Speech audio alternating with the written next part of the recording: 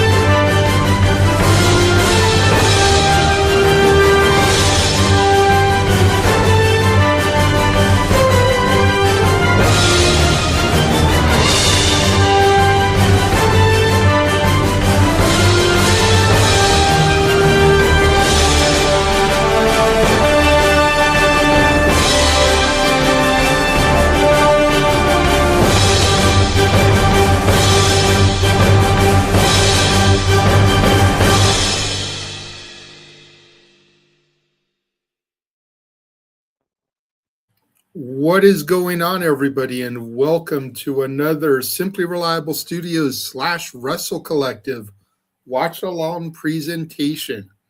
It is I, the Renegade of Wrestling, JJ Williams, joined by the Wrestlefish, Ryan. James will be here in a little bit, your traditional commentator for these shows. Ryan, I believe this is the first time that we've been alone together on one of these streams. How are you doing, sir? Doing all right. Looking forward to some great wrestling, we had some, not to put over Revolver, but we watched a good Revolver show last night, James and I, and subsequently you in the main event. Good wrestling heals the soul. Some people like chicken soup. I like wrestling. Yeah, same. Last night was definitely, and I heard you use this phrase a lot when doing the Superpower Slam. I went back and I watched that today, got some clips from you guys. But I heard you use this quote quite a bit, professional wrestling is a lot like autism. It's a spectrum. Yeah. Last night, I think, was a great example of that because on the one hand, we had MLW, which I wouldn't say was a shit show, but it was definitely very comedic in the fact that, we had the return of Festus. We had Kushida turning heel, which was something that blew our mind in joining Contra.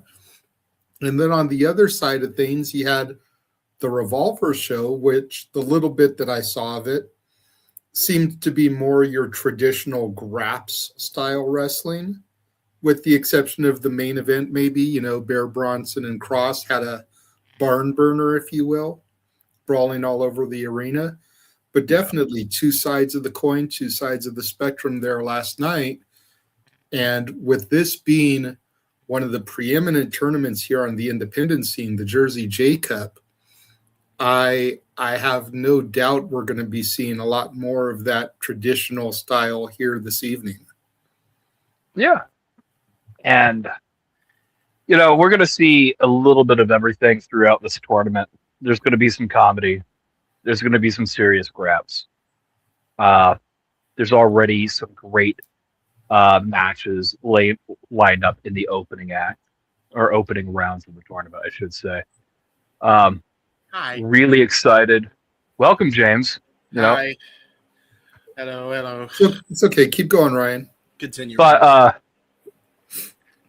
between Alec Price and Jordan Oliver wrestling each other in the opening round of this tournament. I don't know if it's the opening match. It is an opening round. Right. This is a match that I didn't really know I wanted until it was announced. And earlier in the week, y'all did Simply Predicting. I don't like doing prediction shows anymore. I don't like doing predictions anymore. I just like to sit in enjoy the flow of everything. I hear it. Mhm. I hear it. But if I'm going to make a prediction for this tournament, I don't know who he's going to wrestle. I think Jonathan Gresham is winning the J Cup. Out of all the names that are not signed anywhere, that have been to very high highs, if you will, he is the most accomplished non-contracted wrestler in this card, in this bracket. Okay? So, like, we talk about independent wrestling. Okay, sure, Charles Mason's in here too. He's another person who could possibly take it. But they're in the same side of the bracket. Yeah. Then I got to pick one. Right? Jonathan Gresham. Yeah. Jonathan Gresham is definitely a sleeper pick, in my opinion.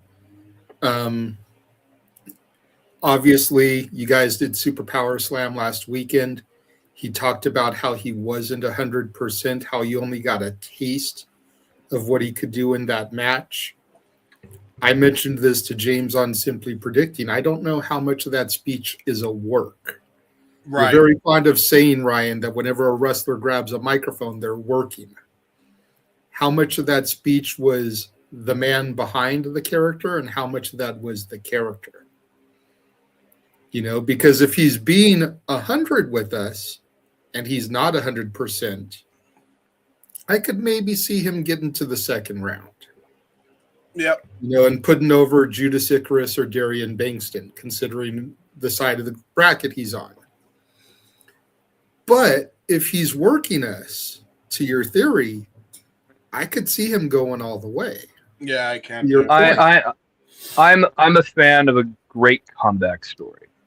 Okay, I think that was his first match back off a stroke. Mm-hmm.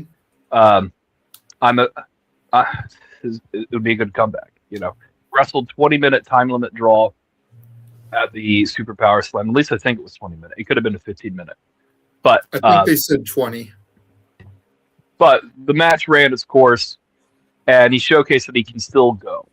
Yeah. You know, saying it's one thing to say that you're not 100%. It's another thing to, I don't know. If he's not at 100% and he's working like wrestling, you know, I don't think that's a great idea. You know, to go back into the frying pan, but you know, into the fire. You know, it is what it is. Trial by combat, trial by fire. Jonathan Gresham, again, Wrestlefish's pick for this tournament.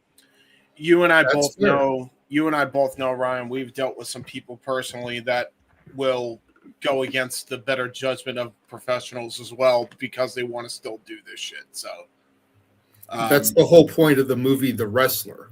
Yeah. You know, this is the whole point. That is the whole point of Rocky V. The whole point of Rocky V, yeah. Most people don't talk about that movie though. So, okay, I'm a Rocky purist. Okay, I love them all. Okay. In fairness, I haven't seen them all. I just know Rocky V gets crapped on very heavily. So it's because it's the end. It's the end of the franchise, and that's really about it. It's still a beautiful story. But by the way, the Creed movies slap. I don't care what anybody says. I think that's a great continuation of it. Anyway. Getting back to the J Cup here, something interesting to note is that Travis Williams and Judas Icarus are on opposite sides of the bracket, Sinner and Saint. Mm-hmm. I doubt we'll see them in the finals, but it would be kind of cool if we could see the partners against each other in the finals. Yeah. Kind of what I was hoping for when they announced Alec and Jordan. Is we'd at least see them in the semis or the finals, not in the first freaking round.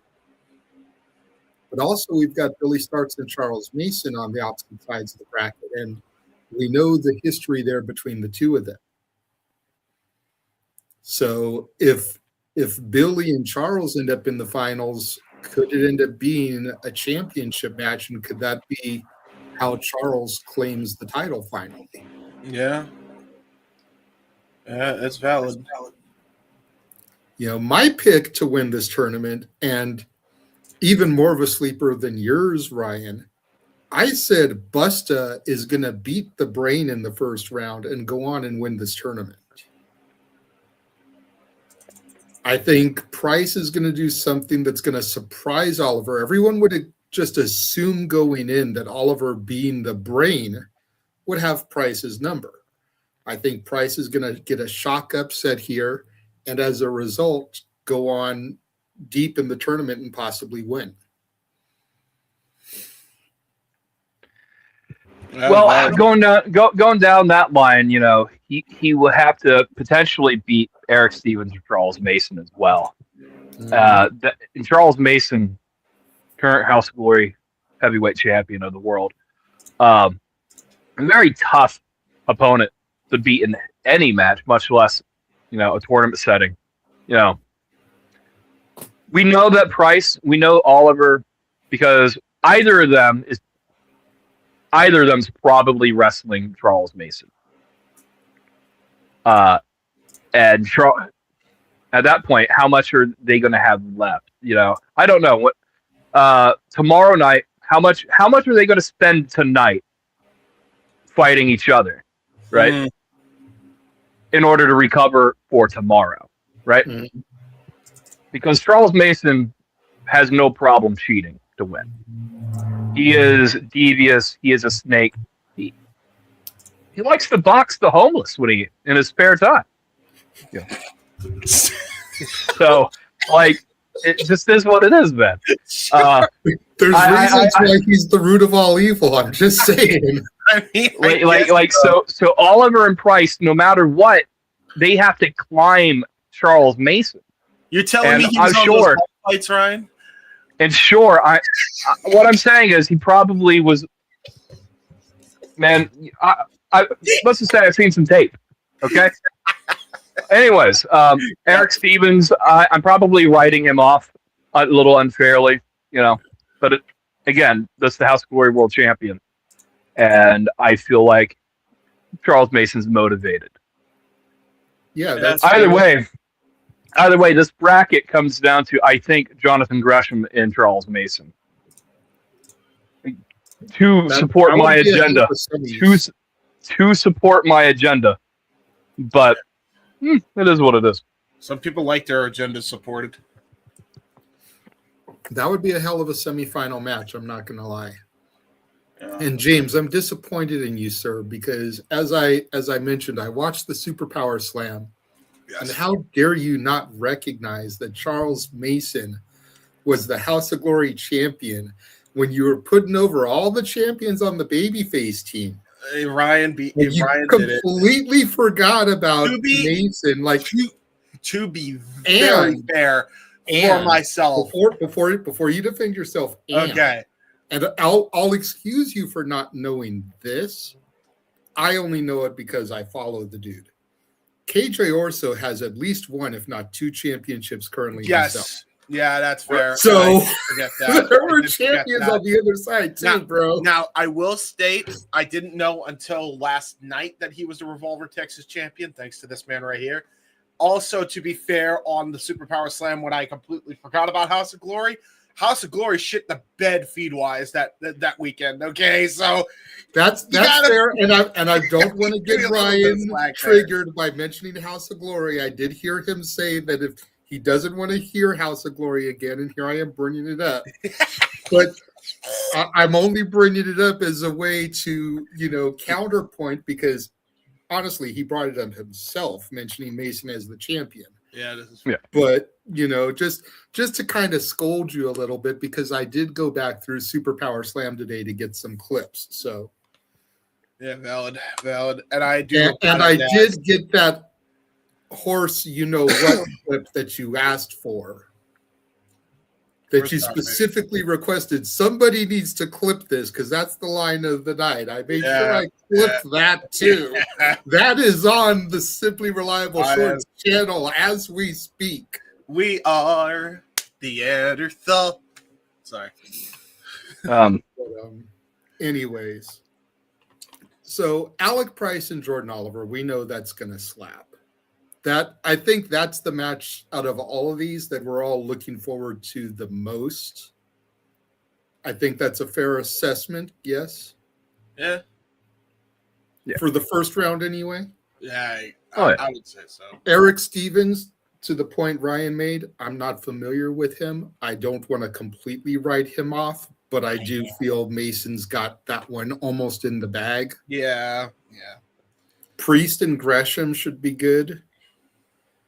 Judas Icarus, I think a lot of people sleep on. The current Prestige World Champion. Going to be defending the championship against Kevin Blackwood in not only Prestige's final show, but Blackwood's retirement match. So could Blackwood take the title off of him, company die, and Blackwood retire as champion? That's something to think about going into Prestige's final show. That has nothing to do with this, but people sleep on Icarus, and he's a world champion himself. This is true. Bankston has been showing out the last few times we've seen him. That should be a solid fight. Well, Clancy and Starkz, I think, is just going to be fun. You know, Clancy has that goofy persona, the pose and everything. James pointed out on one of the calls that he would have been perfect in the Vaudevillain stable back in the day with his pose and everything. Yeah. We all love Billie. I think that's just going to be a fun match. Yeah, it will be. Oro and Derice, by the way. Technically sound. Oro and Derice, that should be a big meaty men slap and meet. Oro's been proving his mettle here on the independent scene since getting cut from NXT.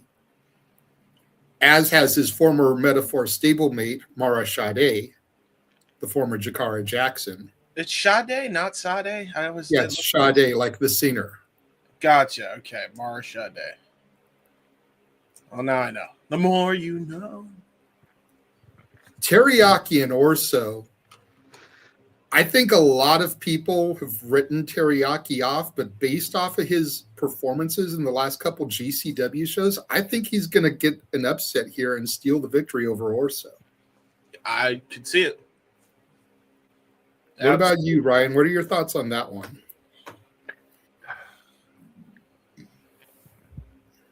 Jury's out. The jury's out. KJ Orso is very devious. He's a snake in the grass.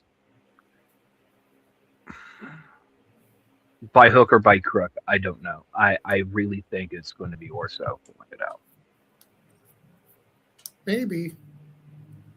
But I feel like Orso is established and Teriyaki is still cutting his teeth. And you kind of want somebody that's going to win this to be an up-and-comer, not an established name.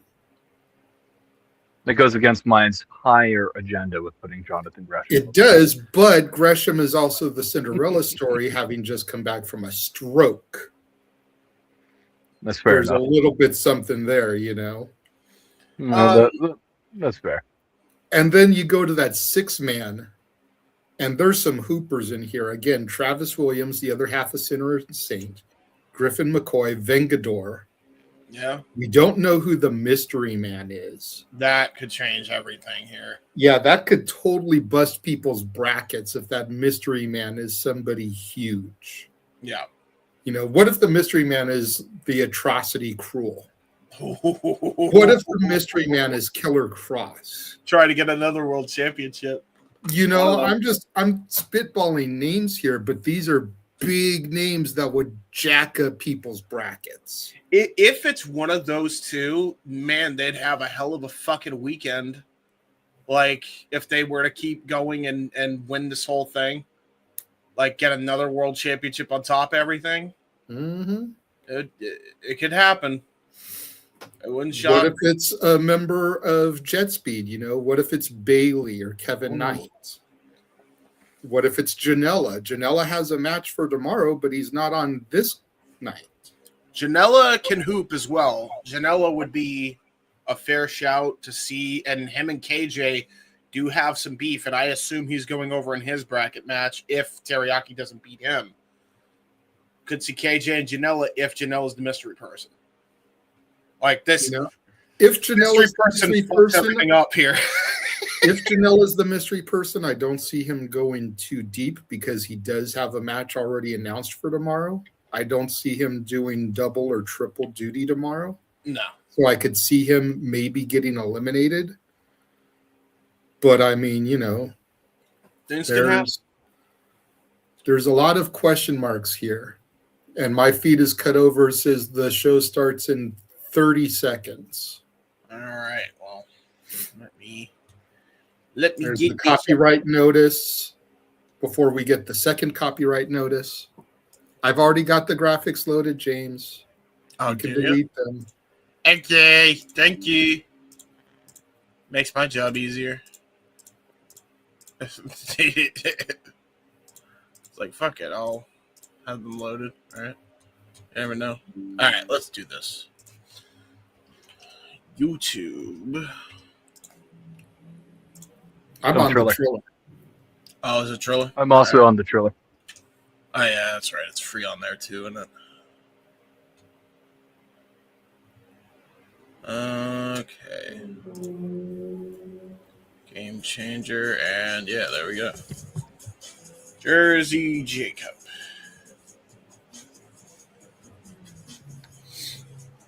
Taking a look at all the participants. There's Alec Price, Jordan Oliver. Whoever's the editor for this little package here is fucking cooked here. Right? Griffin McCoy. There's Eric Stevens, man. This guy is a fucking... He looks like a beast. He is, bro. I'm telling you. There's a reason Roderick Strong wanted to fight him in the last DPW show. Icarus. Darian Bankston, who has shown the fuck out since showing up in JCW. Travis Williams, the other half of Sinner and Saint. The Cinderella story of Jonathan Gresham. Mm-hmm. The octopus himself. And there's Mason. Speaking of octopi, yeah, you know, yes, go to shopmc.com and get your octopus shirt. There you go. Teriyaki. I know this. We know where to hit the cheap plug at. Yeah, absolutely. Right. Manny Lowe, who's also a DPW man. Fancy Ryan Clancy.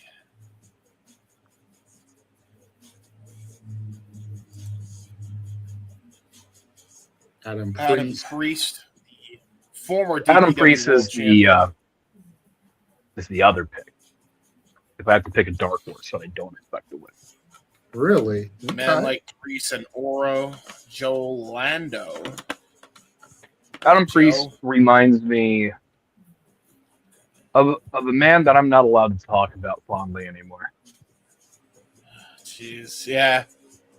I hear it. There's Oro. I was there for that show. KJ Orso. JJ asshole. Let's go. Billie Starkz, the current reigning and defending JCW champion. The mystery band. You get a video package for Vacant. Vacant packages 2026. Who would have thought? It's great. Who would have thought, man? They should do a custom Titantron for that, man. That would be hilarious. That would be fucking funny. Now we're getting the last Outlaws video.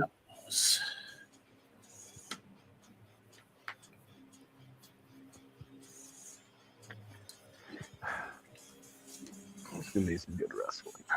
By the way, you know who I haven't seen in a bit? Dr. Redacted. Where the fuck is he at? He's around. He's going to be in Vegas. Oh, he is going to be in Vegas? All right, fair enough.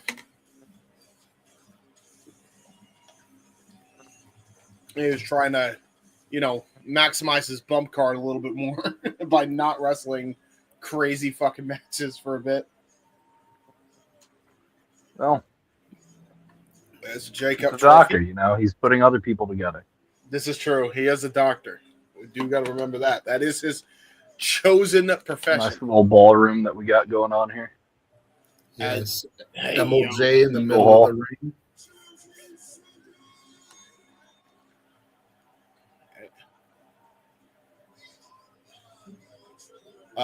Anybody else getting their eyes fucked with by the rotating jersey and Game Changer logo? No, I didn't even notice it. I noticed it. Yeah, my camera is blocking your it. camera's blocking it. Fair. Jacob tonight. Okay, I'm seeing it spin now that you pointed it out. Yeah, it's crazy. But I honestly didn't notice it beforehand. Yeah. It's fun.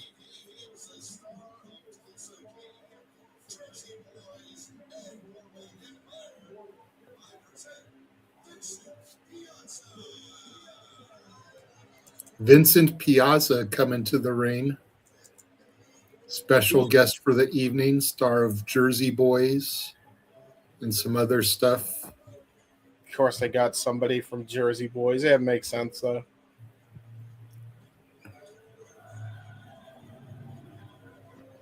When a moon hits ya like a big piazza pie.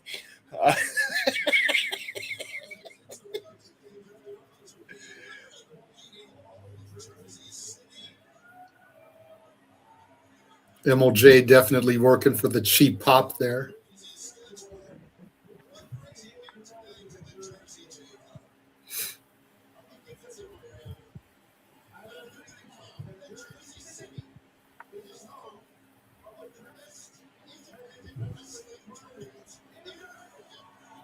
Oh, wow.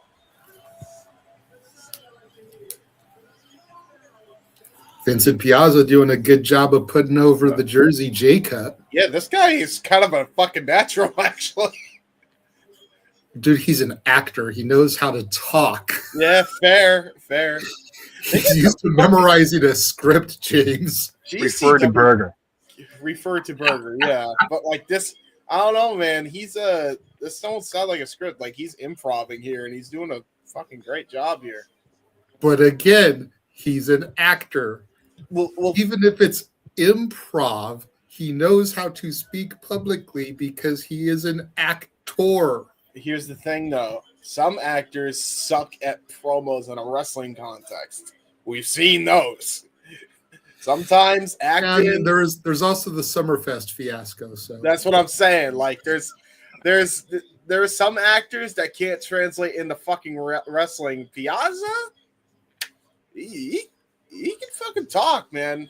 Get that guy. You know what? Managing somebody. To be honest, he could be great. I know. Who's going to afford him to manage him for that bit? Hey, no spot here or there. What he's doing right now, cool. Yeah, fair. But all I'm saying, man, is he can talk. They get some weird underground people to come in here. They got Vincent Piazza. They're getting fucking Gorilla Nems at one point. Like, what the fuck is going on?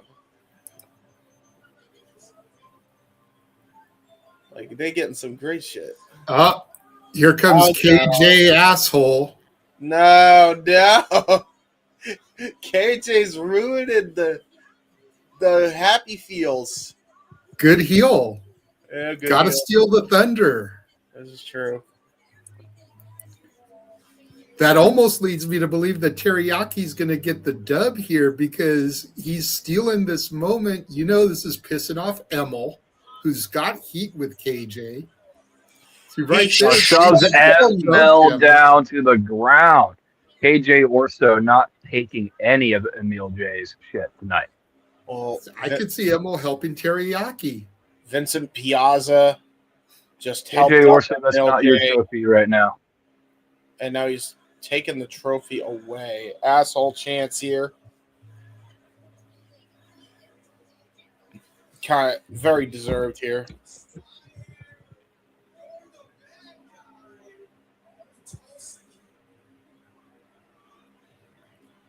Tulsa King actor.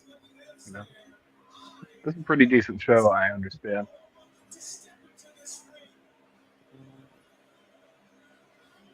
I'm just glad they got a bigger ring than what they have for Superpower Slam. I'm gonna be honest. I don't think that it was a small ring. I think it's the venue was small. Yeah. And they had to have it pushed up against the staging area. That's actually valid. Which made it look smaller.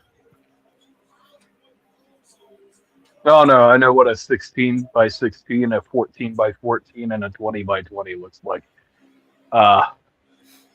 That ring felt very small. But it also could have been the angle at which we were looking at on Super Power Slam, because that was not a good camera angle by any means. No, but again, I think because it was pushed up against the stage, they couldn't have someone on the floor on that side, so they had to have a mounted camera, and that was also throwing off some of the perception. To your Here point, comes Teriyaki. Yeah, he's taken out a referee. Yeah, that makes sense here. You might be right. Teriyaki is calling his shot. I think you're right, because I think now, holy drop kick. Okay, we're just going to start things off here. Okay. We ain't wasted any goddamn time. Teriyaki like a house of fire. Tope con hello. Damn, appropriately named Teriyaki Chicken Bone, the long lost member of Bone Thugs and Harmony. This is fair. Do you think they know that they have a member that's long lost and decided to be a pro wrestler? Probably. Yeah. Support via text messages. The bell is finally rung. Bell's ringing. A power bomb. Great power bomb by Teriyaki to a cover. 1, 2, kick out. Out. There we go. Now Teriyaki taking the shirt off, getting ready to go here. KJ had just completely got taken by surprise here. I do believe that Vincent Piazza somewhere in that audience is still there. Don't know where. Ooh, try to go for the split leg Spanish fly. Got KJ also held onto the rope very wisely. He's now thrown Teriyaki to the floor. And he smashed his arm into the post now. KJ just absolutely soaking in the adulation or lack thereof, as I am very sarcastic in saying that. I think the bigger question isn't where Vincent Piazza is, it's where did MLJ go? Is he still lurking on the floor, or did he go up to the commentary booth? I believe I heard him on commentary. Well, that doesn't mean anything, James. He could always run back down. We've seen him do it before. In the cage match with Sam Stackhouse, which JJ was firmly there for. Yeah, that's valid. That is a valid point. And now there's KJ just educated knees to the shoulder blade of Teriyaki from KJ Orso. Yeah, definitely. This is the strategy. This is the strategy of KJ Orso. He's going to take out the limbs of Teriyaki one by one. It is very William Regal-esque kind of play here. And now just stomping the elbow out of its socket. I do believe Fuego was still contracted to AEW when Regal was running with the BCC, so he could have picked some tips up. Yeah, probably. Wouldn't surprise me. Probably one of the people that actually did train with him. On the down low. I mean, you definitely tell he's learned a lot from a lot of the greats, actually. I mean, someone had to wrestle Wheeler on Dark, okay? This is fair. Nice. Oh, that was a Russian leg sweep when he had the arm trapped into a cover and a kick out at 2 by Teriyaki. Very innovative way to kind of apply pressure to the arm and still apply a wrestling maneuver. Very innovative stuff there from KJ. Now he's got kind of a seated Cobra clutch in here. Teriyaki needs to get out of this quick. If he does not, Teriyaki does not be good. Teriyaki shots to the breadbasket over and over again, trying to maintain a break. Nice cover, though, by Teriyaki. Only gets a 2 count. Was able to break the hold, though, most importantly. Gets the boot up when KJ tried to do a charging attack. Nice Insugiri. Super kick to follow up. Almost a Solva kick right to the jaw. Dodges Lariato. And a big boot. Almost an acid kick there. I mean, the acid kick is a big boot. This is valid. But in GCW, I think you have to call it an acid kick. Nice Insugiri. Tony Inoki style.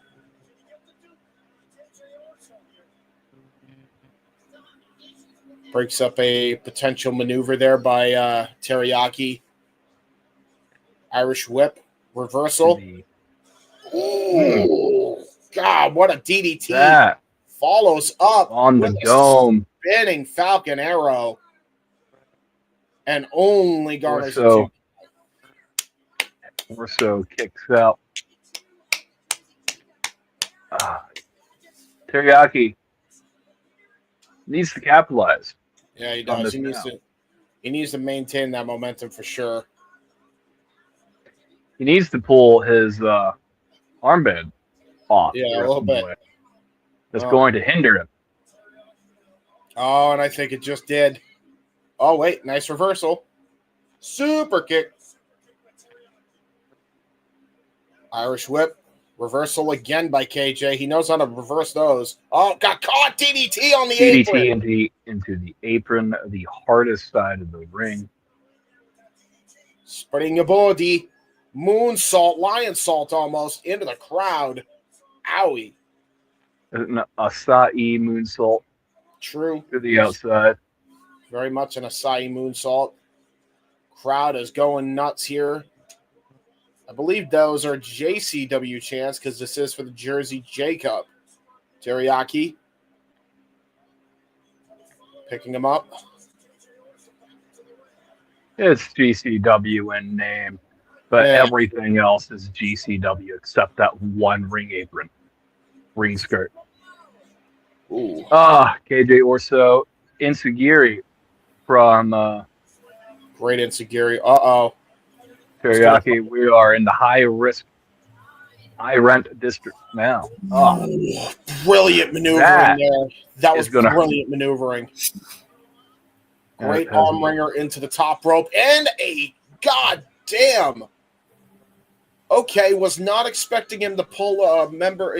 I mean, we talked about his AEW run. He just pulled something out of the Pentagon Junior playbook with the Penta driver. Only garners a 2 count.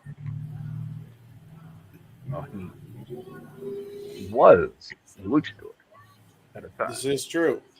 Technically, he still is a luchador. Just an unmasked one. Lucha does not necessarily mean you're masked all the time. Trying to go for character assassination. Yeah. Yeah. Nice. Another attempt. Quick pinfall by Teriyaki. Yeah, try to wear down your opponent if nothing else. And now, no! And the mule kick low blow by KJ the referee Orso. can't call what he can't see. Skull-crushing finale turned into the Brass City stretch by KJ. Brilliant combination offense. This might be all she wrote here. That is brilliant wrestling. Now KJ gonna try to look at the way his feet are positioned. Oh, he got the bottom rope. He should have pushed on the bottom rope. If I was KJ, he would have rolled through. That's what he should have done. That may come back to bite him in the ass here.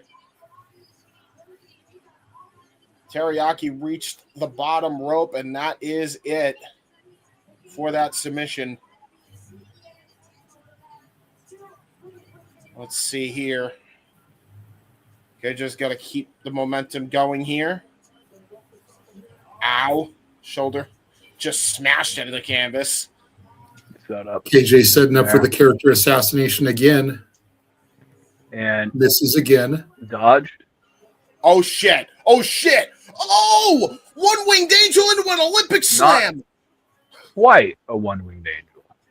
What the fuck was that? That was an electric chair driver. That was incredible. And only the bottom rope saves KJ Orso. Skin of his teeth. Yeah, damn right. Wow. Veteran instincts of KJ. He knew exactly where he was. Notice he barely put his hand on it. He didn't have to twist his body, do anything. Yeah, really. Valid point. Yeah, that was brutal. That was brutal, dude. Like the wrist tape is starting to come starting off of Teriyaki. It's going to start to hinder him. Good block, by the way. His armband, or the tape on his arm came off. Now just resorting to biting the head is KJ onto Teriyaki. Got caught. Was going to try to go for a haymaker. Almost got caught in a chaos theory. Reversal by KJ. Reversal by Yaki. Both men trying to go for a German. Tried to go for the mule. And Teriyaki goes low himself. Little receipt action for ya, KJ. Oh, precision kick by Teriyaki. This may be what he was looking for early on in the match. Split-legged, Spanish fly. Oh, no, suplex. It was a DDT. That was a DDT. Yeah. Gonna cover. Oh, man, 2.9 to 9 to 999. It's like if you really want to get technical, it looked like an oblivion from the top rope. Valid. Yeah, that's valid. And now Teriyaki says this is going to be done here. Going to try to go for the finishing blow here. The wrist tape. The wrist tape. Yeah, that was brilliant by KJ.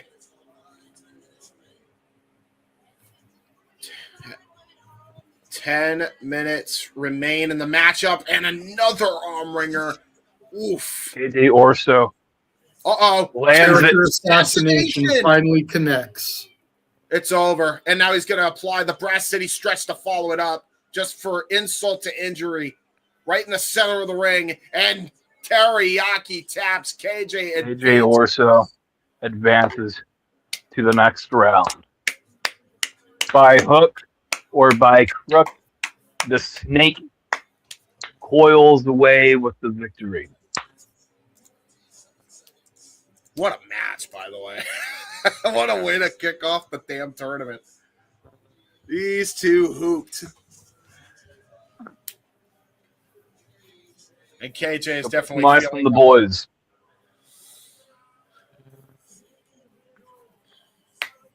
And yet, doing a little Rashford celebration, saying, I can think, I'm a thinking's man too.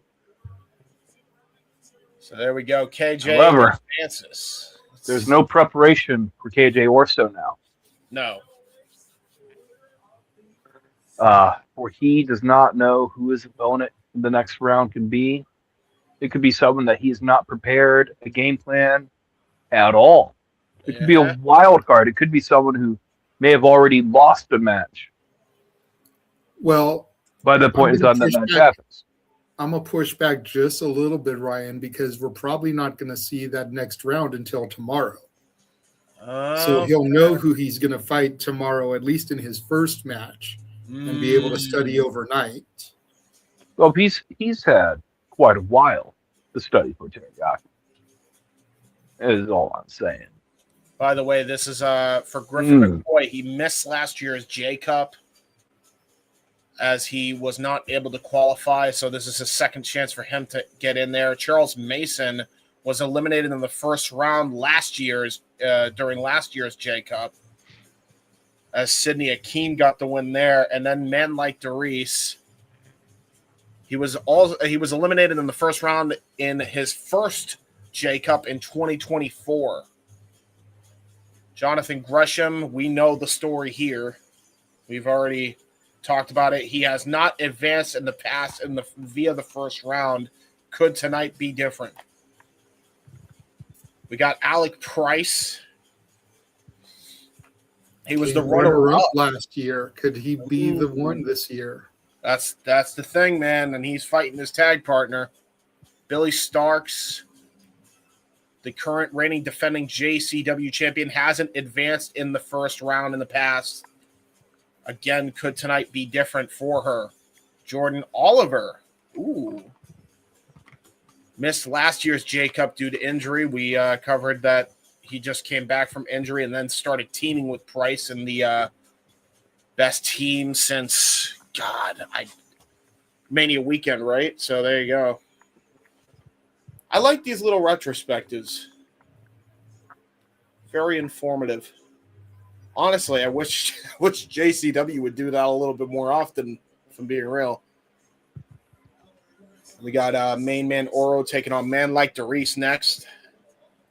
It's another one that's going to hoop, man. These two are some beefy dudes. Yeah, and they can fucking wrestle. They can wrestle. James's favorite referee, Scarlett Donovan, in the ring for this contest. Hey, to be fair, you didn't know her name until I told. I was about to say, right. Ryan's first. Here comes Mr. 0121 wrapping himself down to the ring.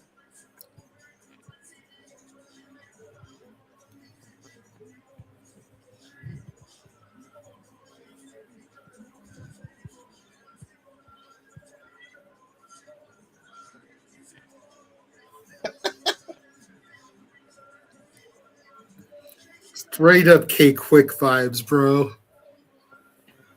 I say 01, you say 21. 01, 21. 21. Sheesh.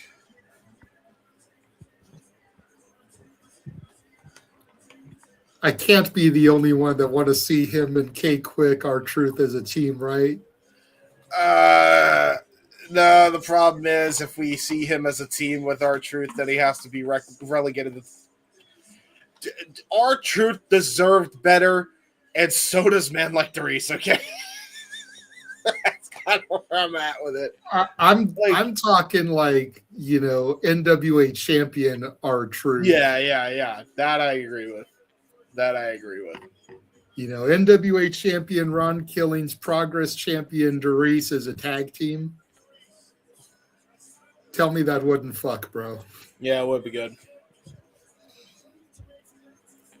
And here comes the main man, Oro. Doing a little dance to the ring himself. Again, I feel like you got a bit of a team potential here, considering Leon Slater's making his rounds in the WWE now and TNA. Maybe need a new member of Boisterous Behavior or possibly a new teammate for Man Like DeReese. I feel like Oro definitely could be a hell of a candidate, but right now they're opponents. Some of the best tag teams of all time start out as adversaries. Just look what happened with Beardozer. Yeah, true. Valid. Well, in this business, you can make friends or you can make money. That's all I'll say. Sometimes, rivalries can turn into money as teams, though. First time ever matchup here as the bell rings and we are underway. Ooh, Man Like DeReese and Oro both were charging at each other. Great schoolboy roll up to start off by DeReese. And now great seatbelt pen there by DeReese. There's a reason he has mastered the catch-as-catch-can style. Current Progress World Champion as he reverses the Irish whip attempt by Oro. Nice! Tiaris there. Head scissor takedown there by Oro. Unorthodox wrestling at its finest. The R-Truth, Ron Killings, K-Quick style that both these men have mastered. Absolutely. Nice tornado gun stun there. Over the top rope, springboard into a Van Damme-like kick. Karate kick from the top rope only gets a 2 count. We are not very deep in this contest so far, but we are still in the feeling out.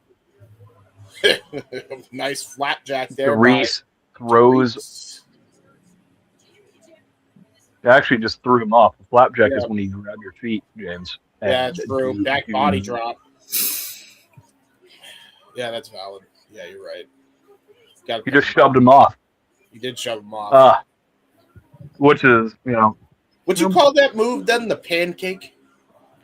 Because he is pancake. I'll let you have it. I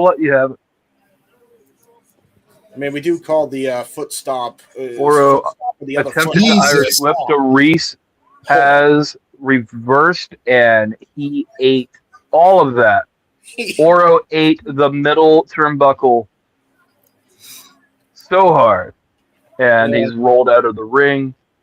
DeReese, the lyrical dragon, has taken firm control of this match.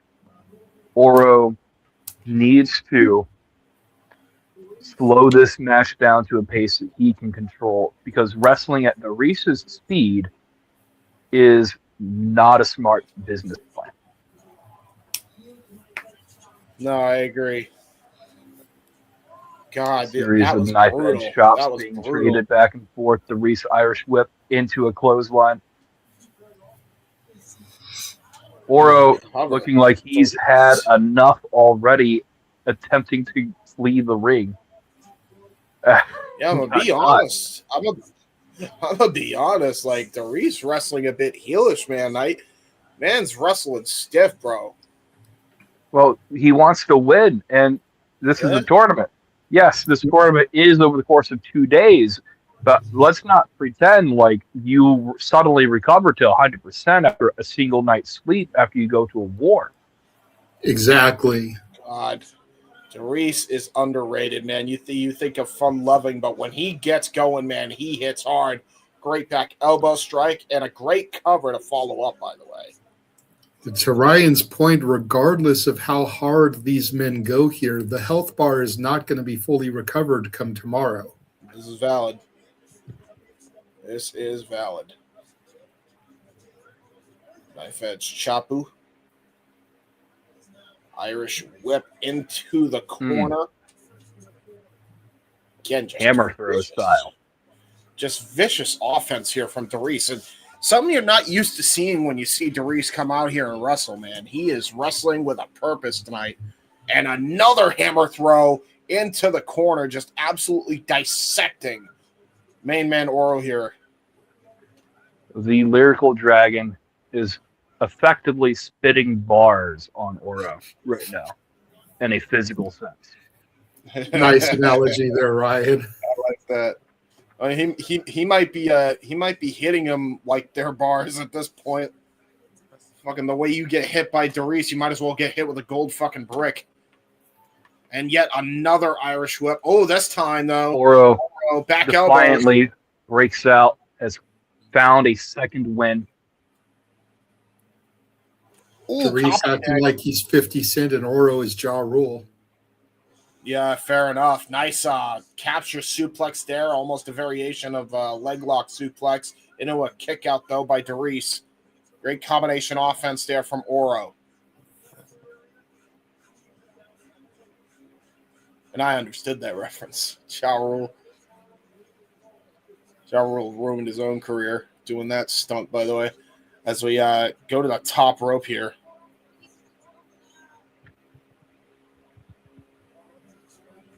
Oh, shit. I don't know what Oro's got planned here, but Darius trying to fight it off here. Uh-oh, Mongolian chop. Right over the ears. Disorienting his opponent. And now it looks like Darius is going to look for the 450. Uh-oh, wait a minute. Oro says, hell nah. Pops right back up. Nice headbutt. Gets back on the apron. Uh-oh, stunner over the ropes. Now going to go to the top rope. Uh-oh. Oh, wall kick. Wall kick by Oro. Great agility and athleticism by the main man there. And there's the copper kick there to follow up on that. And now what the hell is he planning on doing here? A backpack. Shit. Oh, detonation kick. Backpack into the detonation kick. That is. And only gets a 2 count, but that was a very close 2 count for Oro. Could have been a huge upset. That was brutal. Tried to do, basically took the variation of the acid bomb and then turned it into a detonation kick. Was not able to get the win with that. Big boot up there by Darius. Darius stopping Oro. Oro hitting a shot. This match is starting to slow down, but each hit is getting a little harder. Yeah, They are hitting haymakers, man. Uh-oh, wait a minute. Protoplex, attempt, reversed. Main man Oro was going to try to go for the backdrop driver or the backslide driver. Got countered. And a sharpshooter applied. Oh, wait a minute. No. Reversing the pressure of the sharpshooter. into a pinfall attempt. That was brilliant by Oro. And now he's got him Attempting again. the detonation kick again. Ooh, got caught again. Reese caught the kick. Into an ankle lock. And now has an... Yeah. What kind of grabs? Let's go. Reversal. Oh, stun gun over the ropes. O'Connor roll. Ooh, schoolboy. Both men attempting pin covers. Reversal. Protoplex finally connects. Now going to go for the Matchbox cover. Oh, and brilliant transition by the Progress World Champion into the sharpshooter, fully applied by Darius. See, many a man and many a woman tap to this submission. Brilliant wrestling here by both men. And now it's just going to come down to heart for Oro. He's got to find a way out of this. Ooh, just striking from above here. Now the up kicks. Up kicks there, breaks up the sharpshooter, finally. But has the damage been done? Yeah, you're right. That was a sharpshooter because no one gets out of the Scorpion Deathlock. Valid. Ooh, good little Van Damme-like kick. What up, Jordan? Good to see you. Oh, there's the copper kick again there by Oro. Darius is stunned. Tried to go for a big boot. Ooh, counter though. German suplex by Darius. Oro stands back up. Lariato! Both men down. What a match. I just want to point out, gentlemen, this is only the second contest. I know. If the rest of the tournament is anything like these two matches, we're eating good these next 2 days. Oh, yeah. Dude, they are hooping tonight.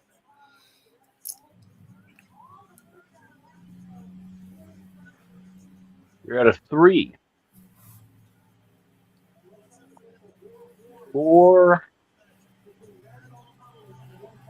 Oro has made it to his feet. Darius in turn. We are about to go to the next stage of this battle. Yeah, we are. Knife edge chops, a little test your might action between both Darius and Oro. I am loving this, man.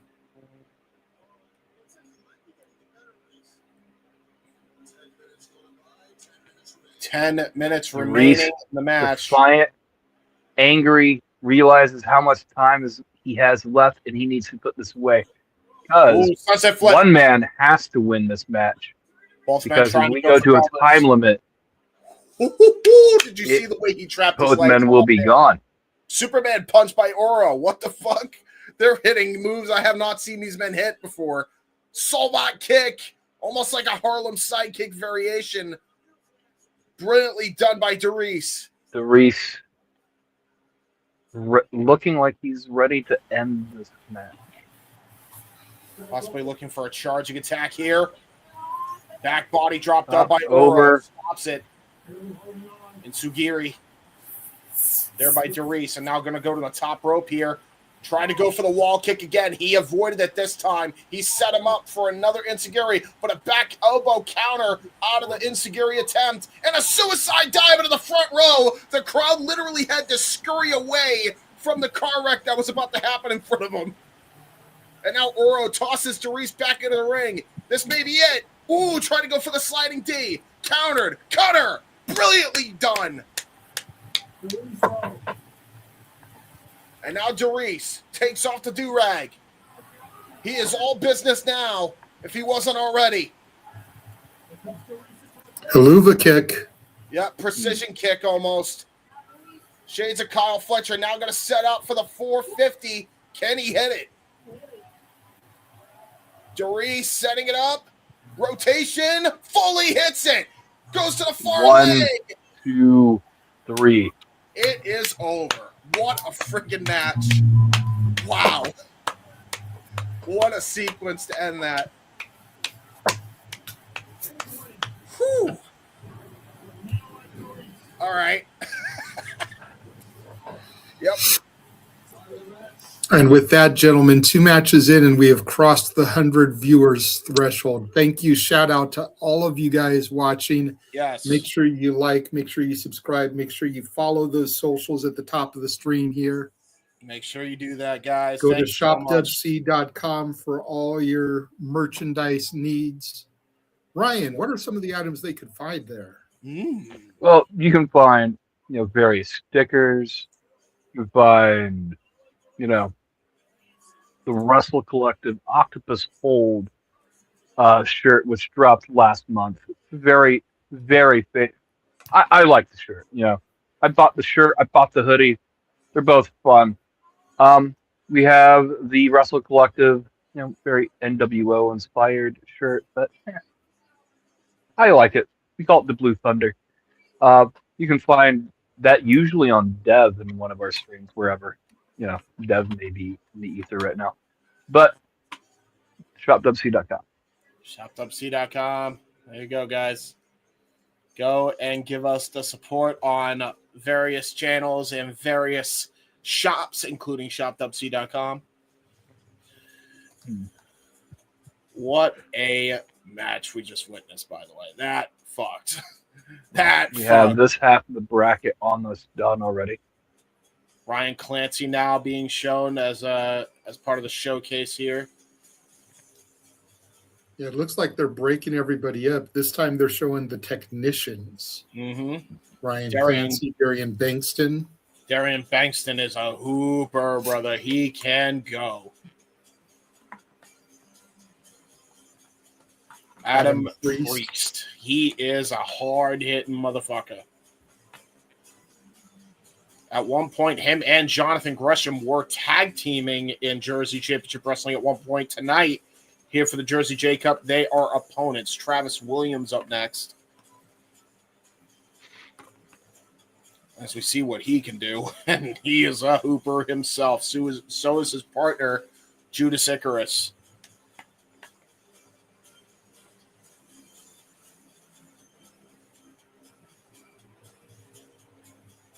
And here's another look at Eric Stevens. And he wrestles in WXW as well as ring.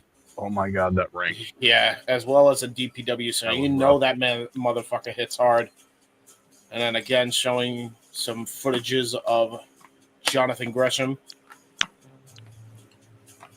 Footage of him against Jordan Oliver and Charles Mason. I actually wouldn't mind locating those 2 matches and seeing them in full. Yeah, to be honest, I wouldn't mind either. And now look at this. Next contest, Judas Icarus taking on Darian Bankston.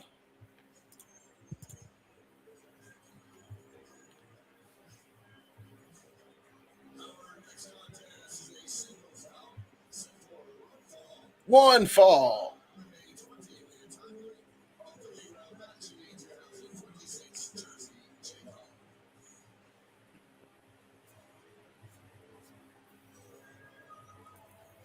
Man, this tournament's been great so far. Will it continue, or will it be all downhill from here? With Indies, you never know. But here comes the man, Darian Bankston. Actually, I believe another man from the UK as well. Could be another member of a Derice-like stable. And this man is... Are you just saying that because they're all black, James? No, because they're fucking... For Black History Month, are you trying to get that over? For the UK. They're all from the UK. Except but all the names that you mentioned are also black. So, just trying to throw that out there. Listen. James. You can have a white guy. Burger. Listen. Sheesh.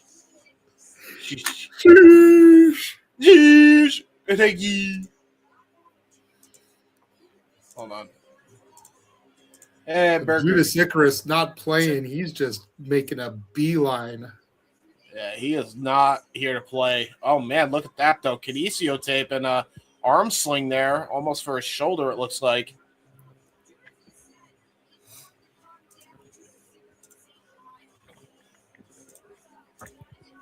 could be a prime target for Darian Bankston, who we know is a great technician, but we know Judas Icarus can hoop in the technician department as well. So, I mean, you got to imagine that any bullseye that any competitor has with each other, they're definitely going to target, and they're going to find that opening.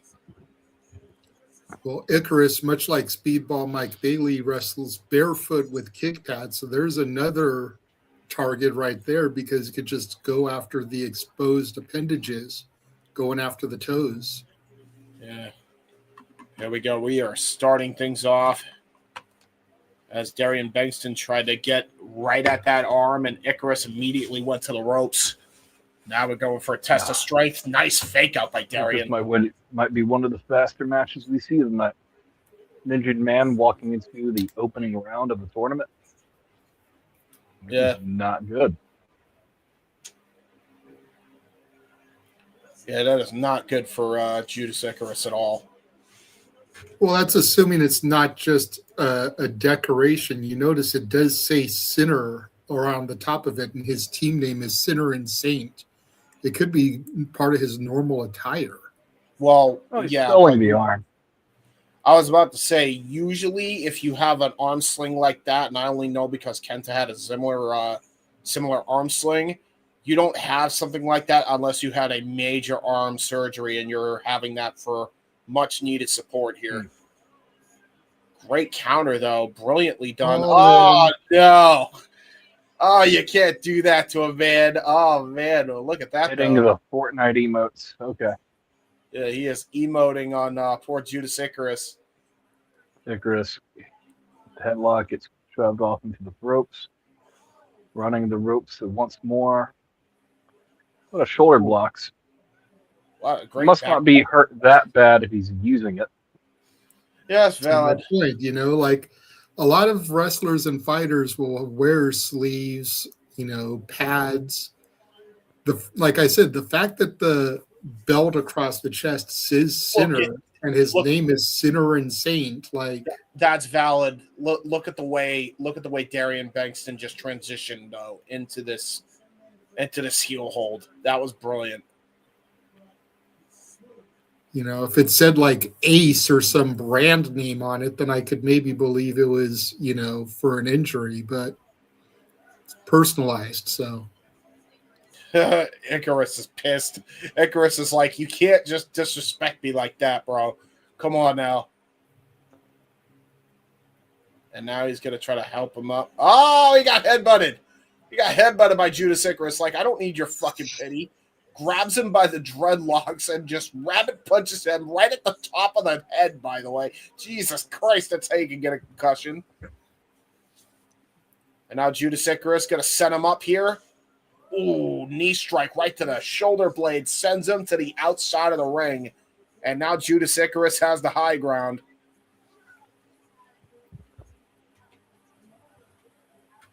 Judas in my mind.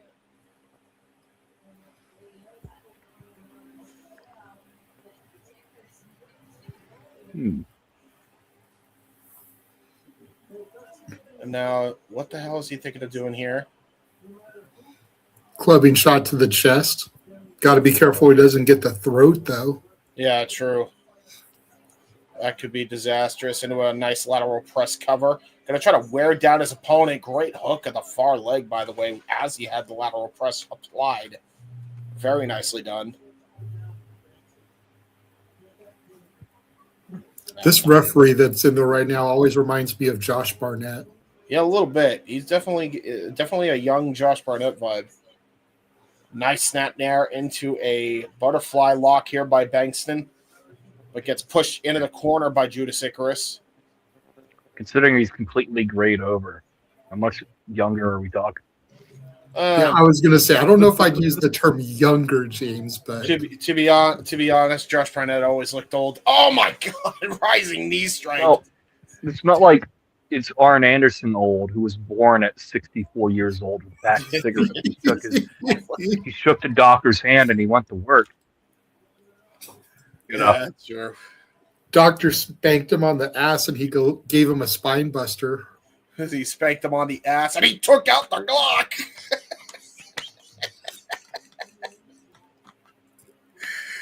But seriously, considering Barnett's Bloodsport is a part of the GCW family, like this referee always gives me Barnett vibes. It's like, dude, did they just book Barnett to be referee? I mean, it could just be his brother. His brother. Nice rising knee strike. Ooh, good counter out of the Irish whip attempt and a great combination strikes. Uppercut into a trouble in paradise. I'm going to run for a charging attack. Nice. Innovative Insecurity. Kind of sends himself to the outside of the ring. Lands on his feet. Springboard. Best tope ever. Only gets a 2 count. Almost like a corkscrew, like a Daniels double spring into a Whisper in the Wind senton there. And only got a 2 count off it. And now Bankston trying to go. Ooh, lariat or something, but Icarus countered. Icarus is one of those talents that I prefer seeing his independent work as opposed to his TV work. Yeah, I agree. Because he really gets to show out in these matches. Yeah, I agree. Great snap nail reversal. Tried to go for a forearm shiver, did Icarus. Got countered. Ooh, just raking the eyes there. And the nose of Icarus there is Bankston. Bankston not afraid. Be careful. That almost looked like a tap. Yeah, he's trying to grab the dreadlocks to pull him off. You got to be careful with referee discretion. Yeah, exactly, because that was multiple taps to the side of the head while trying to reach for those dreads. It could have been perceived as a submission. Oh, was going to try to go for a headbutt. Got countered. Oh! Reverse X-plex into a cutter, counter into a matchbox cover, and only gets a 2 count. Wow. Icarus getting frustrated. He's got to make sure he doesn't get disqualified or let his emotions get the better of him. So we take a look at the replay. Look at that X-plex, bro. I've never seen an X-plex reverse style. That's innovative. Very nicely done there by Icarus. Got a hammerlock applied here. Ooh, trying to go for a hammerlock half Nelson. Suplex got countered. Got crucifix. Oh, I thought he was going to steal it there. He's getting in the ref's face. Arguing with the ref. Mashed potato. Ooh, but good counter there by Icarus. Was going to get the leg snapped off him with that kick, the penalty kick. Ooh. Jesus Christ. That was a devastating flatliner. Yeah, it was a devastating flatliner from the top rope. Only garners a 2. Icarus trying to get his breath back here. Bankston and Icarus are hooping. Look at that. It almost like he turned almost like his sister Abigail. Yeah, in a way. Kind of Sister Abigail from the top there. Ooh, what a knee strike right to the top of the head. Blink and you'll miss it there by Bankston. Well, no, it looked more like he kicked the rope into his face. That's a valid point. And a great pin cover. And that got Bankston the win. Surprise roll-up. Icarus is furious. Bankston advances and moves on to the next round. Complete surprise win there. Good stuff. Very nicely done.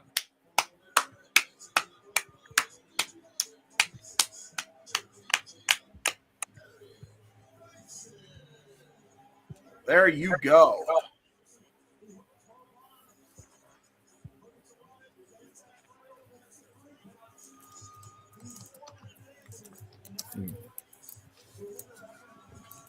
This is awesome, man. I love this tournament already. Like, we've had 3 bangers back to back here.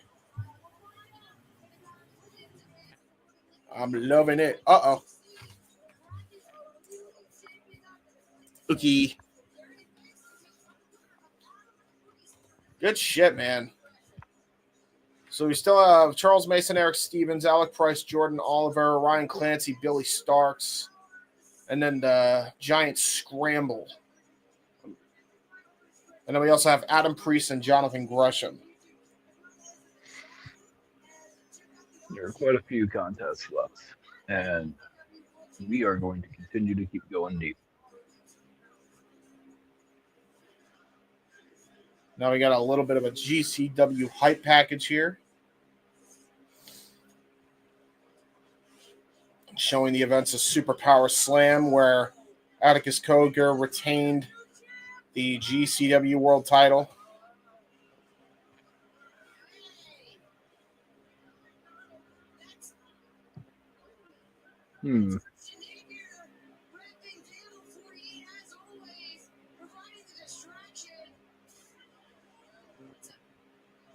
While they showed, you know what? Well, I appreciate this contest. Yes. It just reminds me that it had 3 logical closing points, and I don't need reminded of that. So, take this opportunity and play the ad. Yeah. All right, Valid. We're about to play the ad so I can get me a drinky. We will be right back after these words.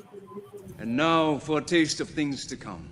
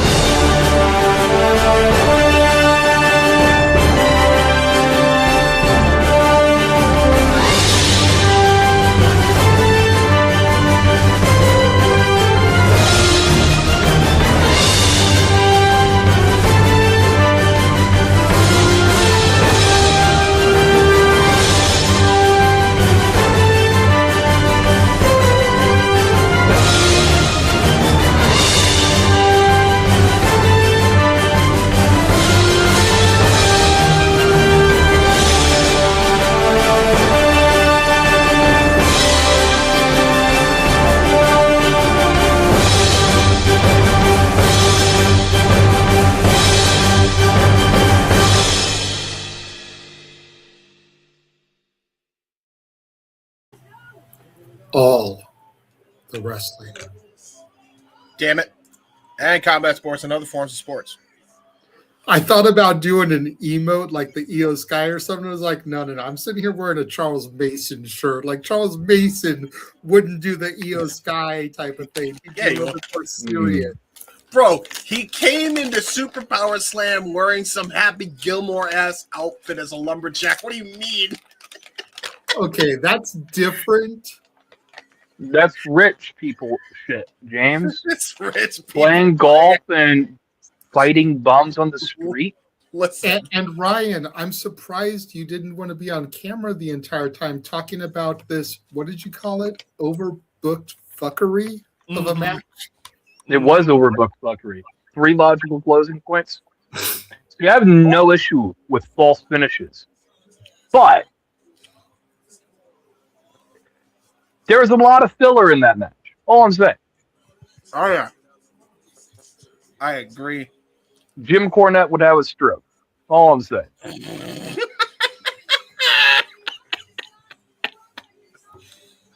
And that's as far as I'm going to take that joke, because I can take that joke way further. Adam Priest. Oh, my. Coming to the ring. This business is about to pick up, as Jim Ross would say. By the way, you mean business has been dead up to this point? Yeah, really. It has not been dead at all. No. That's not what I'm saying at all. Oh, we know. We got you. We got what you Adam Priest, Brick Shithouse meets Jonathan Gresham, also Brick Shithouse. Yeah, we got a little DPW World Champion, former DPW World Champion, former Ring of Honor World Champion action here. I thought Brick Shithouse was Brick Savage, Rob Shit, and Sam Stackhouse. Oh, God damn it. When we add Doug Malo to it, it's Epic Brick Shithouse. I just hear that music, Brick House, right? but then like they just audibly add shit, like in the most monotone way ever. I could see it happening. And dude, Doug told me at Hog that he's gonna be there for the GCW show. I'm gonna propose that to him. You saw his Hog? I saw him at Hog. You know, the show that you guys are not covering out of protest because it didn't air live. Yes. I did go back and watch it, though. It was a fucking great show. Of course, the show we don't fucking cover, it was like their best fucking show they've done to that point since we've been covering them. Great. But he told me that it would have been great to see it. Propose that to him.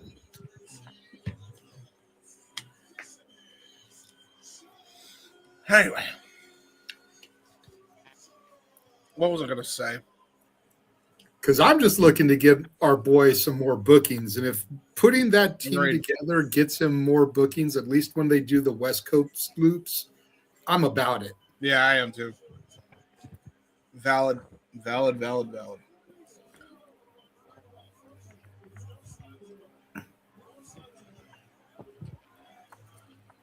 This match should hoop, man. This match should really, really hoop. I feel like Gresham is going to turn heel soon because he's being too nice at all the adulation. I don't know, man. I think this is legit. I don't think it's going to happen yet, but like he's jack it up. being too nice. Like Just to toss it. usually when a person is that nice about adulation, they eventually turn heel. Handshake. Little code of honor. Little aggressive code of honor here. Well, I mean, Very you did aggressive, find out they are yeah. former tag partners, so Yeah, there you go. Breakaway. They know each other pretty well here. A little bit.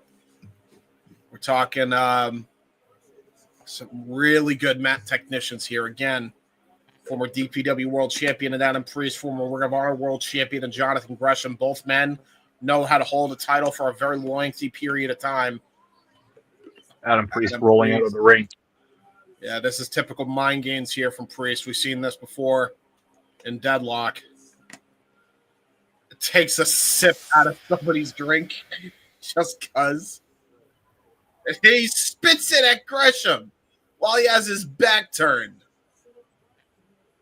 Yeah, this is definitely mind games here. He's like, I'm sorry, my bad. You know, this is going to be a fun contest when it actually starts. Yeah, definitely a lot of hot dogging and grandstand. Yeah. Can we wrestle? Oh, we got our handshake in. All right. Quick Can we get a handshake. handshake? You know, now Fuck him chanting, up, fuck does- him up, Gresham, fuck him up. Yeah. He's my friend. He's my guy. It's okay, says Gresham.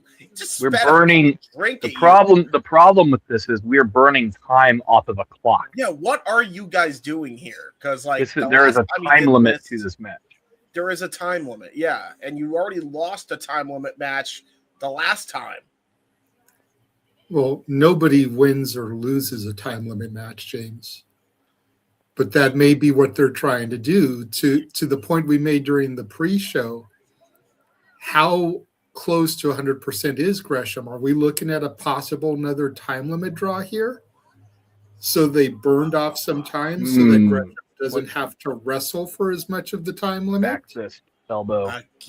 Again, this is the mind games of Priest. I'm going to blame this on Priest here. He's doing a lot of time wasting using the mind games here because he keeps inadvertently hitting him over and over again, but then he checks on him like he's doing this on purpose. Yes, because That's if exactly Gresham it. isn't 100%, he's making sure that Gresham has more time in the match without having to do as much work. Yeah. It's I mean, smart. that's the kayfabe of it. Exactly. But it's not very entertaining when we're breaking down everything Well- else. Not very much wrestling at this point. That was a rapid. Scarlett. That might as well have been a tap out. A little bit. Referee discretion goes a little wild sometimes. What's he going to do next? Jonathan Gresham is grabbing the arm. Oh, no. The octopus is at work. No. Oh, he's not letting him do it, though. Oh, God. Oh, no. Knuckles to the liver. Oh, no. And now going to go for the... Oh, God. Oh, God. No. Not the lead back. Just a series of just limb control spots oh, God. from Gresham. He wants the crowd to give it to him. He wants them to earn it. Yeah, but the type of behavior when you've already burnt 4 minutes off of your match. Yeah. Not the smartest play here. Honestly, you got to. Men have really deep tanks. They might just eliminate themselves from the tournament altogether. That's a good point, because what happens if we go to another time limit draw? Both men would be eliminated, or both men would move on, and their match would become a triple threat in the next round. Yeah, Jonathan Gresham had that happen already to Lee Moriarty at Superpower Slam. It easily could happen to him again. Exactly. That's why I keep bringing it up. And now here's Gresham with the mind games. He stomped on his hand, and he's like, I swear I didn't mean to do it. Here's a handshake. He's like, don't fuck with me. It's like he's giving it back to Priest, though, because Priest started the match this way. Hey, brother, if you can't dish it, don't take it. Adam Priest is acting like every nonsense Twitter handle ever. Gresham saying, cross my heart, hope to die. I didn't mean it. And now Adam Priest has had enough, and he got immediately into his own arm hold. Look at Gresham, by the way. Look at Gresham smiling. He's like, I know I'm going to get out of this. Smack in the back of his head. James, so one of the things that you asked during Super Power Slam, he is married to Jordan Grace. Yeah, I know that. You asked if he was like with her or dating on the show. So I was just trying to fill that gap in. Yeah, I looked it up after the fact. Oh, no, he's clapping his foot. Gresham is laughing at this point. Oh, God. Oh, I need to hold while he has him in the submission. Oh, joint manipulation. Ow. Damn it. Smashing his knee over and over into the canvas using all of Scarlett's 5 count. God damn. Yeah. Jonathan Gresham can stretch you 6 ways to Sunday. Yeah, he can. As a fish, I can recognize the strengths of an octopus. Oh, God. Got caught, though. Figure four there by Adam Priest. This is vintage offense from Priest. Very seamless, too. Great trip up and transition into the move without all the flair theatrics. And look at that. Look at the Indian toe hold he had applied there as well to make sure he didn't roll over and reverse the pressure so we could get fully into the move here. Because you notice that Gresham was originally on his side when he applied that move, but then he applied the Indian toe hold to make him go flat on his back and shoot the pain right up to him, which allows Gresham to get a rope break here. Yeah, telling the referee to help. To be fair, that might be... Oh, no!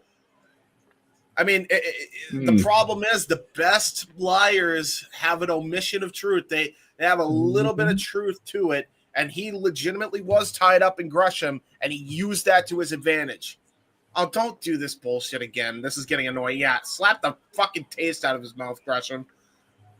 Adam Priest deserved that one. He deserved that one. Mm-hmm. Oh, he loved that. He loved that the Greshams. No. No. I don't know if I've ever seen like a low blow done like that. Jab right to the cock. And a boot right to the mush there by Adam Priest to follow up. Well, I can't believe he just both wrestlers this season, but we're at a point where they've wasted a lot of time in the feeling out process, and now it's time to get serious. And we are seeing them begin to get serious. Yeah, valid.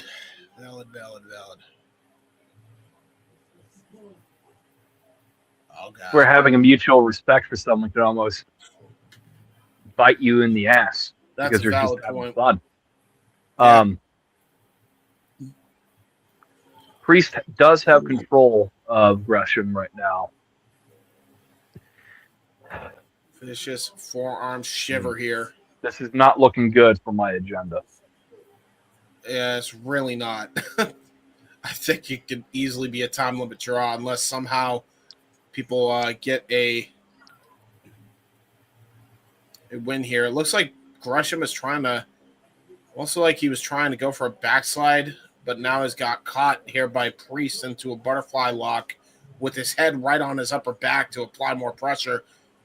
Uh-oh, unprettier attempt. The crown. Oh, no, reversal. The crown of Priest's head in the spine of Gresham. Definitely moving some discs. Oh, that was brilliant, though, the way Gresham was able to get out of that. Did a little dance and a jig to get out of it. That was brilliant. Oh, God. A massive European uppercut from Adam Priest. Holy shit, dude. Oh, when I say he reminds me of Benoit, that's why. That is exactly why. That was a vicious uppercut.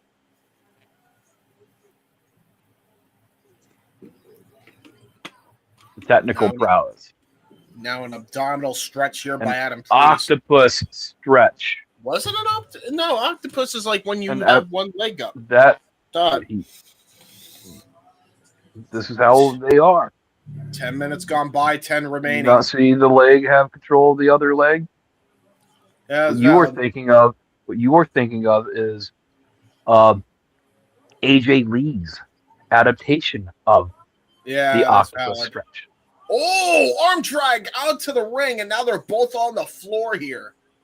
Get your Octopus Hold t-shirt today at shopwc.com. Damn right. I was waiting for that shill to get thrown in there. And now Jonathan Gresham, Adam Priest. Why are you wasting more time? You already heard the time limit here. Yeah, okay. Priest was doing that for mind games. Both men are trying to, I think that's what it is. Both men are trying to look for an easy way here to win the matchup. But the problem is both men are so mentally tough as well as physically. Ooh, that is why they were trying to wrestle for who could get in the ring first. Because if you have control of the ring, you have the advantage. You have the high ground. You do. Adam Priest just got his arm kicked right out of his socket, it looks like. That was brutal. No, Anakin Skywalker lost an arm that way. What? Let's not go down the road of Star Wars puns again. Hey, for those who know ball, we're just applying the... Anakin got so fucked up, he became Darth Vader and said, "He hate me." Anyway. A short forearm to the arm of Adam Priest. Was it a short forearm because Gresham is short?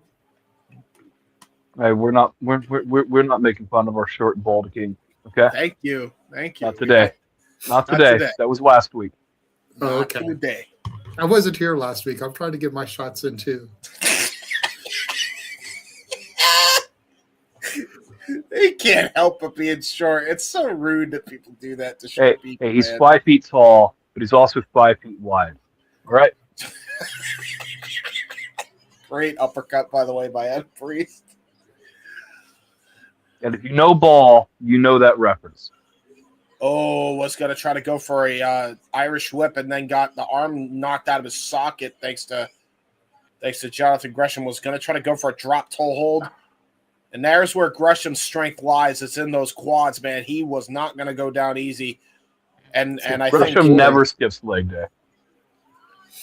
Look at the way he was able to just think right after that. He gave himself enough time to be able to reverse out of that. Now both men trying to apply a hammerlock.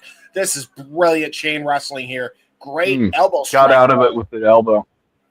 Brilliant striking abilities here by that could pop your eardrum. You're not careful. Yeah, it can definitely knock your equilibrium off. And now look at this. Gresham trying to go for his own drop toe hold. That's what popping your eardrum means, James. Hey, I was trying to sound smart. Let me sound smart. Oh, look at that.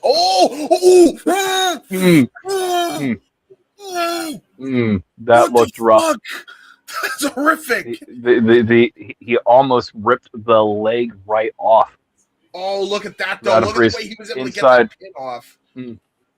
Almost an inside cradle from Priest. This match. Toe kick. This match has not got out of the third gear. That's not a bad thing. That is not a bad thing. It's just I don't think they have enough time. He just absolutely mollywopped him. I think he was originally trying to go for a chop. Oh, the chop to the knee. To your point from earlier, Ryan, I think they're trying to save energy for tomorrow. Yeah, maybe. A kick out, though, at 2 there by Gresham.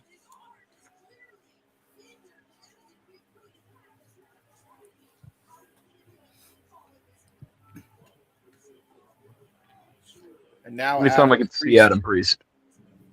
Oh, wait a minute. Adam Priest now taking away the wrist tape. Why is he taking off the wrist tape? What's the point of this? Get some blood circulation back in that arm. Ah, that's a valid. Yep. That's actually fair. Yeah, because you could see how he's favoring that arm, and look at that. He can't even use his other arm to pick him up. And I think Gresham knows that. He is playing possum right now. 5 minutes remaining of the matchup. First time we got that call all night.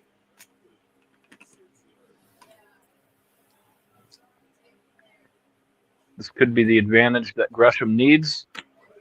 Shin breaker. Done by Gresham. Drop toe hold to follow up.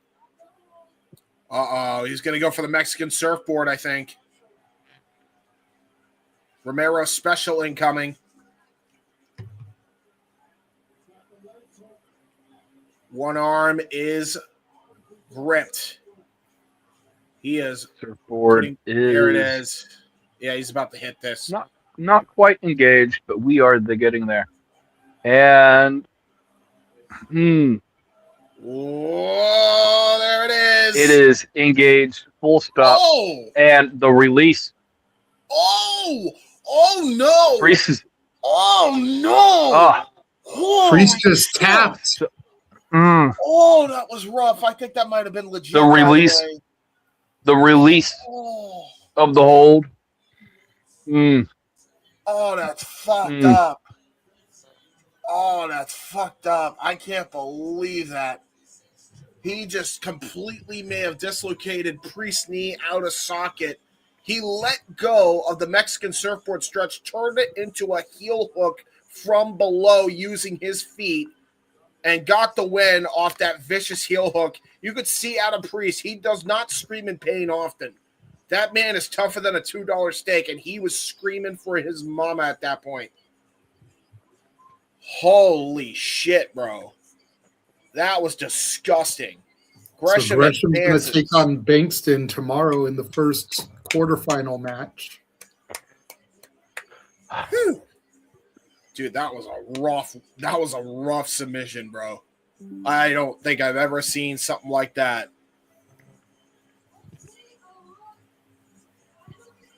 Phew. That was very nice. Classic. That was very good. That match did not need to get out of the third gear to get to where it needed to be. No, they had a great finish. That was just a great mat clinic between both mat technicians. Sometimes you just need good technical wrestling. Oh, yeah.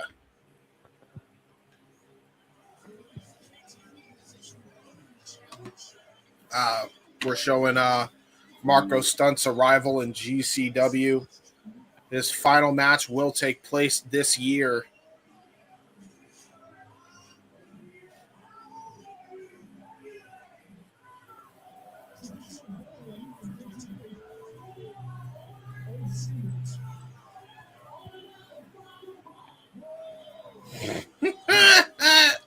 Damn.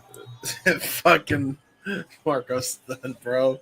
He is he gets a stream. I didn't even realize he got a streamer.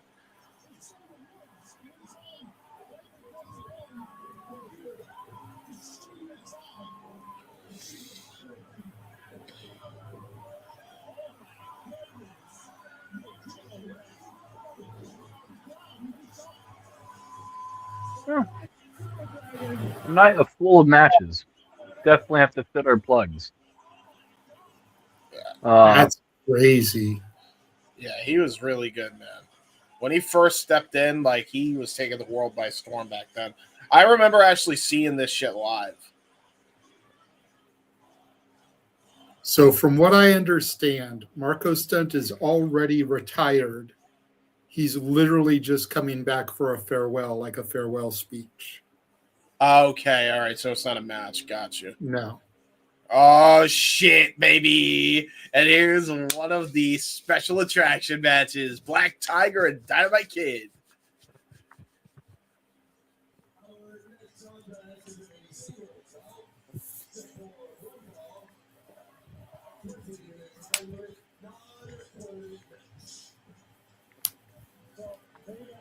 So this is a non-tournament match.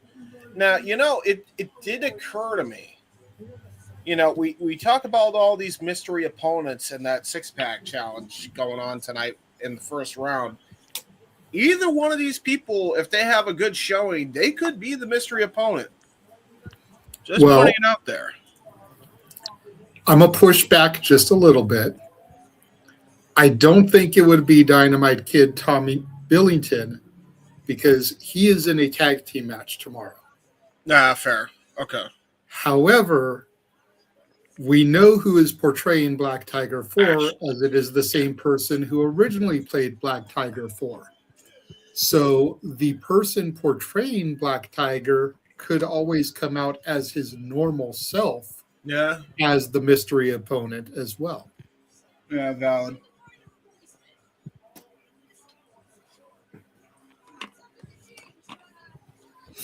What a history-making matchup we're about to see here.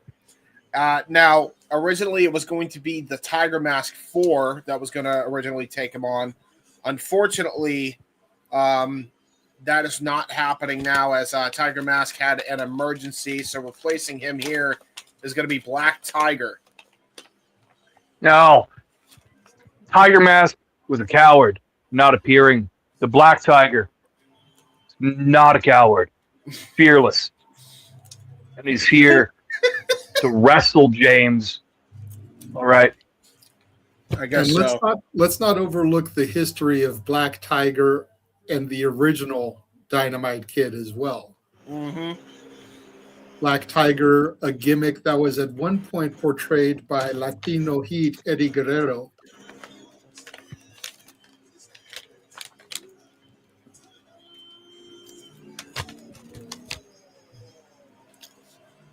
This should be a fun matchup, though. Interesting mask for the Black Tiger. Very good mask. Yeah, you could tell that's a really good design. One of my favorite masks in wrestling. What do you think he spent more time as, guys? A Black Tiger or a bull on parade? And if you get the joke, you're my kind of person. Black Tiger with a hesitant handshake. Bell rings are underway. 20-minute time limit for this contest. History being made here. I think Ryan would prefer if it was a white tiger. Huh? What do you mean by He's making that? a Power Ranger joke. Oh, okay. See, my brain went to somewhere You completely different. racist fuck. James just got exposed. I was scared as shit. I'm like, what the fuck do you mean by that? Tiger Sword power. Come on, bro. Yeah. White Ranger, Tiger power. Yeah. Do you need to see the helmet? Do I need to move my ass? All right. He's doing it. Or elbow. Arm control. Interesting chain wrestling to start this contest. Tommy, just got to maintain control.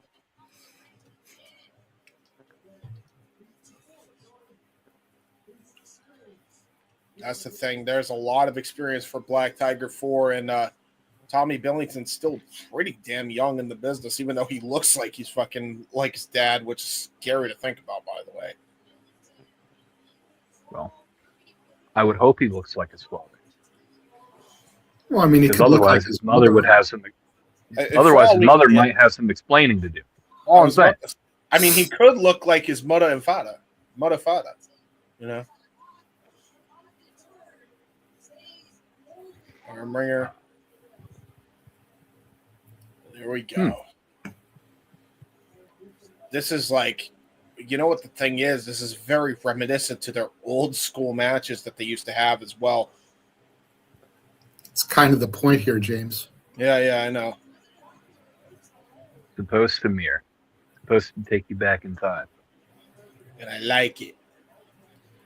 Now, nice roll through here. Right in the nostalgia. Right in the member berries. Nice little kip flip there into his own arm ringer. Both men trying to go for wrist control. Is that going to be the new spin-off version of Crunch Berries there, Ryan? Is member berries? This is a really already old man, a joke that is old from like 2018 South Park.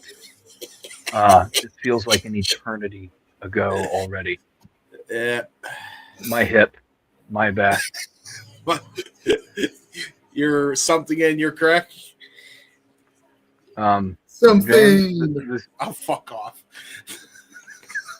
I thought I escaped it. You set me up. All right. You just knocked it down, Noah would be mad at me if I didn't take that opportunity for the strike. Great head scissor lock here by Dynamite Kid. I don't know if this is where I would place the match, personally. Halfway Considering through. Considering the last match, we saw a lot of this. This is true. But great, nice little bridge there into a cover there by Black Tiger. Tried to go for a penalty kick. Almost got his head kicked clean off to Tom Billington. This match can end literally at any time. Black Tiger, seasoned veteran of the ring. This is very accurate here. Nice reversal of the Irish whip. Good shoulder tackle, though, by Tommy Billington. Was going to try to go for a short-range drop kick. Got countered. Black Tiger into a crossbody, sending both men to the outside. And that may have just hurt the knee there. Tommy Billington may have came down gingerly. And that is a hardwood floor, by the way. Yeah, there's no mats at ringside. Nope. That's a rough landing for the both of them. You'll notice Black Tiger is actually grabbing the small of his back there. Black Tiger, being a cat, lands on his feet. Also has several more lives than our Dynamite Kid here. Yeah, probably. And, because he's a wrestler, the lives always reset. Uh-oh. Wait a minute.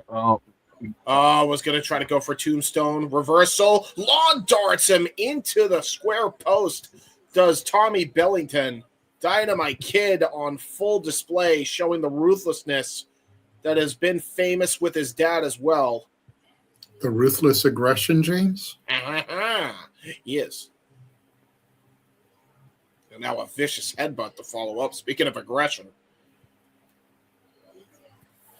This match certainly cures my ruthless depression, though. Oh my! I know you're probably all right now, but the way you phrase that sounds so sad. No, I'm talking about mains. I'm talking about one particular mainstream booking. Okay. What is this? That's fair, valid. Oh God! They're both men are on the apron. Attempting a vertical on the apron. Vertical suplex by the Black Tiger. Yeah, that's a rough landing. Rough landing there.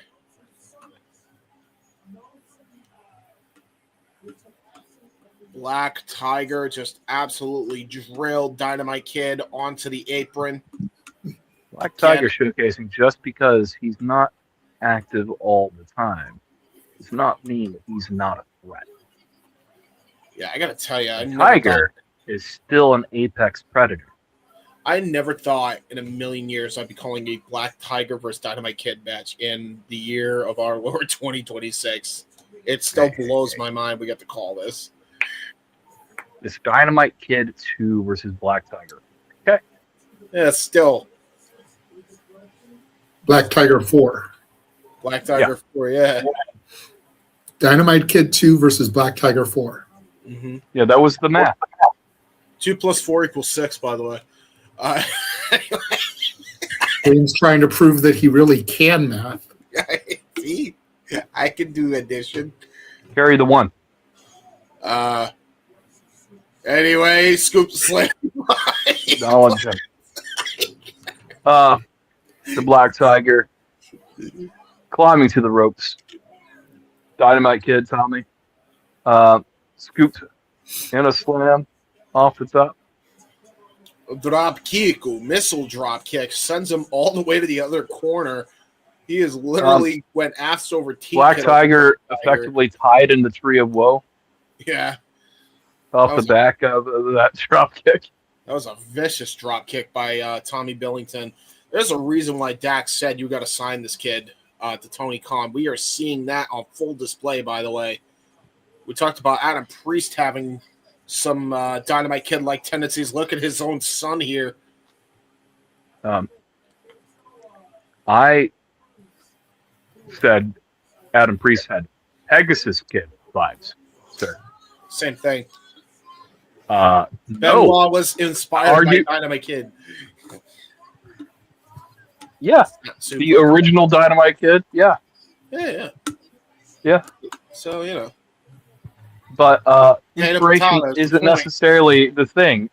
The point here is Adam Priest and Dynamite Kid 2 have not a lot physically in common. Ooh. Or style-wise. Mule kick there by Black Tiger 2. Man, when's the last time I seen a good old... Dynamite Kid, in fact, is a little bit more technical than Adam Priest. After what the showcase they showed tonight. Knife edge chop there by Black Tiger, and now an Irish whip here by Dynamite Kid. Uppercut counter there by Tiger Mask. Gonna go for a tornado. DDT fully connects with it. Covers the far leg and only gets a 2 count. Near fall, and I have a feeling this match is about to step into the next year. Irish whip. This match does have a 20-minute limit. Look at this. That we are approximately 11 minutes into. Nice suicide dive through the ropes there.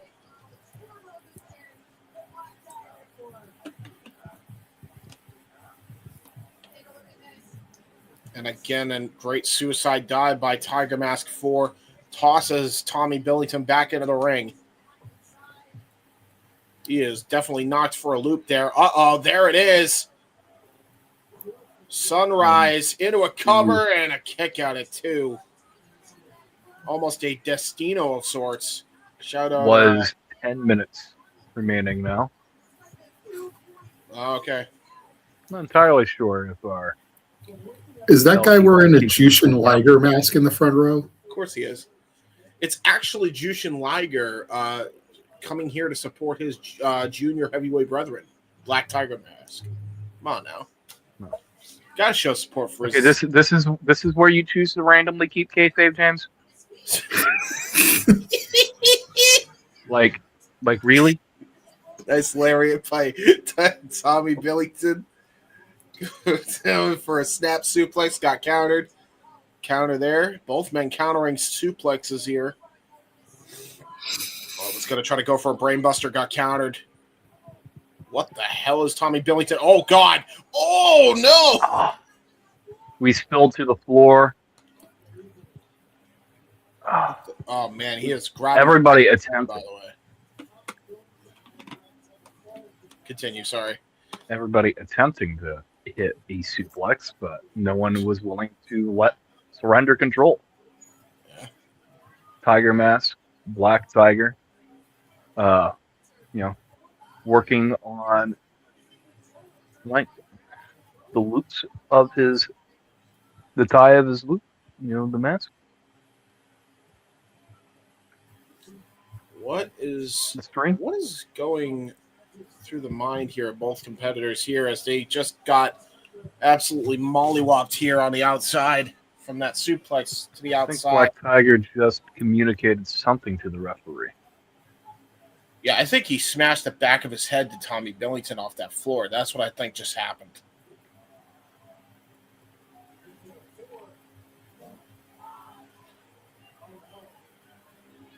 Well, could be a double count out here. Both men trying to pull themselves up here. Oh, Dynamite Kid in, and there's Tiger.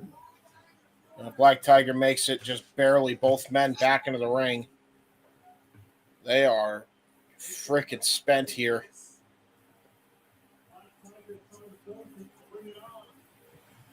You think Black Tiger, exchange emails with Joe Exotic?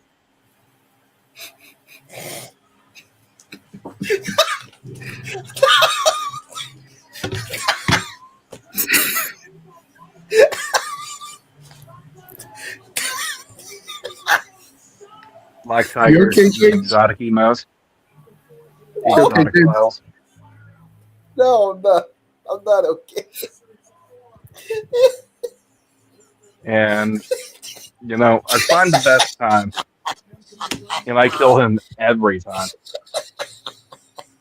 James, you want to take yourself off screen while you find your desire to be able to breathe again? Bro is crazy. We communicating with him from his fucking Fuck gym. Carol Baskin. Oh God. Well, if he was a white tiger, he'd be calling Siegfried and Roy. There you go.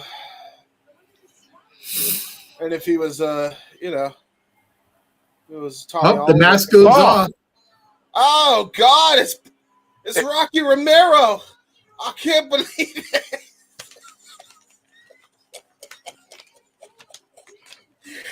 Oh shit! Again, James, this is where you choose to keep kayfabe. Spinning. Yeah, you really not know it was Rocky Romero. No, I didn't know that. I don't know what you're talking about. God damn it, James. Rocky Romero revealing himself to be the Black Tiger. And Tommy Billington says, fuck out of here with this bullshit pile driver. And a pile driver. Oh! Kicked out by Rocky Romero. Rocky can hoop. He's reminding everyone that Rocky, in fact, knows how to hoop. Rocky chance, by the way, as he kicked out. I didn't know that Black Tiger mask was a part of the Don Callis family. God damn it, James. Spitting in the face. How could you not know? How deep is the arsenal that is the Don Callis family? Reverse. Ooh. Tombstone, pile driver, jumping tombstone, going to the top. Oh, it's it. Diving headbutt. Diving headbutt. It's over. Oh. It's over. Oh, man. And Tom Billington with the win. Man, I did not know that, man. He's got two luchadors. Might have actually won the match if he had left the mask on. See, that's the problem. He didn't leave the mask on, and that was his undoing. Because Rocky Romero never wins. He hasn't won anything since probably 2018 maybe. And even then, he was just managing Roppongi 3K.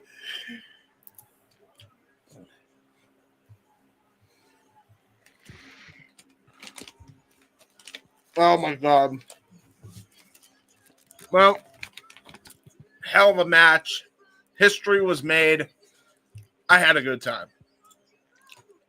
Yeah. Despite me ruining the kayfabe for everybody. God damn it, James.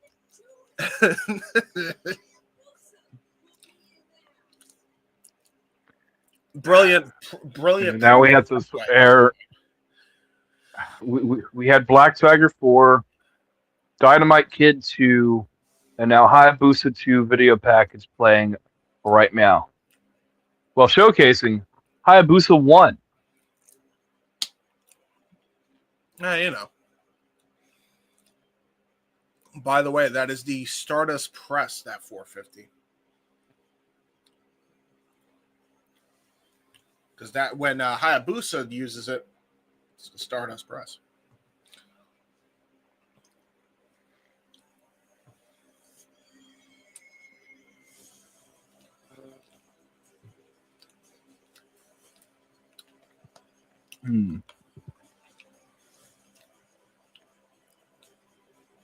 The way of the warrior.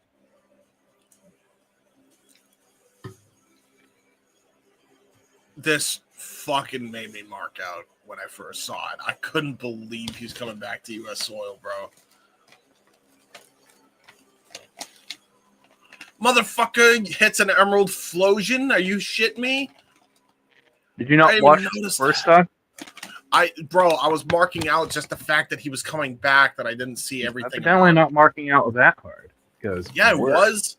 He was marking out and cursing. He was marking out and cursing me and Walter for getting to see it. Yes.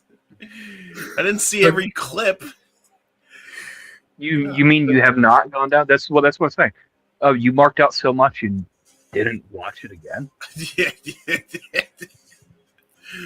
I haven't gotten a chance to. Bro, we call a lot of wrestling. I haven't had the time, and I had to shovel my fucking mom's driveway. Leave me alone. James, respectfully, yes, we do call a lot of wrestling.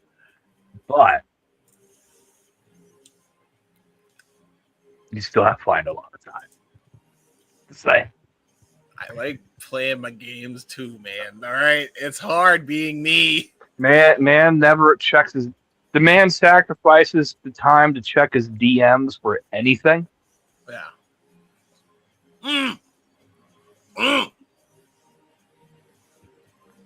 Let me veg out. If I want to, I can veg out. I'm being told to veg out, and then people are happy and then people are saying, "Why don't you check your text?" When I check my text, they're like, "You need to take a break." And I take a break, and then it's a vicious cycle. Anyway, I will say I wish I had more disposable income, because I would love to bid on the rain-worn boots of Willow from the Blood and Guts match. Yeah, that's valid. I wonder who Vacant is. We will find out momentarily here. Yes, we shall. No, Vacant is the most decorated wrestler in the history of sports entertainment. Oh, absolutely. So many world titles. So many intercontinental titles. U.S. titles. Joe Lando.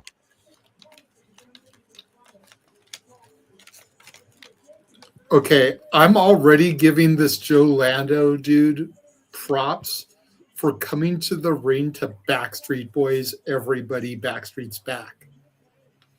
Like, this must be the greatest entrance theme that doesn't fit pro wrestling since the Young Bucks used Mbop on the Indies. Like, for real. Well, I mean, for all we know, it could fit his character. He definitely looks like a boy bander. Yeah, a little bit. But like, dude, for real, if you want to file a list of songs that you never thought you would hear as an entrance theme, I think this goes right in there. You think Joe Lando will start his own 3 count? God damn it, James.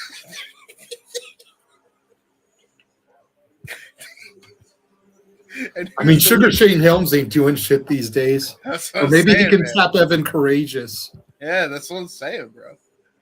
You make it happen. Here comes Vengador. Man who had an impressive showing qualifying for this opportunity here for the J Cup by defeating Samurai Del Sol in what was an excellent lucha contest.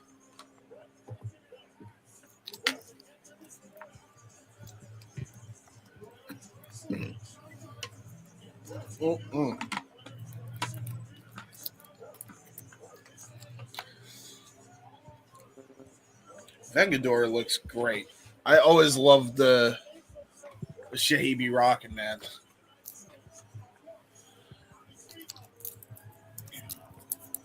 Let's see. We got Travis Williams in here, Griffin McCoy, and Manny Lowe to come out next. And then we got the mystery opponent, so should be interesting to see.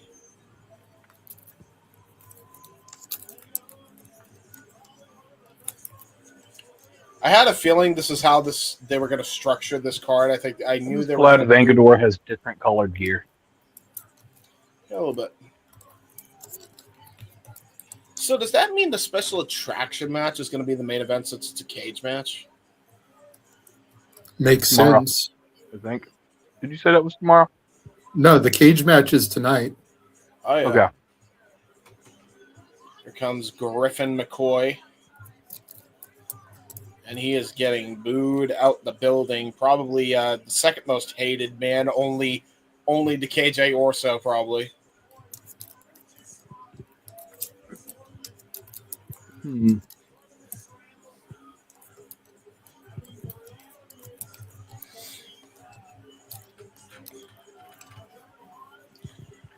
Logic dictates that a babyface needs to win this match, but I would not be opposed to seeing Griffin McCoy wrestle KJ Orso. Could be an interesting dichotomy as well to see a heel versus heel here. We both know that those guys get along pretty well, but what happens when you put a trophy on the line?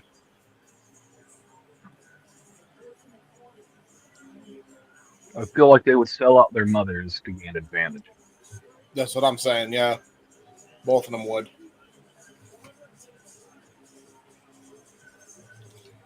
Now, here we go.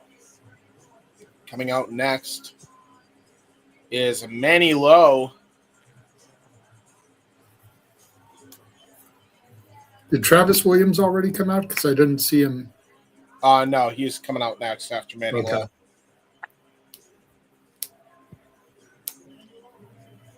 Crowd is into Manny Lowe, by the way. They are loving this dude. What if it's Killer Cross? No Garfield shirt this time. If it is Killer Cross, I could see it being Cross or Cruel.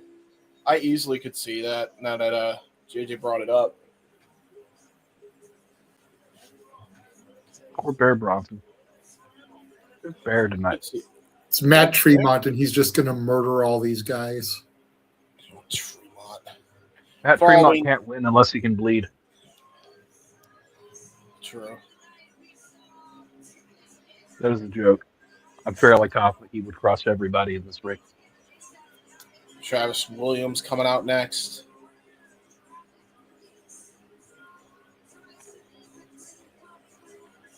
This is the one where I'm not tagging anybody because I do not care to find their Twitter ats right now. Yeah, that's valid. There's a lot of Twitter ads. You have a very round head. You have a very round head, sir. This motherfucker has the head of a circle. You could use some hair. You could use some hair. Miles Bourne versus Travis Williams, Battle of the Baldies. NXT versus TNA, Kyle Fletcher. Cowards. Versus Kyle Fletcher. Everybody book it, you cowards. And who's the mystery opponent going to be? I know Carlos would love that match, by the way. We love Carlos. Shout out Hot Dog and a Handshake. Oh, shit. All right, here we go. Who is coming here? All right, let's see. It's Joey Janela, the bad boy. I knew it. All right, well, we know who's going over to get his lick back on KJ. Not necessarily. Again, remember, Janela is booked in a tag team match tomorrow. It could be. I can't see Joey doing that much work. I mean, it's possible. I don't want to undersell Joey because I've been putting him over since we first started covering GCW. But just the logistics of it all, maybe KJ would come out and cost him his opportunity here. That's valid too, actually. And this is a 6-pack challenge, so I assume anything goes in a match like this. So we got this is just a scramble match. Don't try to call it anything else. So it's Griffin McCoy, Travis Williams, Vengador, Manny Lowe, Joe Lando, and Joey Janela. 2 Joes in here. It's going to be very confusing. Yeah, tomorrow it's Joey Janela and Tommy Billington versus Mad Dog Connelly and Gabe Kidd. Yep. Doesn't Gabe Kidd call himself the Mad Dog also? I swear he does. Didn't spend 2 years in the dojo to hear this slander. What? Everybody was going to try to go for a test of strength. There are the heels just healing it up. Manny Lowe, Griffin McCoy, and Travis Williams taking out the babyface equivalent here. And now we're down to these 3 men here. Hurricane Rana there by Travis Williams on a Griffin McCoy. Manny Lowe ducks a lariat. Nice TRS takeover by him. Into a nice drop kick to follow up on Travis Williams. Griffin McCoy back in. Toe kick. Irish Whippu. Drop down. Fakes out the international.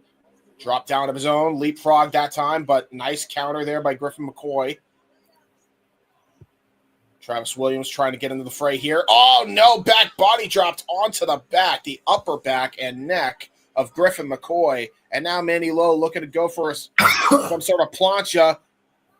There it is, the taker dive. That was a taker dive, if I had ever seen one. Manny Lowe gets that firmly in his favor. Vengador now coming in to go against Manny Lowe here. Leapfrog, nice duck down. Shoulder tackle. Shoulder tackle. They really love their shoulder tackle. Super kick. Nice soul dot there by Manny Lowe. And a drop kick there to follow up there by Vengador. And now Griffin McCoy, Travis Williams coming in here. Possibly looking to team up here. Keep in mind, James, every show has a move of the show. Shoulder tackle may be this one. Yeah, that's true. You might be right. Ooh. Wait a minute. Went for a schoolboy. Turns it into a seatbelt pin. Very nicely done by Travis Williams. Only gets a 2 count. Sends Vengador to the outside. Janela now in the ring here. And don't underestimate him. He could hoop with the best of them. We've seen it over and over again. Again, much like his partner, Travis Williams is underrated. Yeah, nice drop toe hold into a Mahi straw cradle. Only a 2 count. Janela gets an arm wringer. Nice roll through to counteract the pressure. Headstand. Now both guys are hooping here in the middle of the ring, Janela and Williams. They are hooping. Ooh, very nice way to counteract that arm wringer by Janela there by Williams. Now a lateral press by Janela. Leg trip, lateral press by Williams. Oh, trying to go for a Rings of Saturn of sorts, maybe a brutalizer crossface, actually. And now here comes Joe Lando into a chin lock. Uh-oh. And now a head scissors by Vengador. Chin lock by Manny Lowe. And an ankle lock by Griffin McCoy on Manny Lowe. So, if Janela taps, who wins? Wouldn't at that point he would just be eliminated? I would assume that if Janela taps, then Travis Williams, considering he technically has the move to Janela, would get the dub. Well, I don't know if that's how it works or if it would just float over to the one at the end of the hole. Because that would be an interesting dynamic to figure out, but ooh, nice reversal of the kick, and we'll get someone who knows, proper wrestling mathematics to figure this out. Great German suplex by Joe Lando into a nice Fellsbury flop by Lando. Goes back into the ring. Going to set up for a nice, almost like a Harlem sidekick out of the corner and a hesitation drop kick to follow up. Great offense by Lando. Now sets up for the running shooting star press into a cover. Star press. Very nicely done. Only a 2 count. I'm impressed with this Joe Lando kid. Yeah, he's really good. Now Joe Lando, Griffin McCoy in the ring here. Leapfrogs over Lando. Drop down and a nice, just a straight martial arts kick right to the chest to drop Lando down to the canvas. Nice Solvat to the gut by Janela to get back into the fray. Going right after Griffin McCoy. Excellent 6-pack match so far. Back elbow strike. Joe Lando tried to go for a double axe handle, got countered. Trying to go for a suplex and a German suplex by Griffin McCoy on Janela while he had Lando in a stalling suplex. Incredible strength by Griffin McCoy. JC dub chance here in this crowd.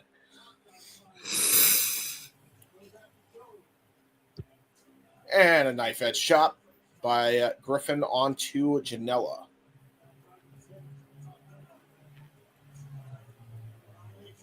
And now going for those martial arts Kawada chops combination, and now just choking Janela on the bottom rope here.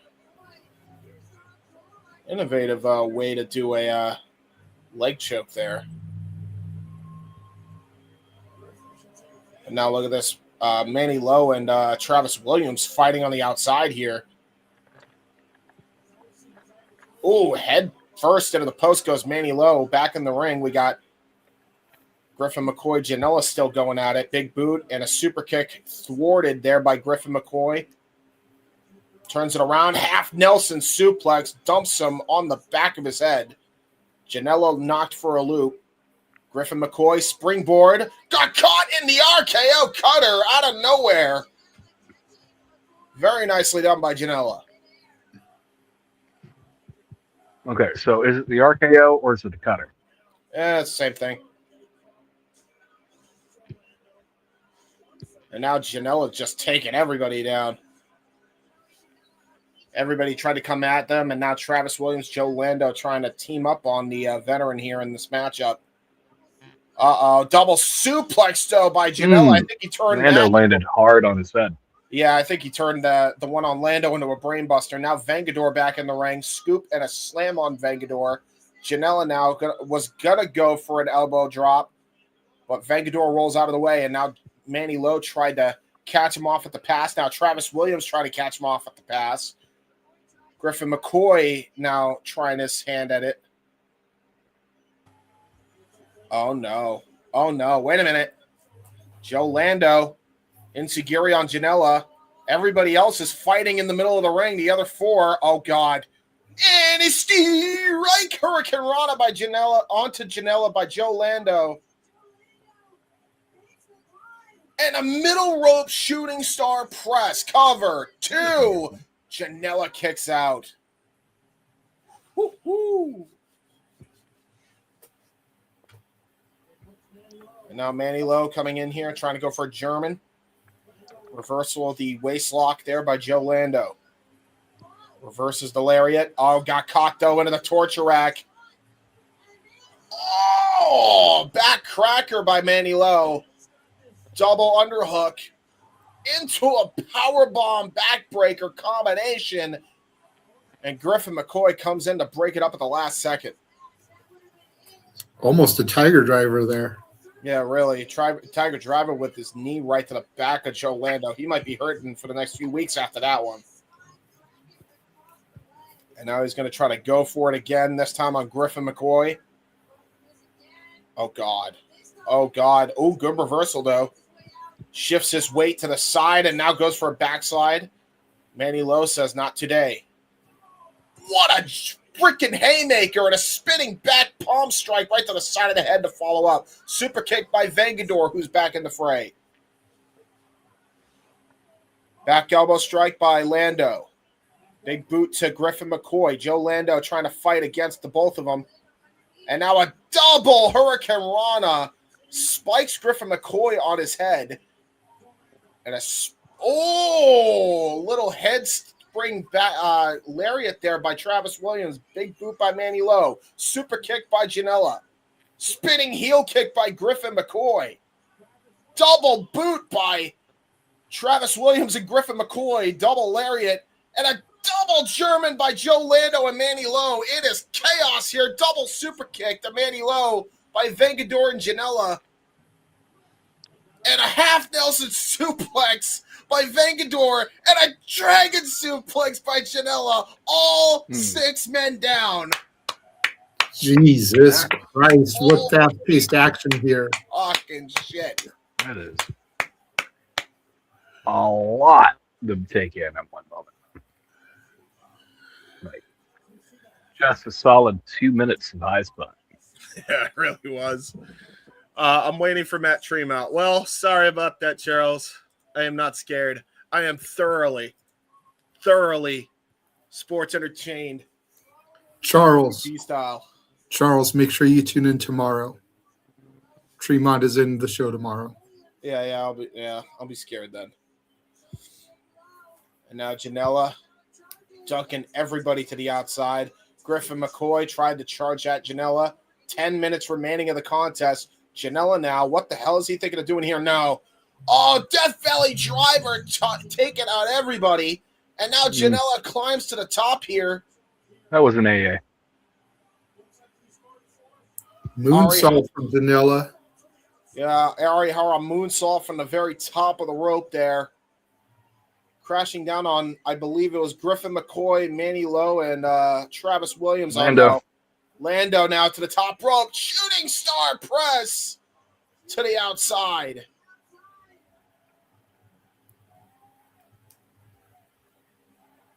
And now what the hell is Vengador doing with Manny Lowe? Tosses him back into the ring here. Oh, wait a minute. Just absolutely slapped the taste out of Manny Lowe's mouth. What the hell is Vengador thinking of doing here? Oh, no. Oh, my God. Are you kidding me? Moonsault. Whoa. Vengador. Some high lucha action. Dude, GC dub. Indeed. Holy shit. Yes. Holy shit chance by the crowd. And honestly, well-deserved there by Vengador, who just absolutely nailed that picture perfect double spring moonsault. And now Vengador goes to pin Manny Lowe. Kick out by Lowe.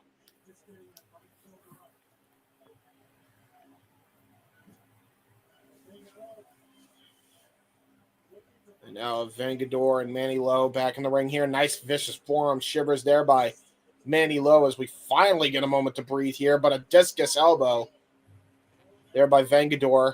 Ooh, big boot attempt by Manny Lowe. Kick to the upper back by Vengador. Ripcord. Attempt blocked. And a cutter after the series of counters between Manny Lowe and Vengador. And now it looks like he might be trying to go for something there. Uh-oh. Oh, disaster kick by Griffin McCoy. Takes out both of them. Yeah, takes out both of them. Travis Williams now huge discus elbow on the Griffin McCoy. Charging in. Flying drop kick, Danielson style out of the corner. Perching McCoy up to the top rope here.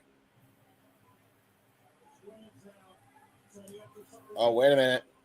Was going to try to go for a Hurricane Rana. It looked like was Travis Williams. And, oh, no, Griffin McCoy. No. Oh!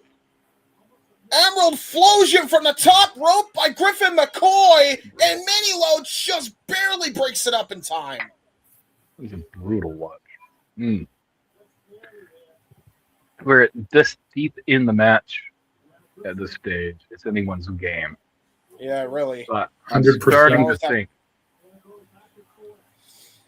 I'm starting to think that Janela is going to pull out.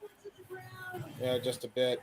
Well, now Janela going back into the ring. Speaking of which, Joe Lando. Oh, no. Joe Lando is about to do something again. Oh, got caught with a palm strike by Janela. Oh, superplex by Janela. Speaking of, into a buckle bomb. Great combination offense by Janela. And an alley-oop to follow up. That was a brilliant combination by Janela. And a sit-out Liger bomb to follow up. And Travis Williams gets in. Whoo, boy. Kick. Sure, Trying to go for a brain buster. Janela counters. Dragon suplex attempt. Combination strikes by Williams. Tried to go for a haymaker and a back elbow. Now spinning back fist counter. Dragon suplex by Janela. And Travis picked so much up. Yeah, he did. Oh, his leg gaped. Yeah. Oh, what a brain buster by Travis Williams. This might be somehow it. manages to stay and keep the base. Ooh, what a cross arm breaker. Oh, what a cross arm breaker. Oh, shit. Lando with a shooting star press. What does that take out of Janela? Uh-oh. Tried to go for the handstand lariat again and got caught with a cutter. Vangador now. Vangador. Coming in. Omega Driver. Omega Driver by Vangador. And Vangador advances to the next round. All right, Vangador has pulled out. Fucking awesome. What a goddamn showcase for all of these. Like, it's so hard to do something with that many people, and they kicked ass tonight. Shout out to everybody involved. That ruled, bro. That kicked ass.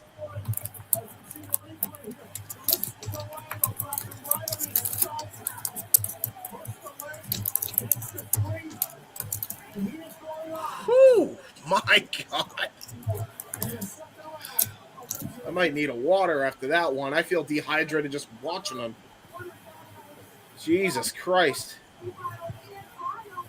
I really thought that was going to go to Janela. I had no clue that Vangador was going to pull it out like that. But I cannot say I'm complaining. Vangador earned that win. Yeah, he did. And Janela, unlike everybody else, assuming everybody else outside of this match to win this, all they have to do is beat 4 people. Vangador just beat like had to 5 beat other people. We'll have to beat 8. Yeah. Vangador Orso is going to slap. Yeah, it is. Dude, that was so good. I like because we've seen a lot of scrambles too, right? Like, but the way that everything was hit, like everything was picture perfectly done. No botches. Everything felt like a struggle. Every big move that everybody had in their arsenal was hit. Everybody got over. That is how you do a proper fucking scramble. Hog, take notes. They are. Because that fucking ruled. That fucked. Oh my God. You guys talk for like a minute here. I need to get a drink of water after that intense performance. I'm taking a look at the GCW history here in Philadelphia. The different places that they've been as they get ready to come to the historic 2300 arena, the ECW arena, excuse me.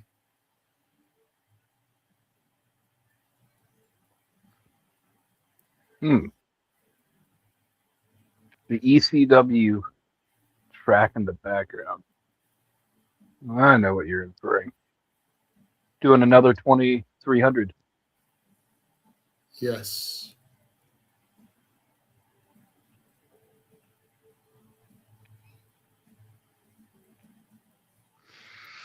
That's going to be a fair show. It's too bad Sandman's last match is going to be at Spring Break. They should have made his last match at this.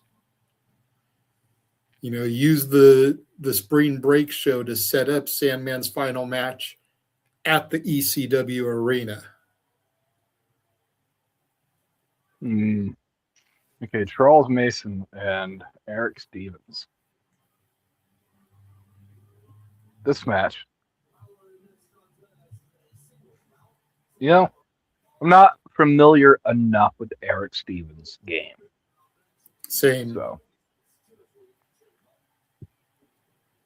I might be writing him off too soon in my early predictions.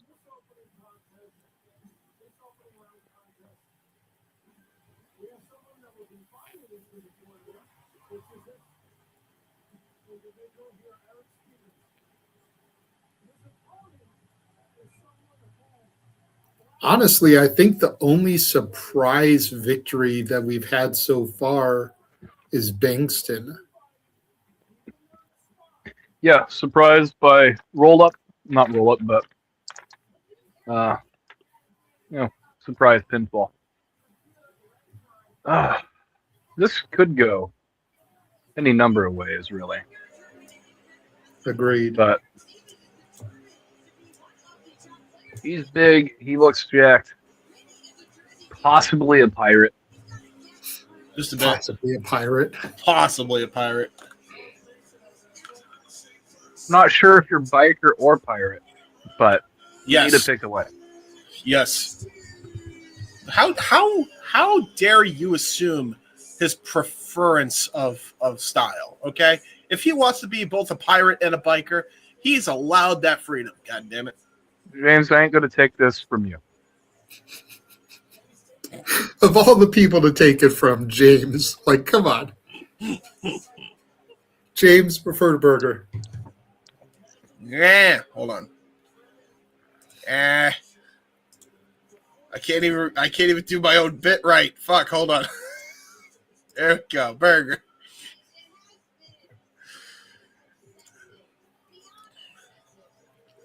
I will say this much. One of the things that I was Used saddest to, about in Mason. House of Glory is I tried to get the fuck you chant over and nobody else chanted it. Big sad. What were you saying, Ryan? Yeah, I'm used to Mason wrestling in a suit. Yeah, Mason's coming out in pants, and long boys, and a ring jacket. Yeah, man, it is weird. Ever since he showed up on Ring of Honor, he's used that money to upgrade his gear, bro. Can you blame him? Yeah, that's fair. Hell of an investment. Very serious, very calm, and a very calculated Charles Mason is entering this ring. And Eric Stevens looks like just the type of bum that Charles Mason is used to strangling in the streets. Think he was on those bum fights, Mr. Eric Stevens? One jacked bum. You know, Sure those bums is were a one jacked little bum. fatter. This bet. I mean, I'll tell you though, I do not envy Stevens and Mason in this position. I mean, capable fucking wrestlers, and they're gonna have a banger, I'm sure, but they got a fucking tough act to follow.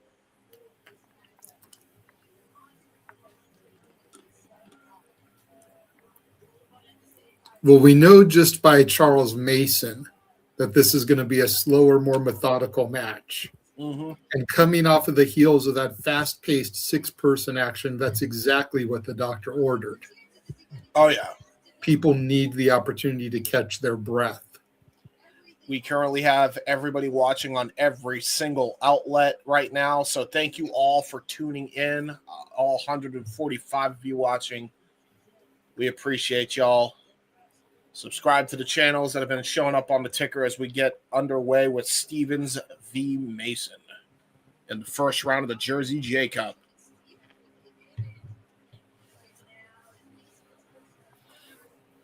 And if you've got some extra scratch to spare, go to shopwc.com for your merchandising needs. Absolutely. Right there. Shopwc.com.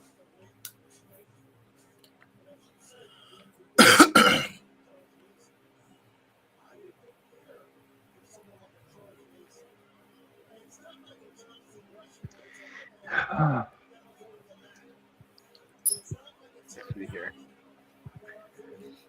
Charles Mason maintaining no control right now. Attempts to break and shove Stevens off. Stevens definitely looks like he's got the size advantage. Yeah, for sure. He's Mason a big boy. Attempting to pull the hair. Mason should be ripping at the ears. That's a good way to break out of that. Yeah, true. Only 5 pounds of torque is necessary to rip off a human ear. Yeah, valid. Whew. Yeah, these two guys are gonna absolutely mollywop each other here. Look at this. Mason might have bit off a little more than he can chew. Just a bit. The size advantage he's actually giving up. That strength, I can't imagine he's giving up that much cardio. Or that Stevens would be giving up that much cardio to Mason. Because the size is not that, it's not that insane, yeah. But he definitely got what I'm getting at. Well, no. Eric has height. He has strength. Yes. Overall, general size. I don't necessarily know if Mason has a speed advantage or a cardio advantage. Okay. Or who has the experience advantage. That's a valid point. I would honestly give it to Stevens because I think he's been around since like early 2000s. It's weird that we've never really heard of him, though. Yeah, that's valid. But he's a hooper. Trust Not that weird. Not that weird. Wrestlers just never get their break. Yeah. Oh no! Charles Mason just tossed into the front row of chairs. Referee trying to get a bit of reprieve here, trying to get both men to come back into the ring.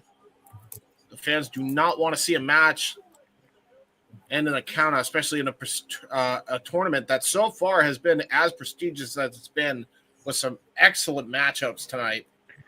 For Eric Stevens, he's 43 years old. He has 23 years in-ring experience. Yep.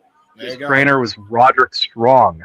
That tells you how long Roderick Strong's been in the business. Told you.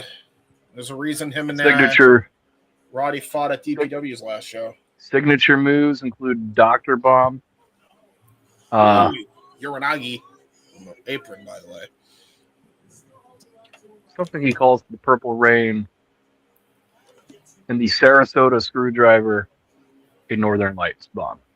Huh. Retired in 2010, came out of retirement in 2019. Yes. Yeah, he actually came out of retirement, joining DPW, and then had almost a career renaissance of sorts in that promotion.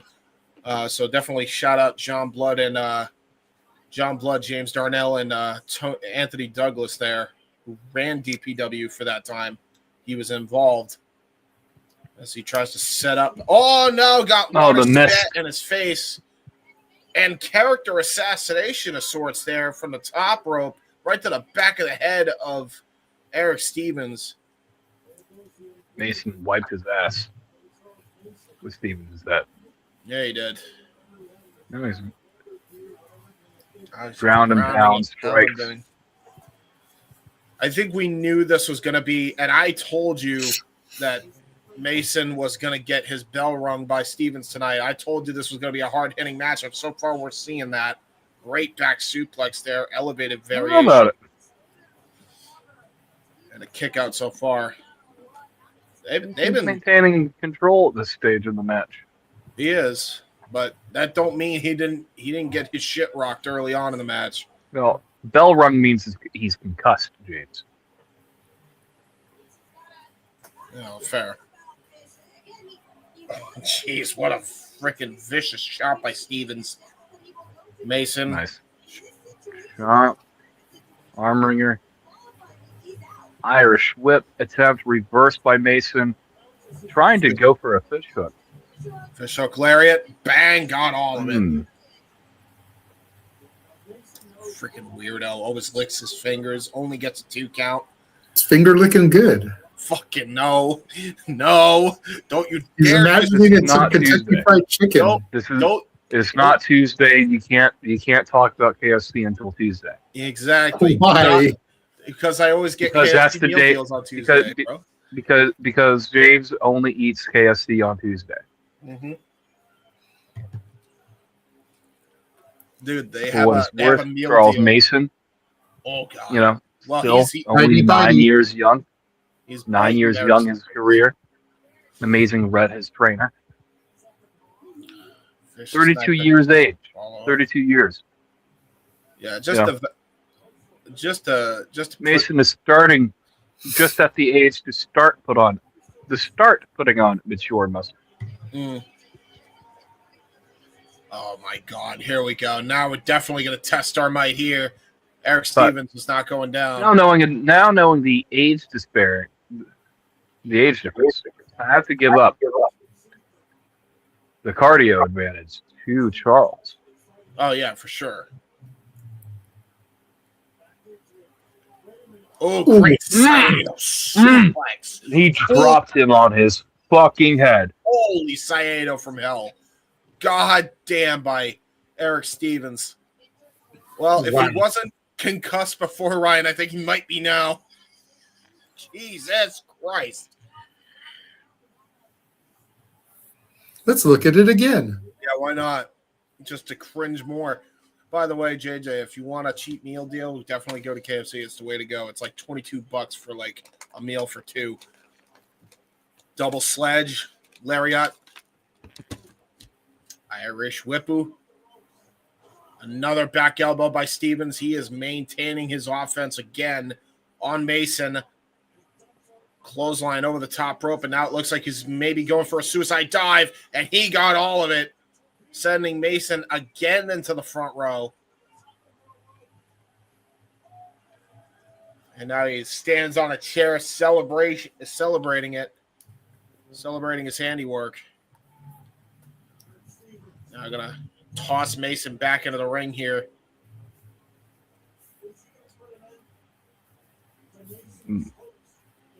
Now Mason, boot up in the corner, stops Stevens' offense. Tried to go for character assassination again to Mason. Got countered. Nice scoop power slam into the corner by Stevens. And now Mason smiling like a weirdo, like he's got something planned here for Stevens. Why's it got to be like a weirdo? Trust me, there's something going on in the mind there. Oh, Jesus. Or he might just be knocked loopy. Here comes the Roddy Strong special here as he went for the double elbow forearm strike. Clothesline. And now goes for a clothesline lariat to follow up. Fireman's carry. Turns it into an air raid crash. 1, 2, kick out by Mason.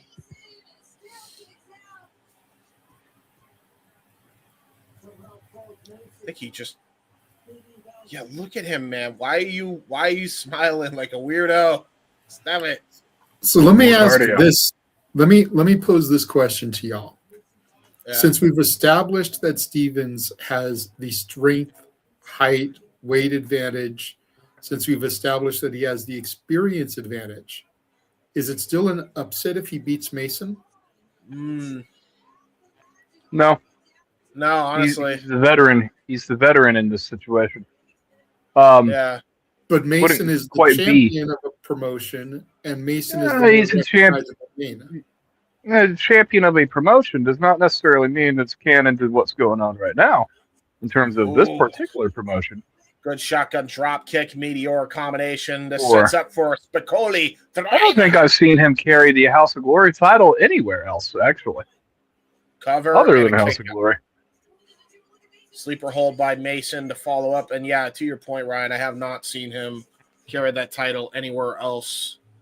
Like I see, Maybe a Hog thing, though, not a Mason thing. So Yeah. maybe he hasn't decided to blow $400 on purchasing a replica. that too. Yes, I've looked. Yeah, I've seen ones on eBay for under 200. Ooh. Like for belt purposes, I like trying to get official belts, but man, just because they look closer to the part. Yeah. But sometimes you need a good boot.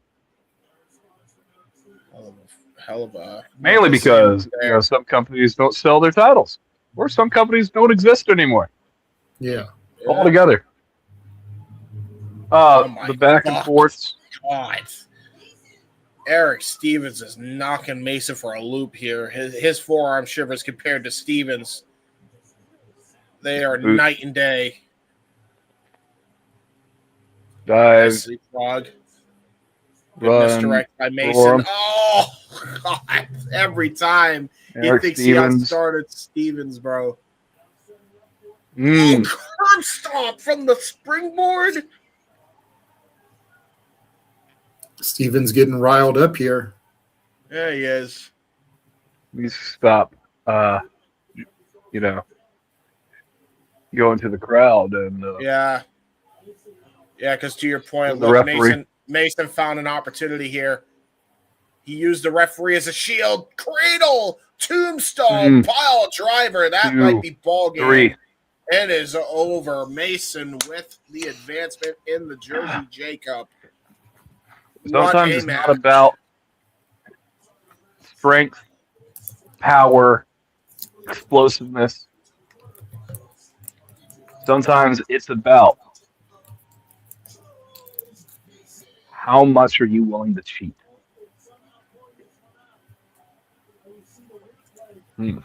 Could we see Mason and Billie Starkz in the final? I could see it. Well, before we get there, Starkz Mason's got to get past either Oliver or Price. Whoo-wee. What a tournament so far, man.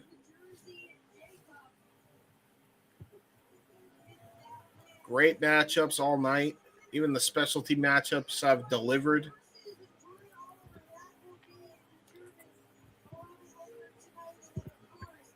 So could you see the final first round match be Billie Starkz because she's the champion facing Ryan Clancy, or the GCW tag champions kind of being? I think it's going to be Ryan Clancy and Billie Starkz, because if they haven't already done Oliver and Price. Yeah, valid. Yeah, valid. Valid. I was going to say either one is a great argument, because you got Jordan Oliver and Alec Price, who are TV wrestlers now, recently contracted to AEW. That's a great semi-main event. But then you're also doing the Jersey J Cup partnered with JCW and the JCW champions in the tournament. So having the champ as the semi-main event makes perfect sense too, as we get a glimpse of Joey Janela's spring break and the career-ending match of the Sandman.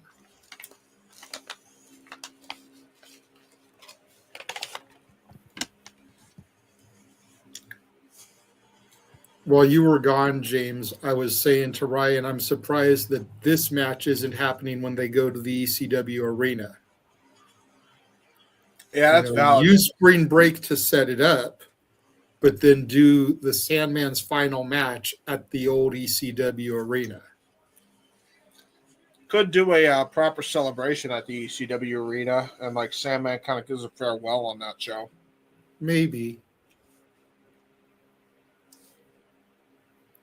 or you do the match where there's no decision at spring break and you have to run it back with a decisive finish.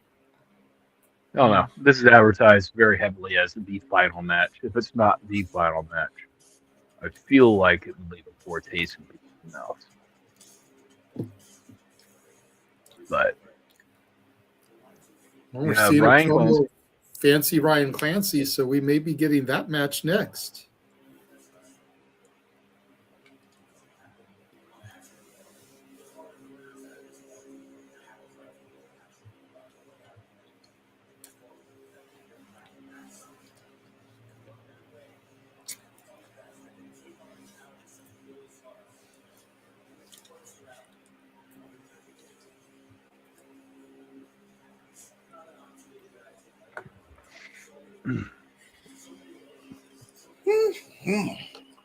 Seems like a very heavy promo to be cutting. With stuff wraps. Well, to be honest, I need a break. We've had this is a good way to buffer. To be honest, there's been a lot of great action. I need to pump the brakes a bit.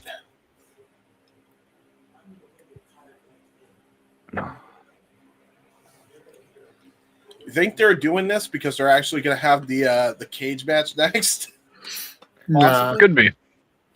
they're going to do the cage No. match last. You would Yeah, think there's so. no reason to. Yeah. All right. Yeah. So they're doing this. Coming up next, Billie Starkz, fancy Ryan Clancy, Big Billie Starkz.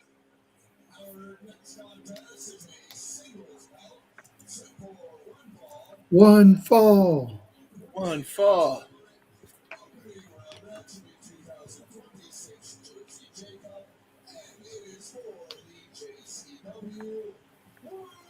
Oh, it's a title match too. Apparently, Billie's going to be defending the title throughout the entire tournament. Interesting. Okay. Man, That could you definitely imagine puts if a little one of these bit- people? Yeah.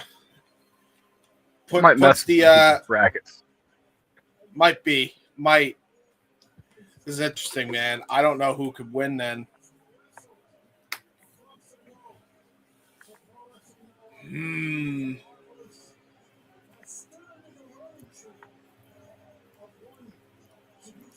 So now we know Billie is defending the title throughout the tournament.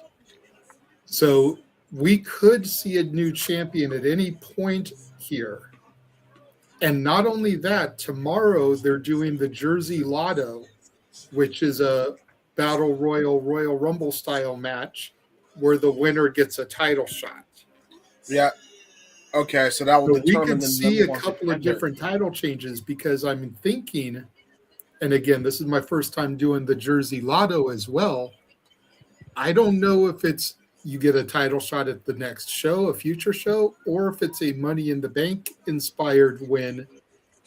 And theoretically speaking, you could call the champ out after, if Billie gets to the semis or the finals, the person could call her out and challenge her right then and there. This is going to be an interesting tournament with that being at play now. Billie Starkz making her way to the ring. And here's the deal. Billie she's looks got ready for war. She does look ready for war, but man, if she just from what we've seen so far of the tournament, man, she has got a very stiff bracket of competition here.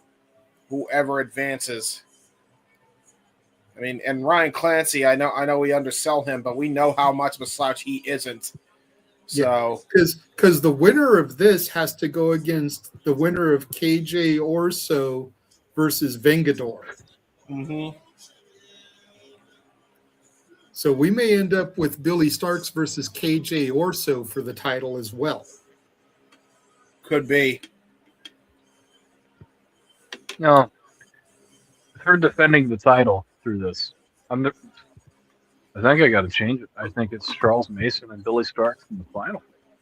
Actually, let me take that back. The winner of this match goes against Man Like Doris. So we may end up with Billie versus Doris. Then the winner of that would have to go against the winner of Orso and Vengador. Apologies for misspeaking there, but either way, those are some brutal defenses for Billie. Yep. And multiple defenses in one night come tomorrow. Gonna be a hard-ass tournament for her to retain that title. But if anybody can do it, it is Billie. Remember, this woman is the same woman who competed 3 times in one night just to get that championship. She actually won the Sherry Invitational Tournament. The Sensational Invitational. The Luna. Tournament. It was the Luna Vachon tournament. Yeah, you're right. The Sherry tournament is Reality of Wrestling. Yeah, you're right. Sorry, I apologize. Because of the history that Sherry and Booker have with each other. Showboating, taunting the crowd. This match probably... I would imagine this is also a 20-minute time limit. Yeah. She's doing a little hot dogging and grandstanding with Fancy Ryan Clancy, little mind games probably.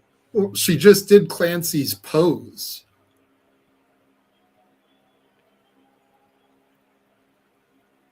Well,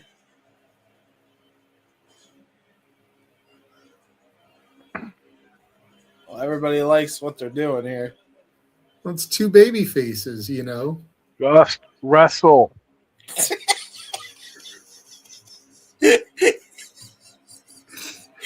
Ryan is not Just amused. fucking wrestle. Do the graps. Do a move. At this point, Ryan is so over it, he's going to just scream at Billie Starkz, grab his dick and twist it.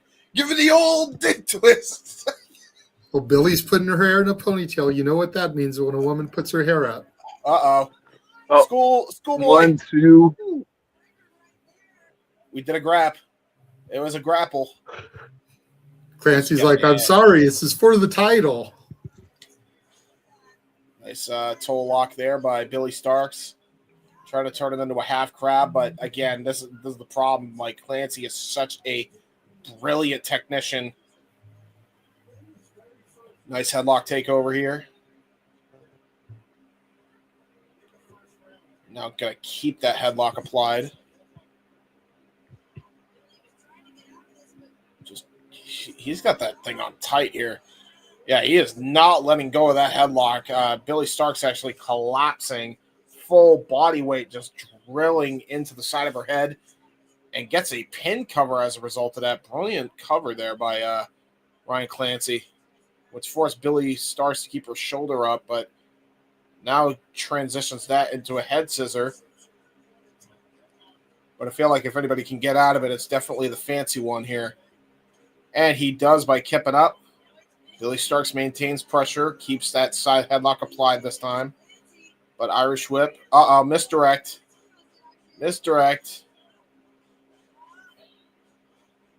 Oh. Ooh.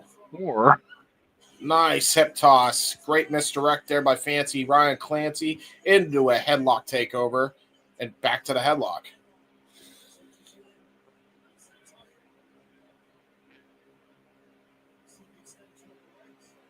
for the stat nerds, Ryan Clancy's 27 years old. Has been in the business 7 years. Let's see. Trainer, Damian Adams, and Storm Wrestling Academy. Oh, that explains why he's so good. That explains everything. You know, I have to favor Billie Starkz in this contest. You know, she is Indiana, and Indiana has no representation in fucking professional wrestling. It's her and Ruby Soho. Fair. Good rising knee strike there by Billie Starkz. Back body drop attempt there by Ryan Clancy. Stopped there by Billie Starkz, trying to go for a sunset flip. And Clancy is trying to utilize his weight to his advantage, but still gets sunset flipped anyway. Oh my God! What a kick to the back of the head! Jesus, Billie. Well, Billiam is absolutely taking control. Oh, wait a minute. Oh, shit!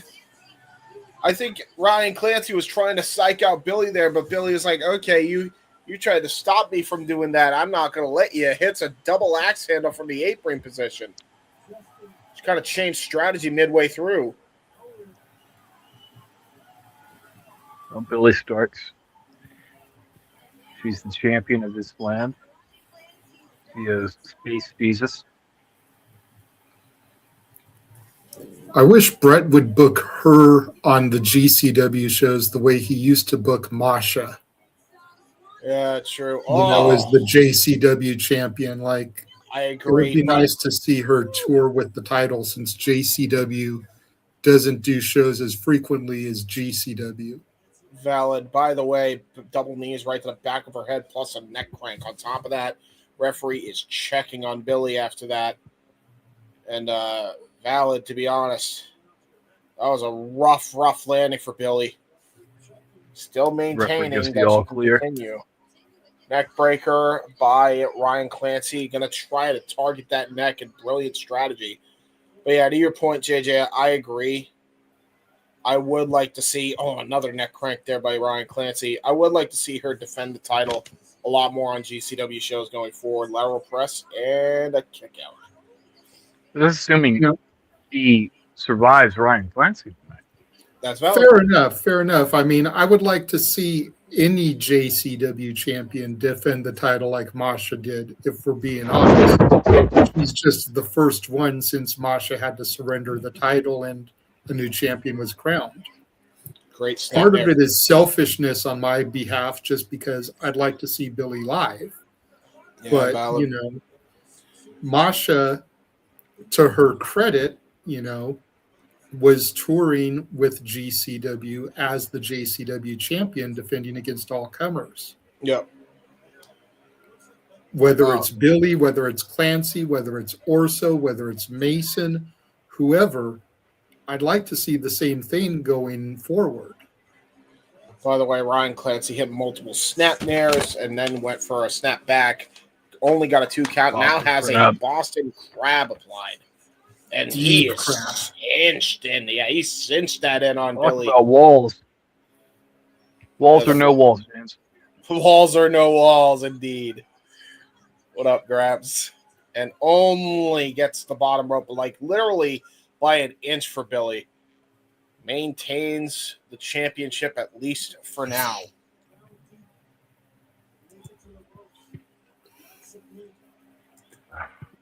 Ryan Clancy. Up kicks. Very technical wrestler. Up kicks to stop the style happening. Oh, catapult into the top turnbuckle. To your point, Ryan, yeah, very old school style about Ryan Clancy. Sometimes it's not the most flashy of moves, but they are the most effective. Yeah. The basics work. Yeah, once you have all of your fundamentals mastered, you can do pretty much anything you want in the ring. Pretty much. Good series of back elbow strikes and a big boot there by Billie to counteract. It's not about coming out of the corner. It's not about how many rotations of movement you have in your, 450. Oh, wait, Ushigoroshi. Fuck, Billie hit that flush. But yeah, it doesn't matter about. Tap. I love the Phoenix splash. Yeah. Sometimes it's just about getting the job done, though, to your point. What's the point in Billie wearing knee pads if they're not protecting her knees? They're protecting her shins? Well, because her knees are exposed. Some people wear them as shin pads, to be fair. Oh, hell of a rising knee strike. Speaking of knees by Ryan Clancy. Big boot by Billie Starkz. I think this is more of a cosmetic choice versus a practicality choice. Yeah, I agree. Nice combination of strikes there by. But at that point, just wear kick pads. Yeah, we'll try to go for his. Tried to go for his leaping drop kick, got caught. Leaping drop kick, got caught with a spin kick and only gets a 2 count. That landed flush. 10 minutes remaining. Ooh, you know what, though? Draw? I was just about to say, Ryan, you're right. By the way, your headset, I think, died.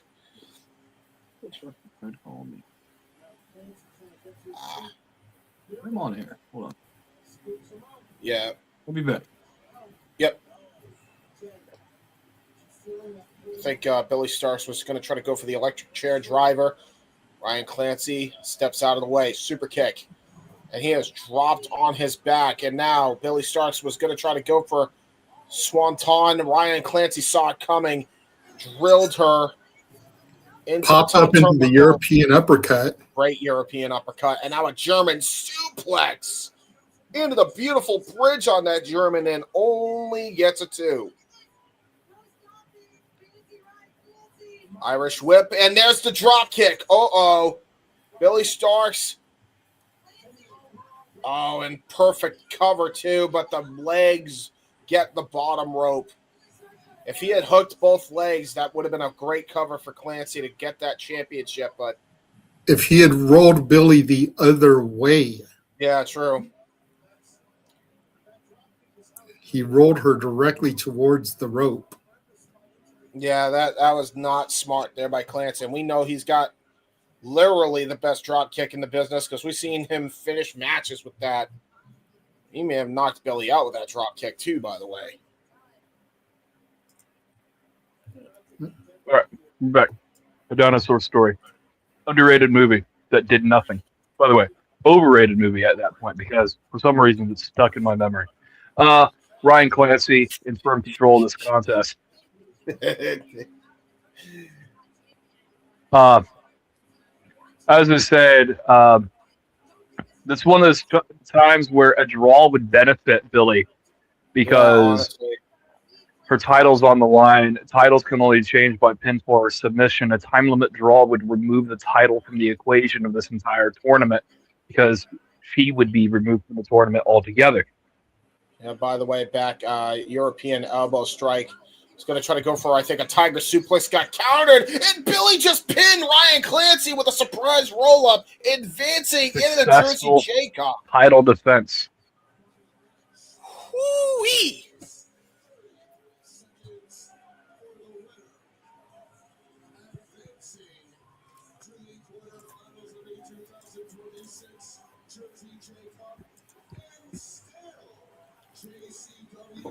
Good for Billie Starkz. Hell of a retention to start off her journey in the J-Cup. And still.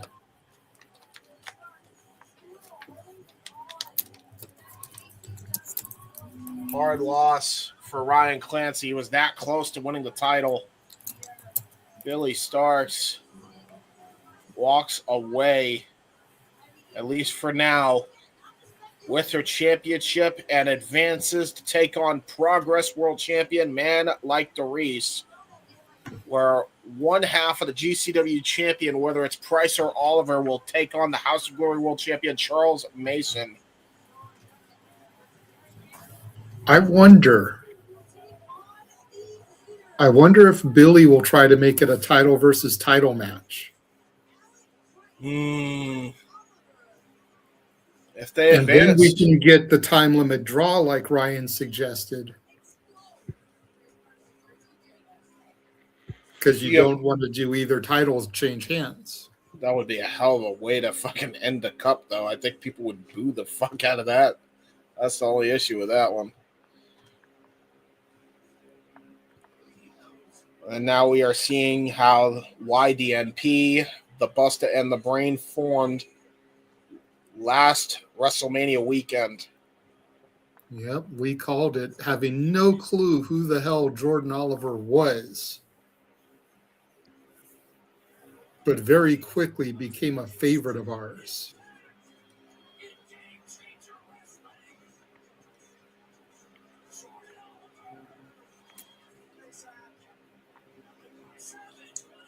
Beating of Violence is Forever. to win the championships. And they are now all elite. Mm-hmm. And let's not forget, Cole Radrick here has the brass ring, so he can get a championship match in GCW whenever he wants. Completely forgot about Cole Radrick having that, by the way. He had it before he got injured, and he reminded us of that when they did the Rumble on the River show. Because that was the last time we saw him. The complete history, the YDMP. Feel like they're preparing us for a goodbye. Yeah, a little bit. Forever. Just for now. So, yeah, man. Great night of action so far. By the way, I did go back and watch Battle Riot. That was a very fun show. Right? Yeah, it was a very fun show. What did you think about Kushida turning heel? Joining Contra. Interesting. I like it. I like a little fresh coat of paint on Kushida. Not mad about that at all. The problem now, though, is when I saw the show and I saw what happened to Cruel, how did Cruel then compete at Revolver? When he, on the other show... Okay, hold up. Stop. Now, again, trying to keep kayfabe at this point? Yes.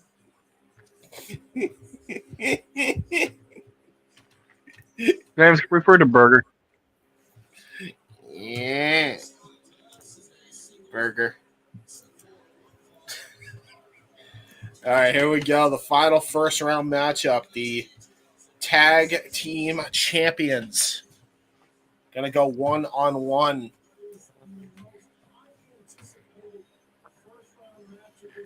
This match, much like the blood of Christ, will give us salvation. Ha! That's valid.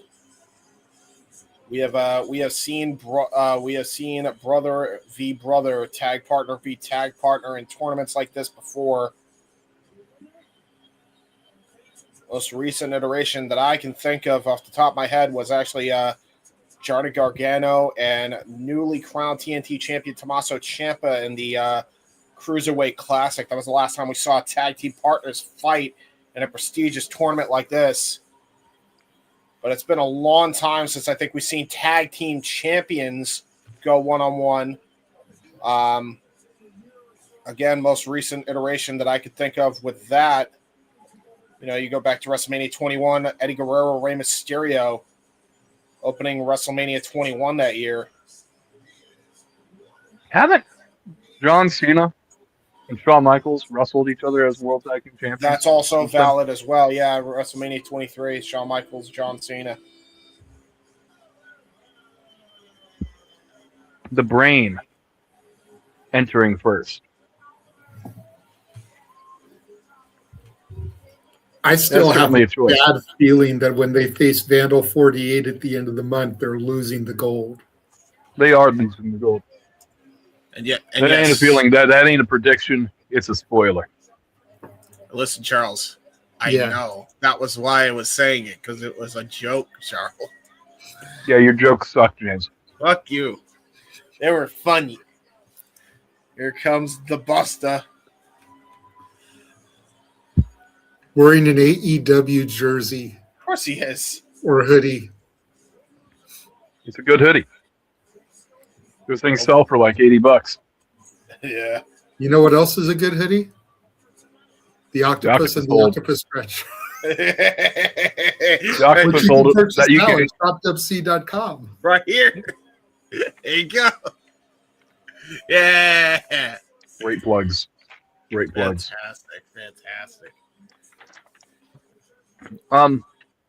This match is about to feed us. They could just eliminate themselves from the tournament altogether. This is true. This actually could be the match that could go the time limit draw in the first round. If any match does, because both would effectively give Charles Mason a bye. Yes. which is why I wouldn't want to do it, because out of all the people in this tournament, Mason is the one you don't want to give a bye to. No, because he will. If you give him an inch, he will take a mile. I think it's very, very apparent why Charles Mason and Billie Starkz are on opposite ends of the bracket.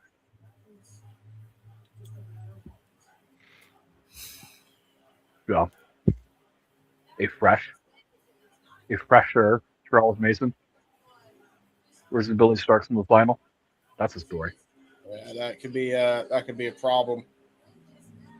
But it goes against my agenda for Jonathan Gresham. The bell has rung. Yes. These two friends, these brothers in arm, they shake each other's hand. They haven't The even best locked man horns wins. yet. The crowd is already chanting, "Holy shit." The crowd is ready for this one. Tag team champions going one-on-one here in the opening round of the J Cup to end the first round off. Again, this very easily could have been a semifinals or a finals match, and we're eating this in the first round. Yeah. Both men trying to go for collar elbow tie-up. Great schoolboy by Jordan Oliver. Nice O'Connor roll there by Alec Price to follow up. Both men at a stalemate right in the early going. Good match. It's going to be fast, high octane. The singles competitors, by the way, these guys have fought in the likes of MJF, Frankie Kazarian, Shibata, among many other greats. So they're very competent and well-oiled singles wrestlers as they are tag team wrestlers.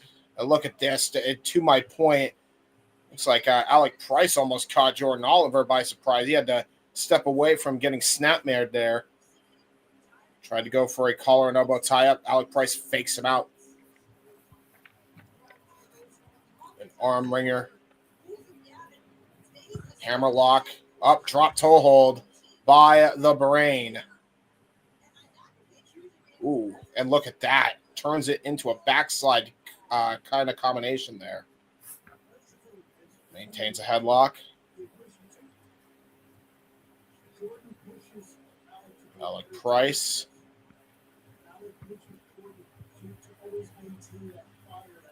Drops down to a knee, almost like he's trying to alleviate some of the pressure of Jordan Oliver's headlock there. Pushes him into the ropes. Off. Shoulder block.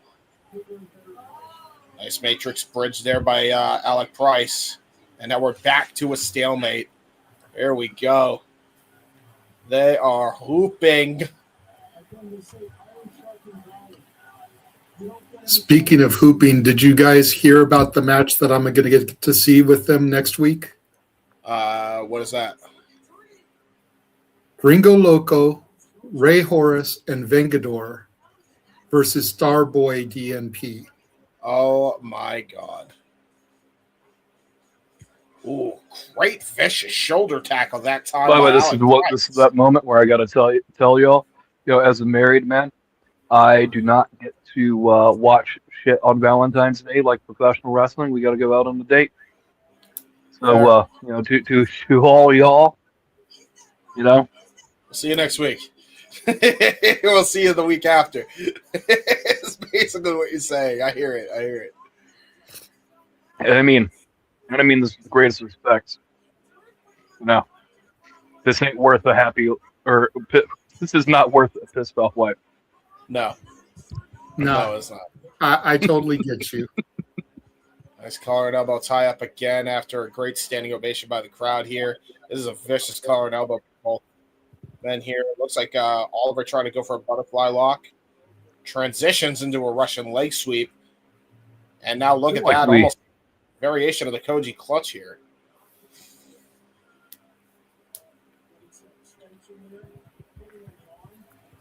Ooh. Special tournament match. Really, Jordan Oliver, Alec Price. Oh, good pitting combination there by the East Coast ace. The Brain. The younger between the two. For all we know, Has I mean, control. I feel like Alec Price could confirmed. be younger, but he looks older. No. I mean, you don't think if that checked this? Yeah, valid. Oh, look at. Whoa. Oh, my. Oh, my. Oh, Oh, great escape of the arm ringer. The Buster doing Buster things. Buster is doing Buster things. Unorthodox offense into the O'Connor roll and transitions into a half crab by Alec Price. Showing why he is the Prize City OG. Sure is, dude. That was tremendous. Gets him in the actually kind of a single leg Calgary crab. Shout out Lance Storm there. By the way, Jordan Oliver at 26 years old, Alec Price at 27. Oh my god, dude! They're literally only just getting to their late 20s. Jordan Oliver has 10 years in-ring experience. He's been doing this since he was 16. Alec Price has 8 years in-ring experience. He's been doing this since 19. That's crazy that the younger one has more experience. Yeah, right. Alec Price still has that crab on. He is wrenching on that knee socket of Jordan Oliver. Look at Oliver now grabbing the ankle, going to try to reverse it by getting him splitting into hairs with how much 2 years experience is going to be, but yeah, it is crazy. Price tried to get Jordan to the Boston Crab.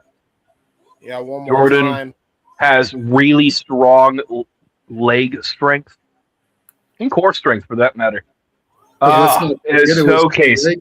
Put him out of action last year for almost an entire year. Which is why Alec Price is targeting that. Maybe you learned a thing or two from the brain since teaming with him. You know, it was an ACL tear that put him on the shelf that he returned from at Spring Break 9 last year. Little strongman arm ringer arm drag there by Jordan Oliver, and now he's working on the there is a injury report, or at least injury history for Alec Price when it comes to that shoulder that Oliver is working on as well. So both men targeting their prior injuries. And now look at this. Look at this. Test of strength. Going to try to go for a pin cover as Oliver. Alec Price. One. Ooh. Only a 1 count. Little Greco-Roman knuckle lock here by... the longer this match goes, the more my heart hurts. How come? Well, you don't want to see either of them lose. This is fair. But the longer it goes, the closer we get to time limit draw. Look at this, man. Look at them hooping, bro. See? And then neither one loses. See Pokemon, the first movie. James knows. I know. I hope. So when do one of them turn into stone, and then the other has to cry to get them turned on? They will both turn. Stone. They will. They won't turn to stone. Actually, it's going to be the referee. And then the Buster of the Brave is like, "Yeah, we don't care. We do not care." Oh, good. Northern Lights out of that double underhook there by Price. And now look at that. Going to try to go for it. Oh, trying to go for Tiger Driver. Got counted into a Hurricane Rana. Sunset Flip reversal. Both men are trading grapples here. Ooh. Got the almost like a Danielson special there by Oliver. Just hyperextending that arm again. Lost arm breaker. Former arm injury of Price. He's definitely targeting that arm on purpose. Well, Price is definitely targeting that leg on purpose. Yeah. There's your receipt, kid. Oh, look at this. Look at the way. Look at the way Oliver stops Price from shimming over to the top rope, by the way, because he just immediately stopped his outside leg that was dragging him towards that bottom rope. Brilliant maneuvering by the brain. That's why one is a genius and the other is insane. Yeah, but you got to imagine and admire, especially with what we saw in MJF. There's a reason why Alec This Price cross arm breaker hard. it's been locked on for a while now. Yeah, it's rough. But good pin cover there by Price. Almost got it there. Oh, there's another arm wringer there by Alec Price. Or onto Alec Price by Oliver. You gotta wonder if their competition is watching this match, scouting, so that when they get them in the ring, they can go after that shoulder of Price that Jordan is weakening. Yep. I can assure you that Charles Mason is watching this match. 10 minutes have officially elapsed. Another arm I don't wringer think we've by seen Oliver. a match under 10 minutes yet. No, not yet. Nice reversal out of the arm wringer into a nice cross body. Oh, and a reversal. Got countered and only gets 2 count as Oliver. Try to go for a headlock again. Ropes, shoulder tackle. Shoulder tackle. Oh, leapfrog there by Oliver. Oh, try to go for a leapfrog again. Oh, this time Price counters and roll throughs on the back crossbody by Jordan Oliver. Both men know each other so damn well.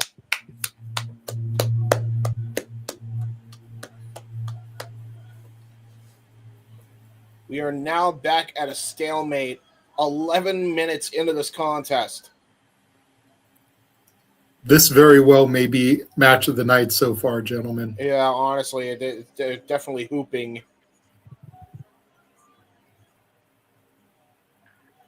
Oh, wait a minute. Oh, Alec Price was like, hey, let's soak it in, and then fake out Oliver into the Calgary Crab. That is the Calgary Crab right there, the way he's twerking on that knee, getting it into a side position. Look at the way he's bending back on that also.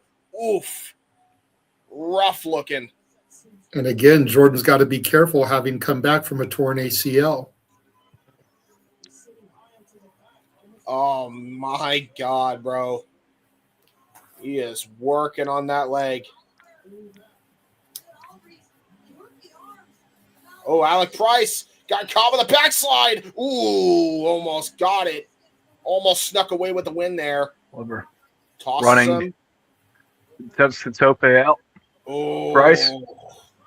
And now Price, taker dive to the outside.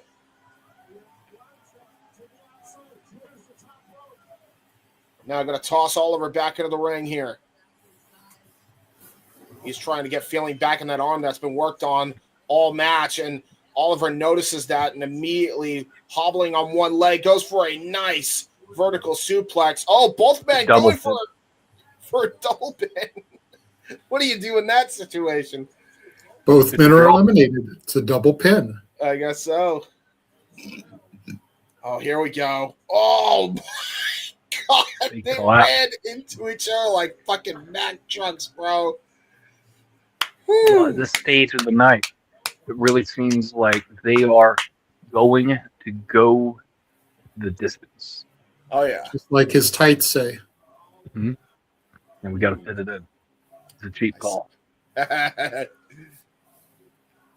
Both these guys chant by the crowd, and a well-deserved chant at that.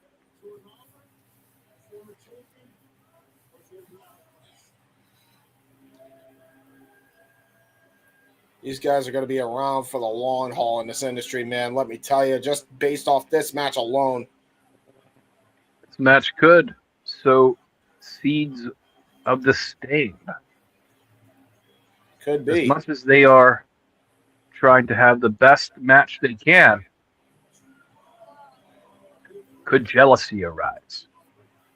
Well, again, we got a title on the line in this tournament now, so there's a lot at stake here. I fetch chalk the price. Oliver. To be fair, though, neither of these guys will have an opportunity at that if Billie doesn't make it to the finals because they're opposite bracket. Solid. Only Billie gets drawed out. Another knife edge chop by Oliver. which is very possible. True. See this match going in the last second, by the way, if there is a official winner.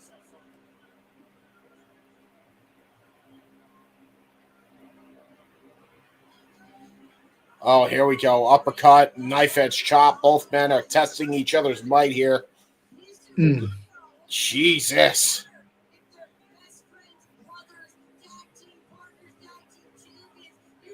Whoa, man. They are striking the hell out of each other. I'm here for it. Oh, my God. Well, a little deja vu from Lee Moriarty and Jonathan Gresham, but the last time this happened, there was a time limit draw as a result. 5 minutes remaining. Yeah, here we go. It's getting down to the nitty-gritty now. A hellacious uppercut that time by Alec Price. Price taking off the wrist tape now. He's going to go for the handspring lariat. Yeah, a little handspring lariat here. Oh, trying to go for an uppercut Price again. inside Got cradle. countered. Inside cradle. Ooh. Oliver with a hellacious chop and one return in kind. Both men owing each other big money. lariat. There it is. Lariat hits. Crowd is going nuts for this. The gloves have come out, I think. No, he was getting wrist tape up. All right. Look at this again. Bang, boom. The bada Love bing that lariat. move.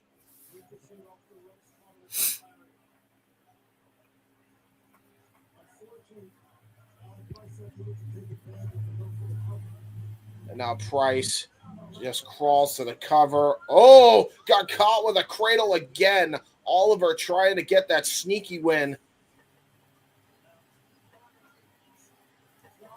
Whew. Men, both men exhausting each other's strategy here.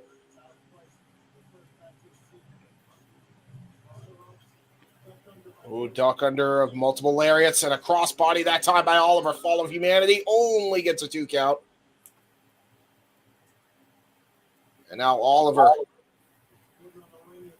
goes to the top. Oh, rushing again. Sunset flip only gets a 2 count. 3-minute warning. 3-minute warning. This is the longest the match has gone. Mahi struck cradle by Oliver. Did I hear someone say 3 minutes? Yeah. Well, Cross right arm now we got breaker an is back arm in. ringer, so it might be over. Cross arm breaker is God. back in. Oliver is going to try to go for the TKO win here, the way he kicked Alec Price, but Price is not going to give an inch here. He's going to try to fight until he can't fight no more. Oh, look at the way he's twisted him.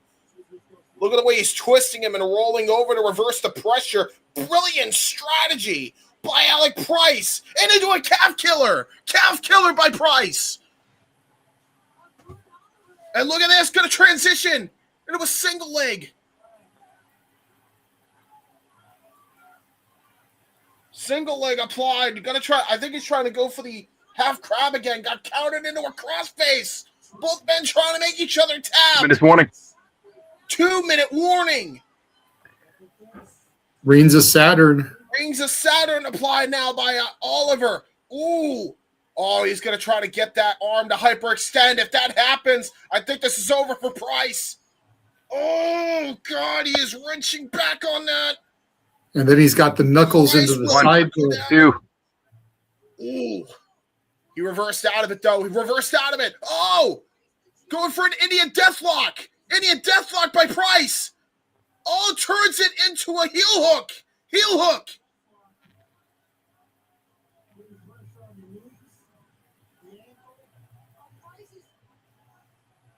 And he's dragging Jordan away from the ropes. Millimeters away. Oh, he is desperately trying to get to that bottom rope. Price is not going to let Oliver go. 60 seconds remaining. Price has got this cinched in. Oh, look at this. Look at the way he's got this. He's going to turn it into a Regal stretch. Regal stretch applied by Price. It might be it. Oh, he's got the full Regal stretch applied. Full Regal stretch by Price. He is desperately trying to make Jordan Oliver tap here. 30 seconds. He made 30 seconds, and he gets to the bottom Go. rope. Holy shit. Drags him again. Gonna go for it. Trying to go for a figure cradle. four. Inside One, cradle. two. 1, 2. Oh, 1, holy 2. shit.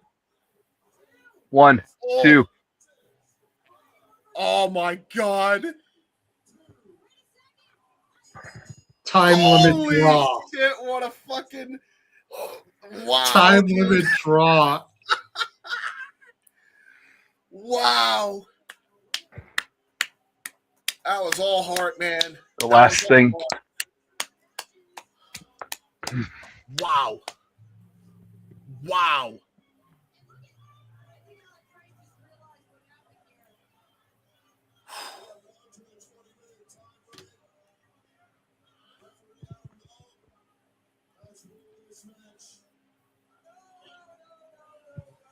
Oh, shit. Oh, shit. Jordan isn't going to let it end like that. Oh, shit. Oh, 5 more minutes, shit. Call.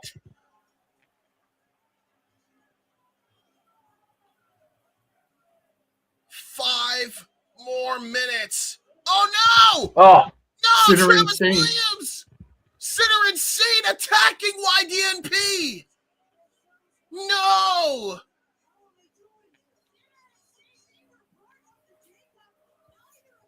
Oh, my God. You're kidding me.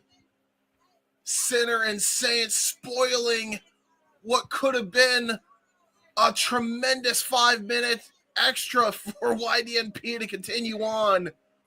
Hey, they're setting up a match for tomorrow night. We're going to get a tag title match out of this probably. Sinner and Seed versus Busta in the Brain. Yeah, you're probably right. Oh, and now Oliver trying to protect his partner. And he just got Kick to kicked Icarus. directly into the gut. That was a rough kick there by Icarus. Oh my God. Chasing the Dragons, Angels Wings combination. Sinner and Saint with a statement tonight.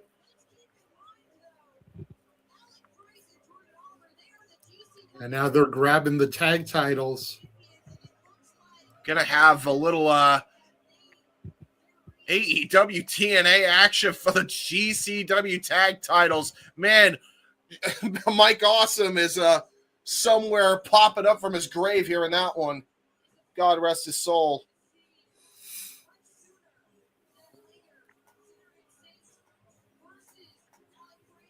Damn, man. I was hoping they'd go another fucking 5 minutes and then we got spoiled. No. The Rudos of Sinner and Saint.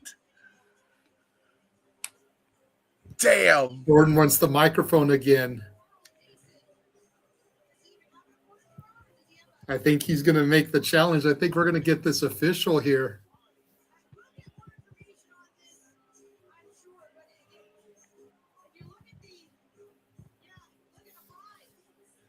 That's insane, bro. Charles Mason just got a huge advantage here in this tournament.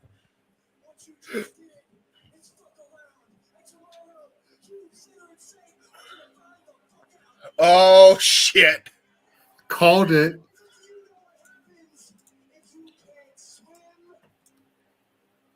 You're bound to Drizown.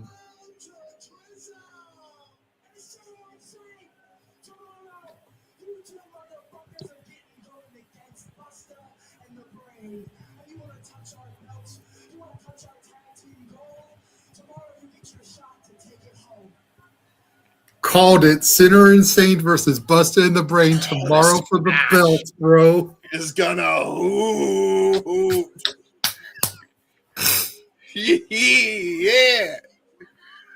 Dude. Dude, TNA talent are fighting AEW talent in a GCW ring for the GCW tag team titles. Taz, Mike Awesome, ECW, anybody? You like let's that? take it a You step like that further. history lesson? James, let's take it a step further. TNA talent that are in a partnership with WWE. Yes. Fighting AEW talent for the GCW championship in a GCW/JCW ring. The fuck? There's a lot of acronyms. A lot of acronyms, guys. This is what a forbidden door is. Guys, check out the collective. Not also, check out the collective, but also the collective for GCW going on April 15th and the 19th. This gentleman will be here for those events. And yes, I will be at least one event every day for those things. Yes, you will. The only day that I might not go to something is the Saturday, the 19th, because that's dependent on stand and deliver tickets being affordable. That's valid. That's valid. Fish, where can they find you on the socials before we get to the next matchup here? I mean, at the Wrestlefish. Also, guys, not to burst your bubble about them being TNA talent. They haven't wrestled in TNA since like May. Oh, damn it! I'm sad now. Sorry, I lie. September. Oh, big sad. Also, Anyway. I lie again. I'm just fucking with you. They wrestled there in December. They just ain't been there all fucking year. No, they haven't. Basically, they're glorified enhancement talent for TNA. Yeah, valid. Anyway, But they are. But I look forward to the hoop. Yes. I look forward to the hooping they're going to do tomorrow. So it is what it is. That said, you can find my boys, the Wrestle Collective, on YouTube, on the Twitter at Dubsy Worldwide. Shopdubsy.com. Buy a shirt. You enjoy my shit. I don't do. Not that I don't mind doing this for free, but I sure as fuck ain't getting paid. So it is what it is. Do it. My payment is everybody else's enjoyment. Yes. With that said, everybody, there's so much wrestling that you can enjoy in the world, be it WWE, be it AEW, be it TNA, yes, GCW, JCW, House of Glory, Wrestling Revolver, MLW. Okay, please, instead of using whatever platforms you have to almost exclusively spread fucking hate, find a promotion that you actually like, talk about it, and use your platform to actually, support the companies and wrestlers that you like. That's all I have to say. Yeah. What he said. Exactly. What he said. I'm just going to piggyback off that sentiment. It's something that I said yesterday at the start of our MLW thing. James, you've heard me say this quite a bit. Ryan, you may have heard me say it before. Maybe you haven't. But with as much stuff as we covered yesterday, Ring of Honor, MLW, Revolver concurrently, GCW today, if you can't find something in the course of the week with Raw on Mondays, NXT Tuesdays, Dynamite on Wednesdays, TNA Impact and Ring of Honor on Thursdays, SmackDown Friday, Collision Saturday, not to mention the various other promotions that you can catch on YouTube, Triller, IWTV, Title Match Network in the course of the week. Please, I'm begging you, get the fuck out the fandom. Yes. And don't let the door hit you or the good Lord split you.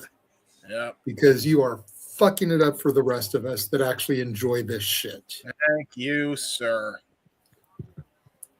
You don't have to enjoy everything I enjoy, everything James enjoys, everything Ryan enjoys. But if you can't find something during the course of the week in professional wrestling to enjoy, get out. Yes. Get well soon, Jake Something. Yeah, get well soon, Mr. Something. We'll go with the promos as they are showing highlights of how we got to the cage match. Rage of Wrestling on YouTube and various socials, including Walter.Cruz.940 on Insta and Walter Alex Cruz on Twitter and Blue Sky. Batty for Wrestling. I think I'm glitching a little bit. Batty for Wrestling on the YouTube and Shadowbat Ash on X. You guys can find me on the YouTube, Instagram, and X at JHebert95 and on Facebook, James C. Hebert. I do the true. It's on teams on the internet. JJ. You can find me on Instagram at the Renegade JJ Williams, YouTube Casa D18 Studios, X at ROWJJ Williams, and Casa D18 Studio. No S at the end on the X. And then, of course, you can find the collective of the Simply Reliable Studios at SR Studios 2024 on the X. If you haven't been following that, you have been missing out, as there have been a number of announcements made for interviews that we are going to be having. I am still trying to get an email back from one talent to lock in one of the 2 dates that are still available between this weekend and WrestleMania week. That would only leave 1 weekend, and we have a huge blockbuster announcement that we're going to be making tomorrow on Shenanigans. Yes. So Speaking of Shenanigans, there will actually be 2 episodes of Shenanigans tomorrow. As Rachel Lay has requested that we interview her a little bit earlier in the evening. Okay. And we have accommodated her. So that episode will be going live at 8:30 Eastern, 5:30 Pacific. Hopefully this will be over by then, as it starts at 5 Eastern, 2 Pacific. Fair. Worst comes to worst, you may have to miss it and be on here by yourself. Not sure if Ryan will be available or not. Yes. But we're going to be doing that episode with Rachel Lay. Then after that is done, standard Shenanigans at 11 Eastern, 8 Pacific. Yes, sir. And that'll give us a little bit of a break in between to bathroom and eat and all that good junk. Valid. Stay tuned. But Rachel Lay tomorrow on Shenanigans, the first in a succession of interviews between the 7th and the 11th of April. But that's the only week that there won't be an interview will be February 14th, as that's because I will be at GCW, and I don't want to stick Noah with it without me being there. It's one thing to put him in charge of normal stuff. It's another thing to stick him with that. What, GCW? No, sticking him with an interview. Not that he can't handle it. I totally trust Noah, but these are things that I've kind of put together, and I don't want to saddle him with that in my absence. Yeah, fair. Speaking of Noah, check him out right there. And Foster 1916, Raw Graphic. Primarily on the X and YouTube for all things wrestling. Shout out to the entire ATW crew, and thank you for the Simple Man, and congratulations are in order as he reached 400 subscribers. Thank you all so much for making that happen.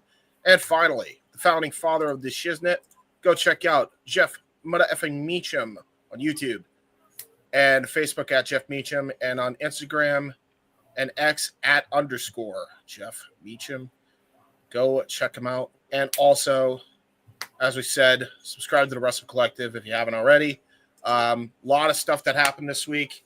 Carlos was on 3 shows this week, including one with this man, Hot Dog and a Handshake, the Raw recap, series premiere. Series premiere of Hot Dog and a Handshake on Tuesday, and on Monday, the Raw review on X, and Wednesday Night Chaos, or Wednesday Night Carlos, as we joke around and say, although sometimes that's accurate. On Wednesday after Dynamite, Light the Fuse with this man and the Nick Soap Dish. Go check that out if you haven't already. Wrestle Collective Weekly was really good this week. Go check that out if you haven't already. Great assortment of topics and discussion there. Wrestling with Tism, also really good discussion. In fact, 4 shows for Carlos. I forgot about Queens Road on Sunday, last Sunday. Very good show as well with him, Tay, Dev, and Soto. Go check that out if you haven't already. And assortment spaces throughout the week. It could be an Advocates, weekend at Advocates, could be a fish fry. You never know what the heck we're going to be doing. So make sure you're always tuned in at the Wrestle Collective YouTube and WC Worldwide on X. Just watching this footage for the first time. Yes. Yes, indeed. And also shot that last week? Or sorry, was that 2 weeks ago? Was that the Crush? No, this is like ages ago. This is way before that, I think. Yeah, this was from Knockout, which I want to say was like summer of last year, like June, July. I think it was like one of the only shows we didn't call just because of like family issues, I think, around that time. No, I vaguely remember this show. Like, I think Beastman gets involved in this match. Yes. Yes, he does. Well. But in any event, lots of content across all the channels, as James pointed out. Yes. Definitely no rest for the peoples here. I'll tell you that. But man, when you got shows that hoop as well as this one hooped, can't complain too much. I share the sentiments of my cohorts, the Wrestlefish and the Renegade here. You gotta find something to enjoy, man. Get the F out the fandom. I don't even know why you're here, bro. Too much good wrestling to complain. Star Wars fans. Yeah, right? Like, if you like Star Wars, I don't want to hear you complain about wrestling because there's a lot of tropes in wrestling, all right? And I enjoy them. You can too. I just no. What I'm saying is that you can't please Star Wars fans like at fucking all. Oh yeah, that's valid. For the life of me, I will never understand why someone would spend as much money as it takes to follow all the wrestling just to hate watch it. Because even if all you do is have your cable provider so that you can watch SmackDown, NXT on the CW, and the AEW products, you're still spending a fuck ton of money to hate watch something. Yeah. You know, and then when you factor in the pay-per-views, Netflix for Raw, subscriptions to Triller or TNA Plus, you know, it all adds up just to hate watch it. I will never understand. No. I found a very cheap hack for myself when it comes to watching WWE. A VPN? No. Well, Stephanie, because I like watching. I like watching my things on the big TV, and the internet's shit, and I don't like casting, so the phone will die. But I would watch the Rumble. So I bundle all my stuff on Hulu. That's valid. Hulu, Disney Plus, HBO Max. I added, like the day of the Royal Rumble, I added ESPN Unlimited, which is, by the way, fucking stupid. You know how many ESPN tiers there are? Like, pick a lane. Pick a lane, guys. All right. Yeah. But accurate. But because my thing comes out on the 5th, I only paid $6 for the Royal Rumble. It was fun. That's not too bad. That's not too bad. So either way, this is what it is. I don't know if I trust this steel cage, guys. I've been watching them throw it together. Yeah, this is a bit right. This is a rackety ass steel cage, huh? Oh my fucking god, dude. Yeah, I remember this only because I remember Manders went headfirst on the fucking concrete now. It gave me a Vietnam flashback. Fucking hell, bro. Anyway, but I'm not a huge WWE shooter anymore. Right? WWE is always going to be my gateway drug. The product just doesn't do it for me all the time. But I can say when we are firmly in WrestleMania season and everybody's allowed to cook proper, it's good food. It's good eating. It's good wrestling. I vibed with that Roman Reigns promo on Monday night. Yeah, I did too. To be honest. It is the best promo he's cut in his entire career because there's real raw emotion there. They're breaking everything down. By the way, thank you to the 189 of you that are currently watching. Let's get that shit up to 200. Share around on Twitter if you're watching on Twitter. Share around on YouTube if you're watching on YouTube. We literally have had a viewer watching on every single outlet. So thank you all so much for that. Help us out, man. Share the algorithm. And by the way, if you're watching this on demand, leave a comment. Help the algo. Yeah. And if you are watching it on one of the 3X accounts that it's on, pay attention to the stuff at the top. Subscribe to the YouTube channels because we don't always stream on the X. Yes. Only certain watch-alongs get streamed on the X. So if you want to follow and see all the wrestling content that we cover, as we talk about in the trailers, you need to subscribe to the YouTubes. Yes, indeed. That's a good reason to have that check mark. There's the boots from Blood and Guts with thumbtacks in the bottom of them, blood stained, like lobster dinner. How much is a lobster dinner with Joey Janela worth to you? Go inside honestly, the Lauderdale. What the fuck? Hey, man. Is Megan gonna be there? Right? Because Megan's there. Absolutely. Be worth it. Be worth it. Screwdriver signed by Mance Warner. Horse. How do you sign a screwdriver? You sign the blade. True. Okay. The blade is long and silver. He's probably got a flathead instead of a Phillips. You sign that because it'll be flat instead of rounded. Yeah, valid.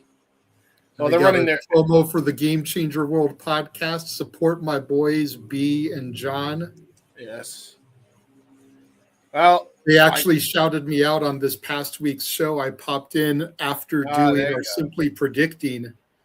I had invited them to join us, but they were unable to join us on Monday. So I take that back. I joined after Hot Dog and a Handshake because they're on Tuesdays.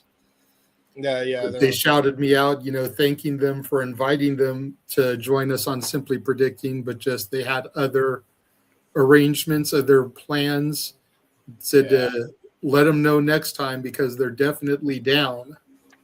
By the way, it just occurred to me as we're seeing them run the Philadelphia Crushed Up show. There's one thing we haven't done on promos. We might as well, because there's 189 of you watching. In case you want to know where you can find all of us, here is what's coming up here on the Simply Reliable Studios watch along schedule. And now for a taste of things to come.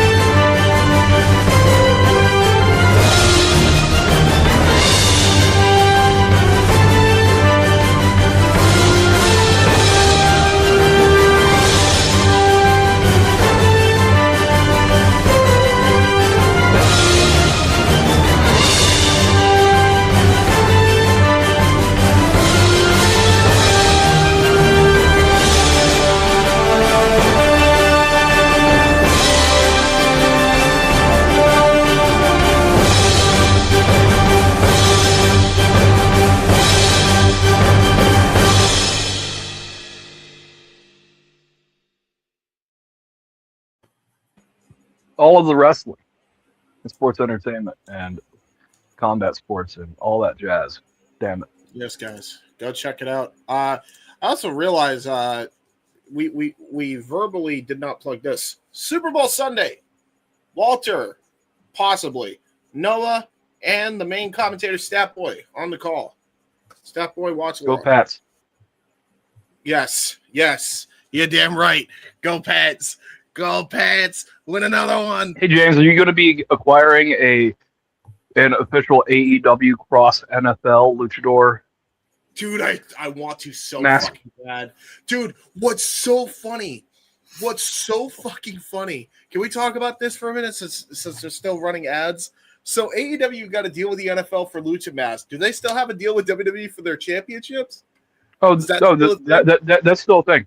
These masks will not be sold in stadiums. I Okay. love it. Those Let's go. No, NFL just has two separate partnerships with things, but those belts are sold by Fanatics. These masks, I think, are going to be sold by at least AEW, but there might be some link to. Dude, that's so Yeah. funny, bro. I love that, dude. All right. You know- I mean, No. what do you mean funny? dude, it's funny because you know somebody is gonna buy like a mask along with a championship replica for their team. You know Very few people have the liquid to actually buy one of those fucking belts. An Yeah, NFL probably. title belt. The NFL title belts are some of the ugliest belts that you could fucking buy. Tacky as shit. If you're gonna go buy a WWE produced championship for like $500 with an NFL logo on it, you might as fucking well buy the trophy smack with the same thing on it, and subsequently save yourself like $400, and with that money you save, Listen, buy the NFL Lucha Mask. you're telling me that you don't think somebody would be tacky enough to get both? There is some. I know people are. Here's the thing. I'm advising people not to spend their money stupidly. And yes, I say that understanding the pure irony of a room full of Power Rangers. Yeah, that's not even showing your Yu-Gi-Oh collection. My Yu-Gi-Oh collection is nowhere near as impressive as it used to be. Okay, I That's sold a valid. good chunk of all that off a while back. Yeah, valid. All right, well, we are getting the promo for this match. Yeah, this I was promo gonna would have say- hit a lot harder if they didn't just show us the entire recap. I was going to say, while they show this promo and do the entrances, I'm going to run a clip from the Superpower Slam show. Let everyone see what they can see if they tune into our watch-alongs. I'm gonna be honest. And The ring hindered this whole show. Like, I'll go keep it a buck.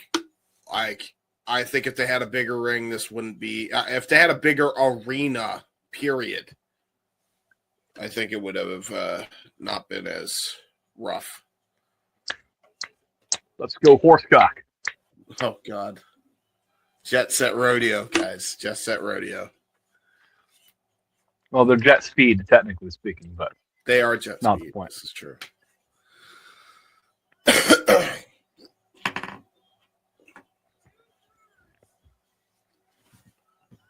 They are chanting horsecock. Jesus Christ. you give them an inch, they'll take the cock. Wait a minute.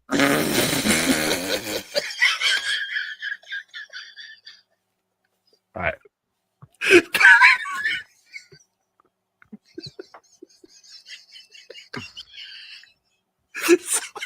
Somebody has to clip that, post that on the SRS shorts. That was the quote.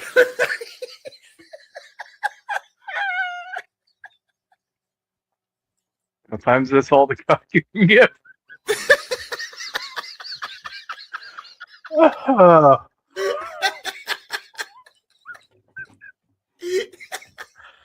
We all are mature adults. For fuck's sake, man.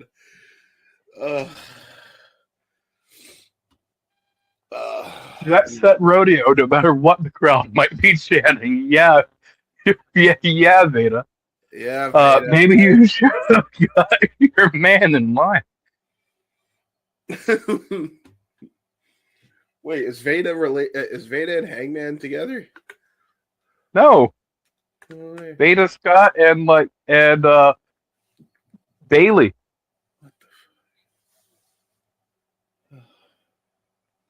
By the way, seeing Janela and Megan Bain's headdress Yeah. is fucking hilarious.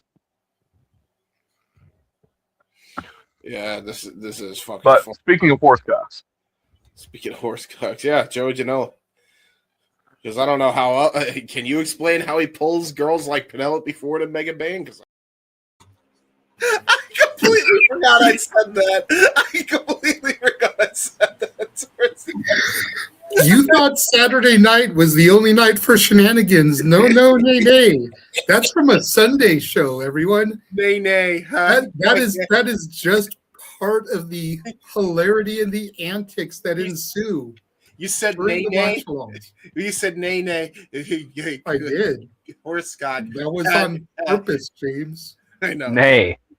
Nay, indeed. Stupid man. I forgot about half. I forgot all of that. You give him an inch, still take the cock. Wait a minute. Sometimes it's all the cock you can get. That was the punchline I was getting to. This requires some stuff. And then, just like the overbooked fuckery of the main event of that show, the clip kept going after the normal end point. Oh, fucking shit. Oh, God, man. Well, yeah, that's just some of the fuckery that happens on our watch-alongs. So make sure you subscribe, make sure you follow, make sure you like, because you never know what kind of hilarity will ensue. Good to see Matt Helms in the chat, by the way. Sorry it took us so long to highlight your comment. And then meanwhile, Charles just absolutely going nuts in the comments. In fact, at one point was laughing along with us, I think. Dying over here. Because Charles knows. Yes. Charles's last comment, this is normal. You know, as bad of a word as normal can be, because what really is normal? Yeah, true. Right. But this is normal for us. Perfectly normal horsecock.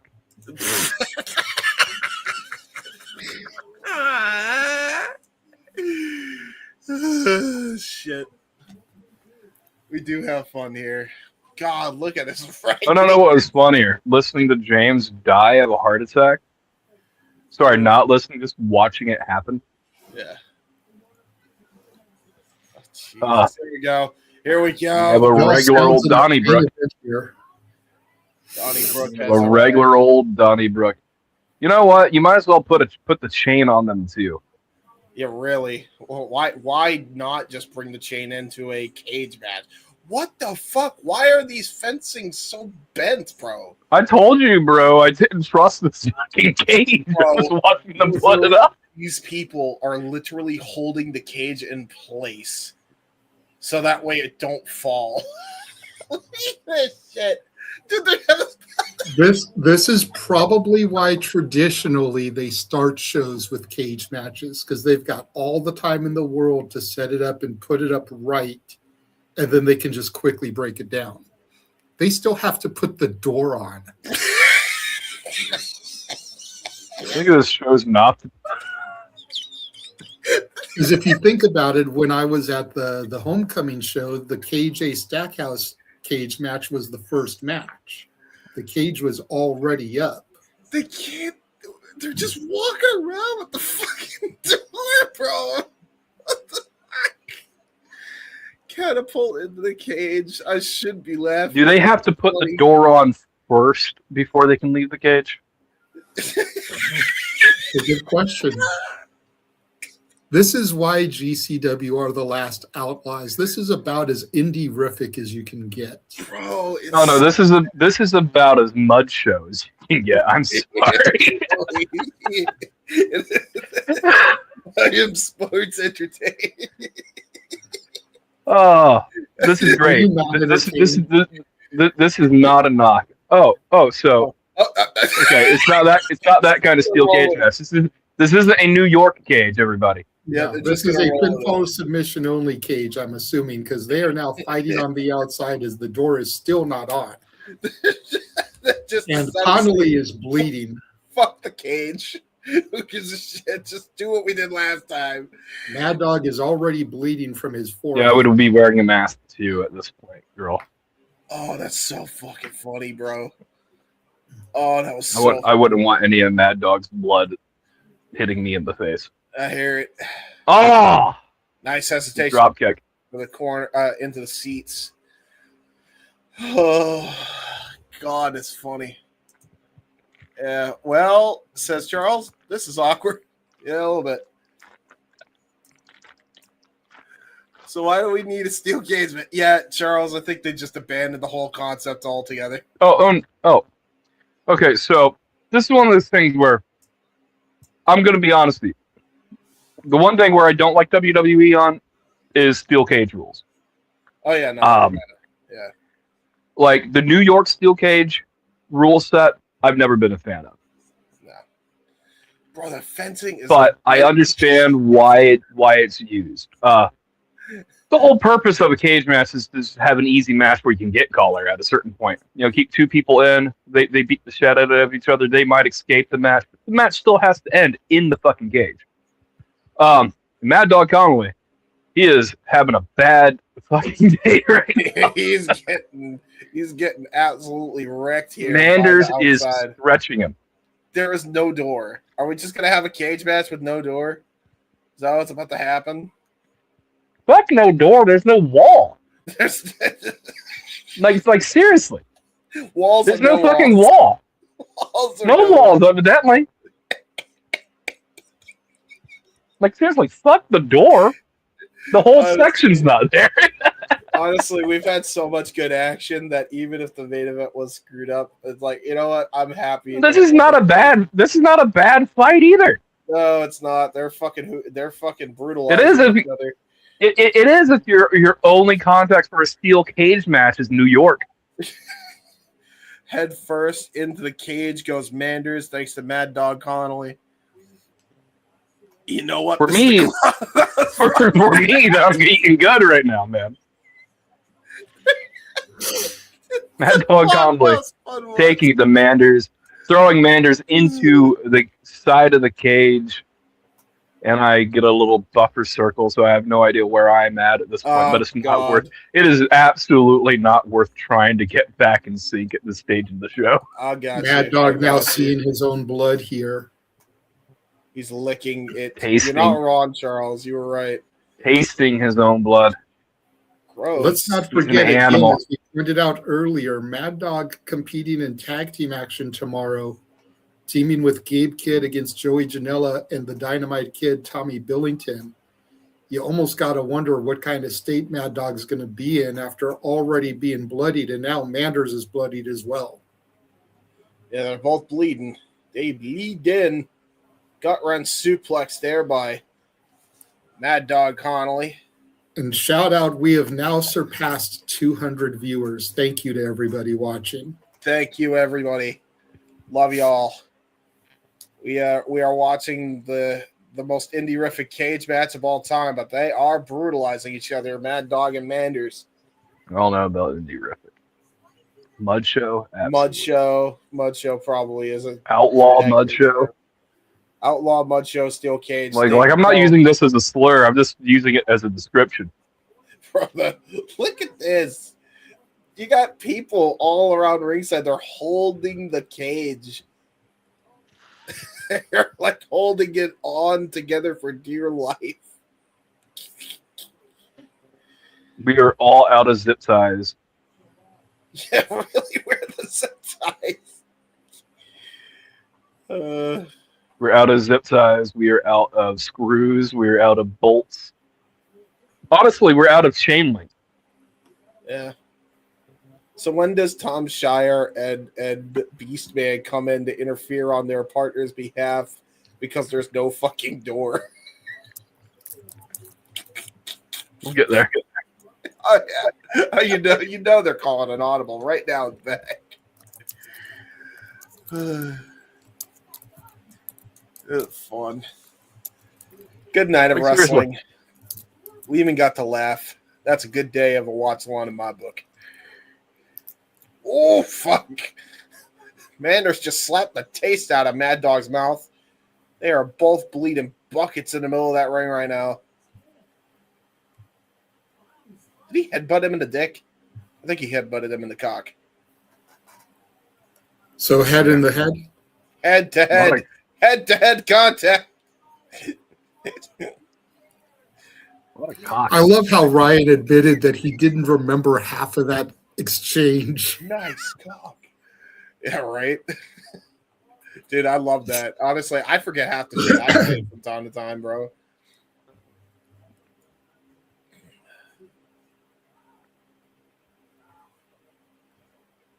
Oh, he's biting the foot. He's biting the foot. Eat the feet. Eat the feet. A new meaning to eat the feet. Quite literally eating the feet. I think Are the toesies bleeding now too?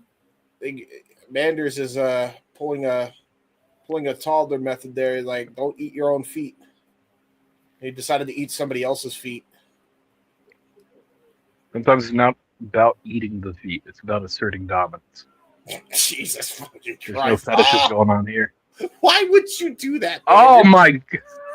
The cage is falling the fuck apart, bro. Manders, why would you do that? What's the point? You know the cage is fucked. Why would you push him and have him drop kick the cage walls that are literally about to fall? What are we doing? It's a good visual. What kind of waiver did you have to sign when you bought tickets? Yeah. None. Probably none. Yeah. Because if I was at ringside, I'd be fucking moving right about now. Yeah, really. So I don't trust this shit. Really quickly, Charles, since you're in here and I see you commenting along on the YouTube, go to your X, retweet the posts that I've been putting out for the stream here. If you haven't already, please retweet all of them. Get some more eyes on it. Let's try to get the view count even higher up during the main event here. Might as well, yeah. Go ahead, James. I was just gonna say, I'm happy as well, Charles. God damn, what a lariat by Manders, and now he's got the dog chain. Got the dog chain. We have had a total of like 4 pins in this matchup, and now he's chaining the dog up. Oh no! Oh, he's gonna use this shoddy cage. Honestly, at this point, you should just have Mad Dog just rip the cage off. Why are we having a cage match instead of a dog collar match? Couldn't that be the first thing we had? Oh! Fence could be the next match. Cages. Yeah, sorry. Could be the dog collar match could be the final. Head first into the cages. Crowd is going nuts for it, though, still, even though it's shoddily put together. This is what I will refer to as a tetanus death match.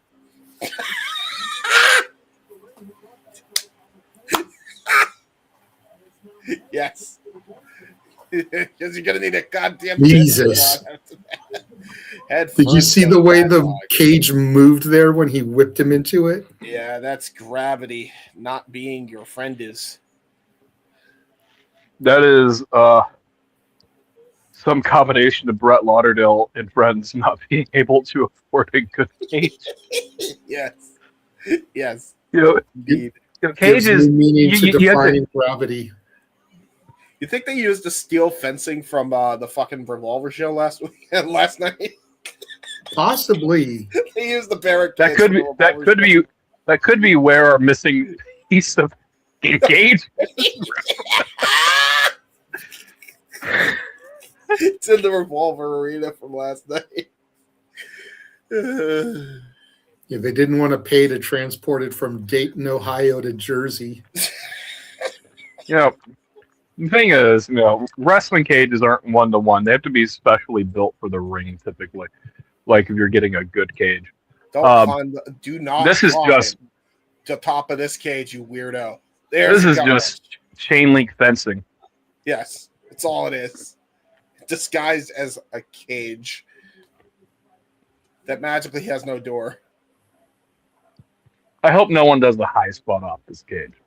I would be fucking petrified. Well, thankfully, neither of these two are high flyers, so I don't think we have to worry about that. Ric Flair isn't a high flyer either, but it didn't stop him from going to the top rope.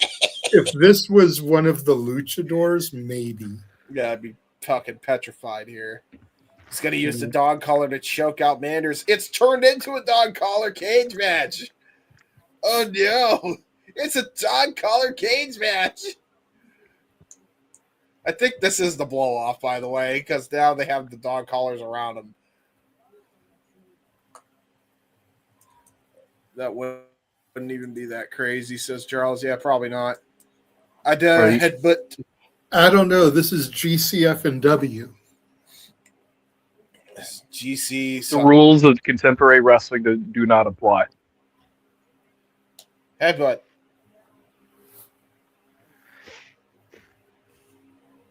They are brawling.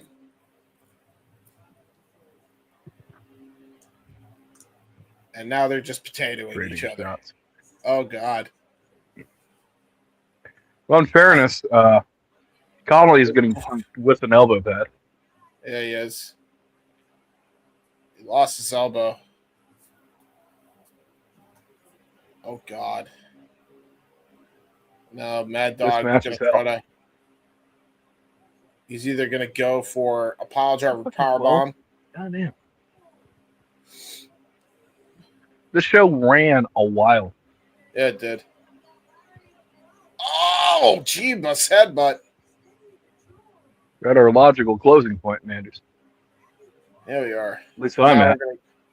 Pile driver. Can one of you just kill the other one and be done with this?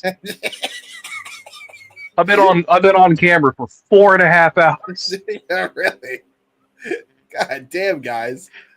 Dude. Oh, we were like shooting the shit. We were so close. Of the show. What are we doing? Choking each other. Pile driver does not get the 3 count, and now he's choking. Kill him. Kill him. Bret Hart spot. Ooh, Bret Hart spot in the cage match. Lariato by Manders. 1, 2. Kick out by Connelly. 1. Oh, big lariat.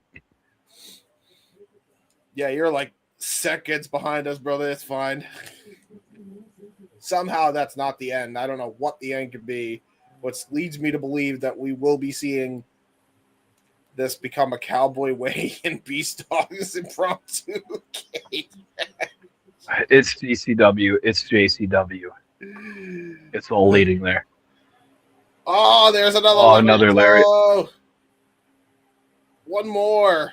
You. Lariato. Maybe a ripcord lariat using the dog collar. He kicked out at 1. Oh no, he kicked out at 1. Oh God. Start hulking up. Oh, Lariato by Mad Dog with the chain and a kick out by Manders. They're having a dog collar cage match. What is going on? Jesus Christ.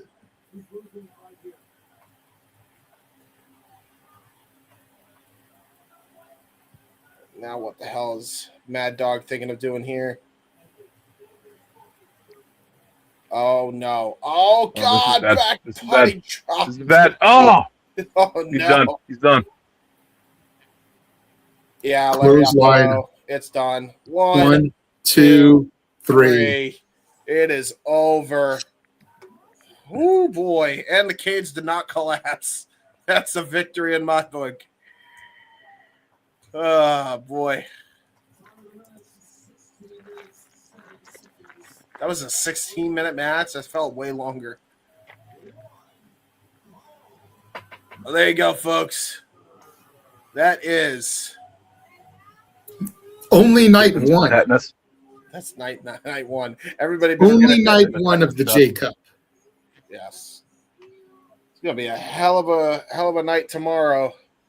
2 tag matches and the rest of the finals for the Jersey J Cup.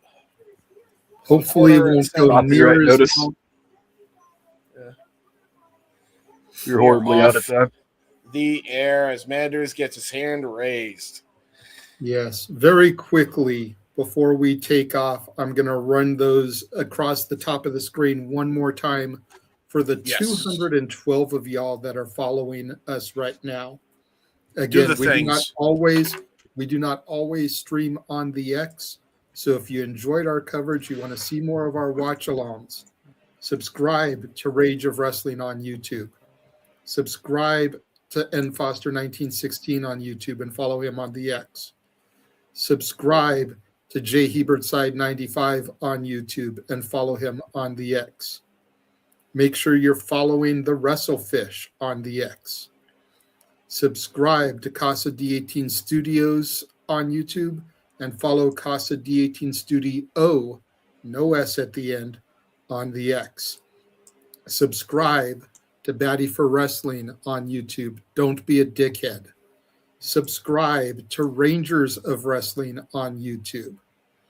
Make sure you're following SR Studios 2024 on the X for more announcements, for interviews and Saturday shenanigans. Subscribe to the Wrestle Collective on YouTube. Follow WC Worldwide on the X. And subscribe to the Jeff Meacham Network on YouTube. James, get us the hell out of here. What a show. What a great night of graps for the Renegade JJ Williams, for the Wrestlefish Ryan. I am the Heb Man James Hebert. Thank you all so very much for watching. As Charles said, sub. We both had the same idea. Sub to everyone here. And we will catch you all next time. Have a good night, everybody. Let's go, Horsecock. Let's go. Let's go, Horsecock. Let's go.